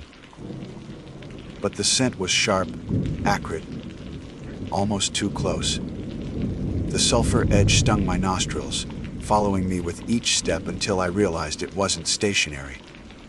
It moved with me. It curled behind my ears, drifted across my lips, a chemical ghost. I stopped. The forest answered in stillness. My breathing fogged faintly in the cooling air. I let the silence settle, waiting to hear what had tricked me into thinking someone had struck a match. Then came the terrible understanding. The smell wasn't wood smoke or sulfur at all. It was warm and damp, like air pressed from lungs, recycled in the cavity of a throat. It clung to me not as smoke but as breath. The light failed in one long exhale of the horizon. Darkness climbed up my legs, folded around my waist, and left me, standing in a narrow cone of vision thrown by my headlamp. That beam of light felt pitiful against the sheer size of the night pressing in. I kept moving, faster now, trying to reassure myself that I could still make the ridge, catch the tail end of that promised spectacle, and then set up camp close by. I told myself the smell was in my head, maybe a remnant of the propane from my own stove, leaking into my memory. But the forest did not agree with my excuses. Each step forward seemed to shorten the world around me. The shadows on either side no longer stretched outward, as they should have under the lamp's glare. Instead, they collapsed inward. It was as though the light was pulling them closer, rather than pushing them back. I looked down and felt my stomach tighten. My own shadow clung at my heels, compressed into a stunted smear. No matter how I shifted the angle of the beam, it remained tethered to me like a leash. I forced myself to keep my eyes ahead, to let my boots dictate the rhythm, and not let imagination dictate the shape of the dark. But the leash shadow matched me precisely. Every swing of my leg echoed by its flattened stride. I sped up. It sped up. When I slowed, it slowed. The air grew warmer in pulses, like someone breathing against the back of my neck, then retreating, then leaning close again. Panic began to nibble at the edges of my thoughts, and with it came the memory of my earlier rationalizations. I had read those reviews like scripture, believing the words worth it carried some deeper authority. Now those same words mock me. Worth what? My safety. My sense of reality. I pressed on, but the trail ahead was unrecognizable, washed pale and skeletal in my light. The silence pressed heavier than I expected. No crickets sang, no owls called. Not even the rustle of leaves whispered overhead. It was as though every creature had stepped aside, cleared a path for something that had chosen me. My boots scuffed louder than they should have, too loud, as though amplified in an empty hall. Each crunch of gravel and snap of twig bounced back to me stripped of echo, raw and exposed. I told myself that if I could just reach the ridge, things would feel different. Open space, a view. The ability to look down and see the lights of distant cabins or the faint glow of a highway. Something human to remind me that I was not the only soul swallowed by this forest. The thought of that view pulled me forward like bait on a hook, and I swallowed it whole. But I began to lose track of distance. The trail coiled more than I remembered from the map. Switchbacks curling in loops that felt redundant. Each bend carried the same boulder, the same scarred tree, the same litter of needles underfoot. I started to wonder if I was circling without progress, climbing only in the sense of exhaustion. Then came the sound I had been half dreading, half expecting. A low exhale, not mine. It pressed against my ear like someone leaning close enough to share a secret. The breath rattled, warm but unsteady, like bellows that had not been used in years. I froze, my headlamp beam trembling as I tried to hold it steady. The light swung across trunks, branches, undergrowth, nothing. Yet the smell of sulfurous breath swelled stronger. I forced my legs to move, though they felt heavy, cemented. My steps turned clumsy, tripping over roots I should have seen. Every time I blinked, the world seemed darker when my eyes reopened, as if the lamp's reach was shrinking. The leash of my shadow tugged tighter, snapping against my heels until could almost imagine the tug of a hand wrapped around it. I don't know how long I pushed forward before the trees thinned. The ground angled upward, in a slope less cluttered with roots and more with rock. I convinced myself that meant the ridge was near. My chest ached with both hope and dread. The smell was thicker now, filling my nostrils, scratching down my throat until I coughed. The cough sounded like an invitation, an answer to the unseen lungs that had been pacing me. At last, I stumbled into a clearing. Not the ridge summit I had imagined, but an open shoulder of stone with a slice of sky above. Stars clung faintly to the black expanse, distant and indifferent. The horizon glowed faintly with the last hemorrhage of sunset. For a moment, I allowed myself the illusion that I had made it, that the ordeal was nothing more than nerves stretched too thin. Then, the leash shadow shifted. Not mine, not tied to me anymore. It stepped forward, independent, cast not by my lamp, but by something crouched at the clearing's edge. The breath hit me full in the face, and the sulfur sting clawed at my eyes. I lifted my lamp. The beam quivered across the stone, and something else breathed back. The beam of my headlamp trembled, as if it had learned fear before I had. The light struck the rocks at the edge of the clearing, and for an instant there was nothing but granite, scrub, and the skeletal outline of a wind-gnarled pine. Then the beam passed across something darker than the rock, darker than the void itself, and the breath that had been teasing my neck arrived in a single, shuddering rush. It was not the breath of lungs that lived as mine did. It had a depth, a resonance, as if pushed through caverns where stalactites hung like teeth. My throat closed around the sulfur burn, my eyes watering as the light faltered against what I could not quite name. I told myself it was shadow, a trick of angle, an illusion cast by stone. But illusions do not breathe. Illusions do not lean forward and shorten their outline against the ground, as though eager to touch the heels of the one holding the light. I took a step backward, and the shadow took a step forward. Not in sync with me. Not my mirror. It was its own rhythm, dragging itself closer on stunted limbs that seemed to fold and unfold wrong. The clearing's air grew hotter, each pressing against me like someone opening a furnace door. I tried words. Hoarse. Broken things that cracked out of me like sticks snapping. "Who's there?" I called. As if, "Ho," was even the right question. As if I would ever want an answer. The silence that followed was heavier than any reply. It settled on me like a shroud, punctuated only by that ragged, cavernous inhale. I realized then that the forest had not grown quiet out of coincidence. It had been silenced, bent into submission by the presence that had now followed me into this pocket of stone and sky. I tore my eyes away and stumbled toward the far side of the clearing. If I could find the continuation of the trail, I could keep moving.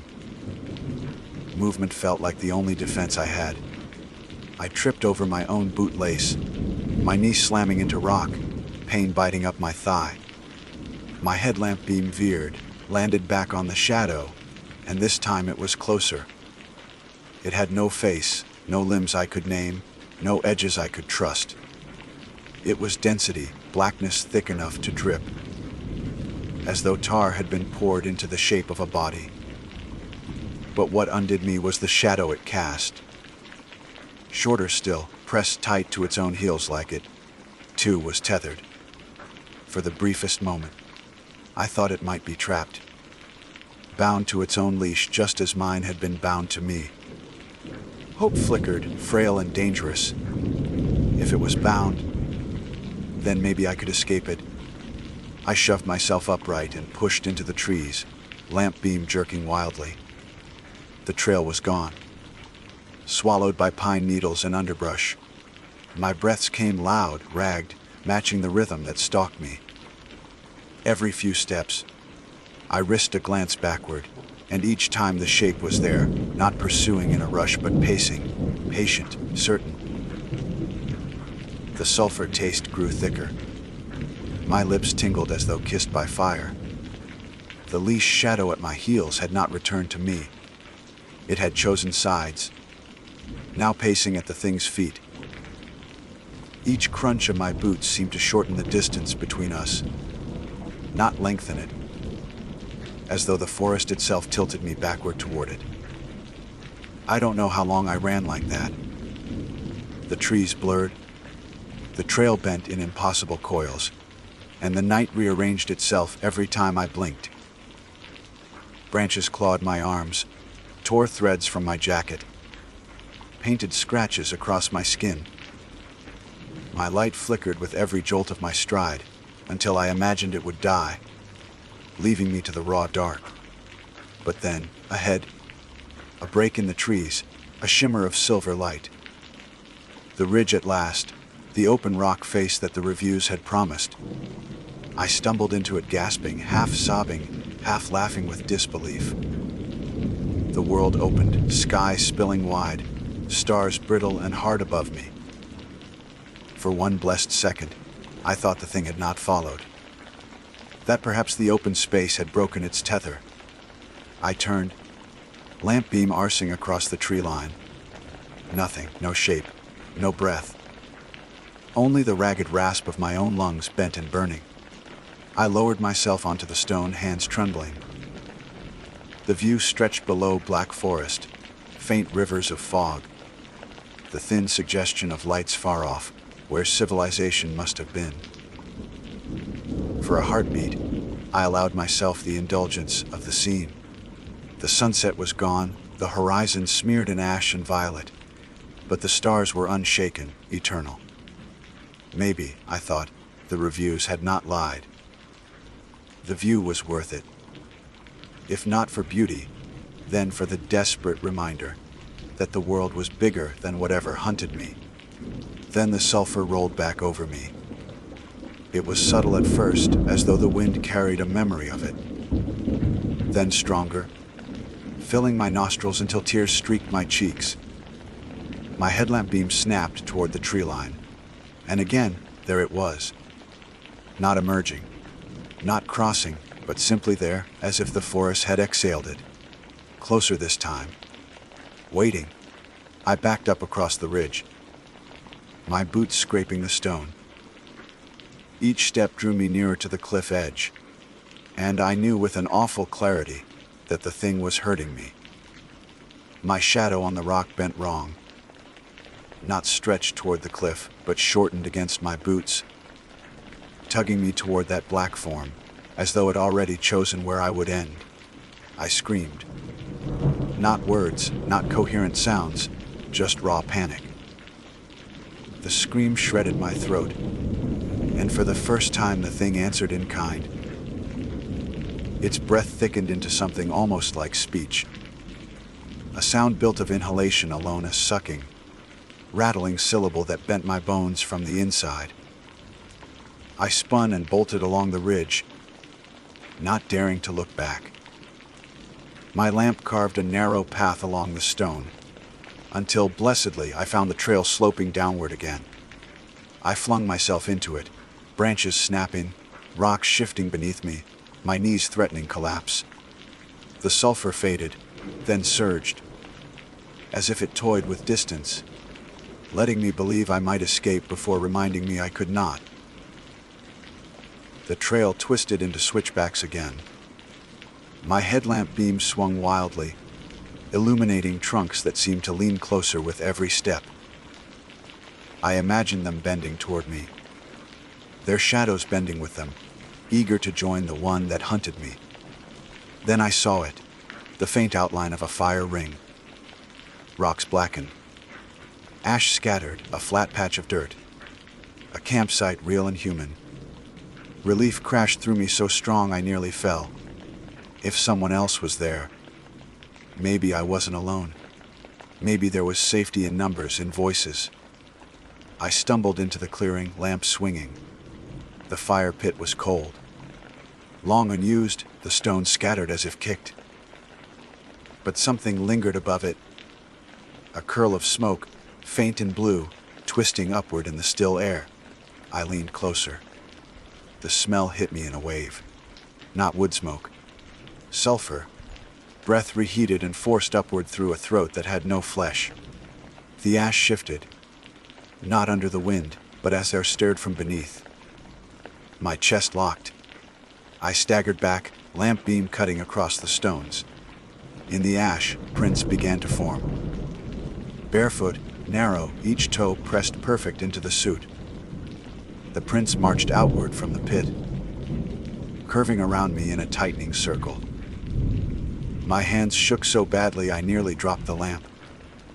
The prints stopped inches from my boots. I didn't hear the breath behind me, but I felt it hot, wet, dragging across my neck. I bolted again, tripping, scrambling, smashing through underbrush until my legs felt carved from stone. I don't know how long I ran. The world turned into a tunnel, trees a blur, air burning my lungs raw. The sulfur never left. It pulsed in time with my steps, a rhythm that promised it was not chasing me. It was pacing me, keeping me on its leash. When at last I collapsed against a fallen log, gasping, the night around me was utterly alien. No familiar trail. No landmarks, no slope I recognized. Only dark on all sides, my lamp beam a fragile circle. And in that circle, not my own boot prints, but dozens, circling, layering, each one facing inward, toward me. The sulfur flooded in again, and the breath rattled like a furnace opening. The circle of footprints held me like a noose, each one pressed deep into the soil, arranged with a deliberate patience that mocked the chaos of my running. They were smaller than mine, narrower, toes long and splayed like hands trying to grip the earth. They faced inward, toward me, as though dozens of unseen figures had stood shoulder to shoulder, waiting for the moment I collapsed. I forced myself to move. Standing still felt like surrender. My legs protested, leaden with fatigue, but I staggered to my feet and swung my headlamp around. The trees were too close, their bark ridged like muscle, their branches interlocked to form a dome overhead. The beam quivered across them, catching on scraps of moss, spider webs. No, not Aishin. Just do, I told myself. Only do. The breath came again, louder now. A dragging inhale that seemed to suck the air out of my own lungs. My chest tightened as if my ribs were shrinking. I stumbled forward, breaking through the ring of prints, desperate to prove they were only impressions in dirt, nothing more. But when my boot crossed the line, the soil gave way. It sank as if hollow. A muffled sigh rose from beneath me, warm and wet, as though the ground itself exhaled. I lurched back, panic clawing my throat, and watched as the footprints slowly filled in, the earth smoothing itself, as if erasing proof of what I had seen. The leash shadow reappeared at my heels. I didn't need to look to know. I felt it tugging me backward, a weight stitched to my spine. Every instinct screamed at me to rip the headlamp from my forehead, to shatter it on the ground, and refuse to see what followed me. But blindness would not save me. It would only deliver me faster. So I kept walking, because walking felt less like surrender than standing still. My boots found a trail, or something pretending to be one. The path sloped downward, littered with roots and loose stones, and I followed it because it was all I had. Minutes or hours slid past. Time bent strange in the dark. I stopped trusting my watch, after the minute hand seemed to twitch backward, then forward again, as though the night itself argued over how long it had owned me. My stomach growled, my throat ached with thirst, but I could not bring myself to reach for the water bottle strapped to my pack. To pause, to look away from the dark, even for a second, felt like offering my neck to unseen teeth. Eventually, the smell weakened. The sulfur thinned into faint threads, and the air grew crisp again. Pine-scented, almost normal. My steps slowed. I dared to hope I had outrun it, that whatever held the leash had loosened its grip. The trees parted. Before me stretched another clearing, larger than the last, this one holding the skeletal remains of a cabin. The roof sagged inward. The door hung crooked, and the windows yawned black. Relief and dread mingled in me. Shelter meant walls, a barrier against the thing in the woods. But it also meant stepping into a place where light could not reach. I hesitated at the threshold, the headlamp beam cutting across dust and broken furniture. A table lay splintered on its side, chairs stacked neatly against one wall, as though waiting for a meal that never came. Ashes thickened the hearth, gray and untouched, but the stone above it bore smears of something darker. My stomach turned as I recognized the streaked patterns of soot mixed with grease. I whispered to myself just to hear a voice. That's all. Just shelter until morning. The sound broke in my throat, thin and weak. Inside, the air was cooler, dense pressing. My lamp caught movement on the far wall. Not real movement, but the shifting of shadows layered too thick. They gathered in the corners, reluctant to leave even under light. I dropped my pack, hands clumsy. The urge to collapse overcame me. I lowered myself against the wall, knees drawn to my chest, lamp angled at the door. The sulfur was gone, at least for now. My eyelids sagged despite my fear. Maybe exhaustion was stronger than terror. Maybe sleep would take me before the dark did. I do not know how long I drifted, half conscious, before the sound woke me.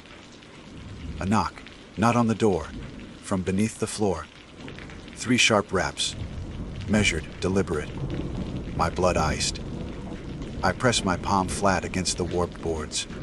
The wood quivered faintly, as though something below pressed back. The leash shadow stretched long across the floorboards, pointing directly toward the fireplace. Another knock, louder this time. Then the dragging breath, not from behind me, not from outside, but from within the stone chimney itself. I scrambled up, heart hammering, lamp beam slicing across the hearth. The suit shimmered as if stirred by a sudden gust. Then, faint at first, footprints began to form in the ash. Smaller than before, dozens of them, pressing outward from inside the fireplace and spilling across the floor toward me. I backed into the wall, fumbling for the pack, desperate for anything, knife, lighter, anything to remind me of control. My fingers closed around cold metal. I yanked out the small camp knife I had stashed for food prep and held it before me like a child, clinging to a toy for comfort. The footprints halted inches from my boots. The air grew hot again. The sulfur returned in a choking flood. My lamp flickered. Then the boards beneath me split. Not wide, not enough for a body to pass, but a hairline crack jagged across the floor, bleeding light from below. Not firelight, not natural glow. Something raw and colorless, like the pale of bone under skin. I snapped. I ran. Knife clutched tight. Lamp jerking wildly. I burst from the cabin into the clearing. The night hit me full in the face, the stars wheeling in fractured constellations. The forest waited, silent, patient. The leash shadow clung tighter than ever. I could feel it now, not just see it, the tug at my spine, the weight dragging behind me with every step. My lungs screamed, my body begged to stop, but terror kept me upright. The trail reappeared, a narrow artery winding downhill. I followed it without thought, without choice. Branches lashed my face, rocks bruised my shins, but I did not stop. The sulfur ebbed, then surged, playing at distance. The breath rattled at my ear, then faded to the treetops, then coiled tight against my throat. I don't know how I found it. A glint through the trees. Metal. Reflective. Civilization. My heart lurched as I broke into another clearing. This one holding a trail sign, dented and rusted, but real. Below it, the dirt packed wider, the promise of a road. I nearly collapsed in relief. My legs carried me forward onto the gravel path, until headlights burst suddenly around the bend. A truck. Real, undeniable. I stumbled into its beams, waving, screaming, anything to make myself seen. The vehicle screeched to a halt. A man climbed out, his face pale in the twin cones of light. "You all right?" he called, voice edged with alarm. I tried to answer, but my words tangled in my throat. I could only gasp, point toward the trees. He followed my gesture, frowning. "Did you get lost?" "You're lucky. Trail like this isn't safe at night." I looked back. The forest stared, black and endless. No sulfur, no shadow, no breath. But when I glanced down, my relief curdled. My boots left no prints in the gravel. None at all. The man's eyes widened. He stepped back, as though he had noticed the same absence. His mouth opened, but no words came. And then I felt it again. The tug at my heels. The leash pulling taut. The shortest shadow clung behind me, tethered, patient. waiting for the next step. I don't remember climbing into the truck. I don't remember the road unfurling behind us. What I do remember is the reflection in the passenger side window, my shape slouched and broken, and, behind it, darker still, the shadow that had chosen me. It did not fade. It only smiled, though it had no mouth. And I understood then what the reviews had meant. The sunset was worth it, yes, but only because it gave the night something new to claim.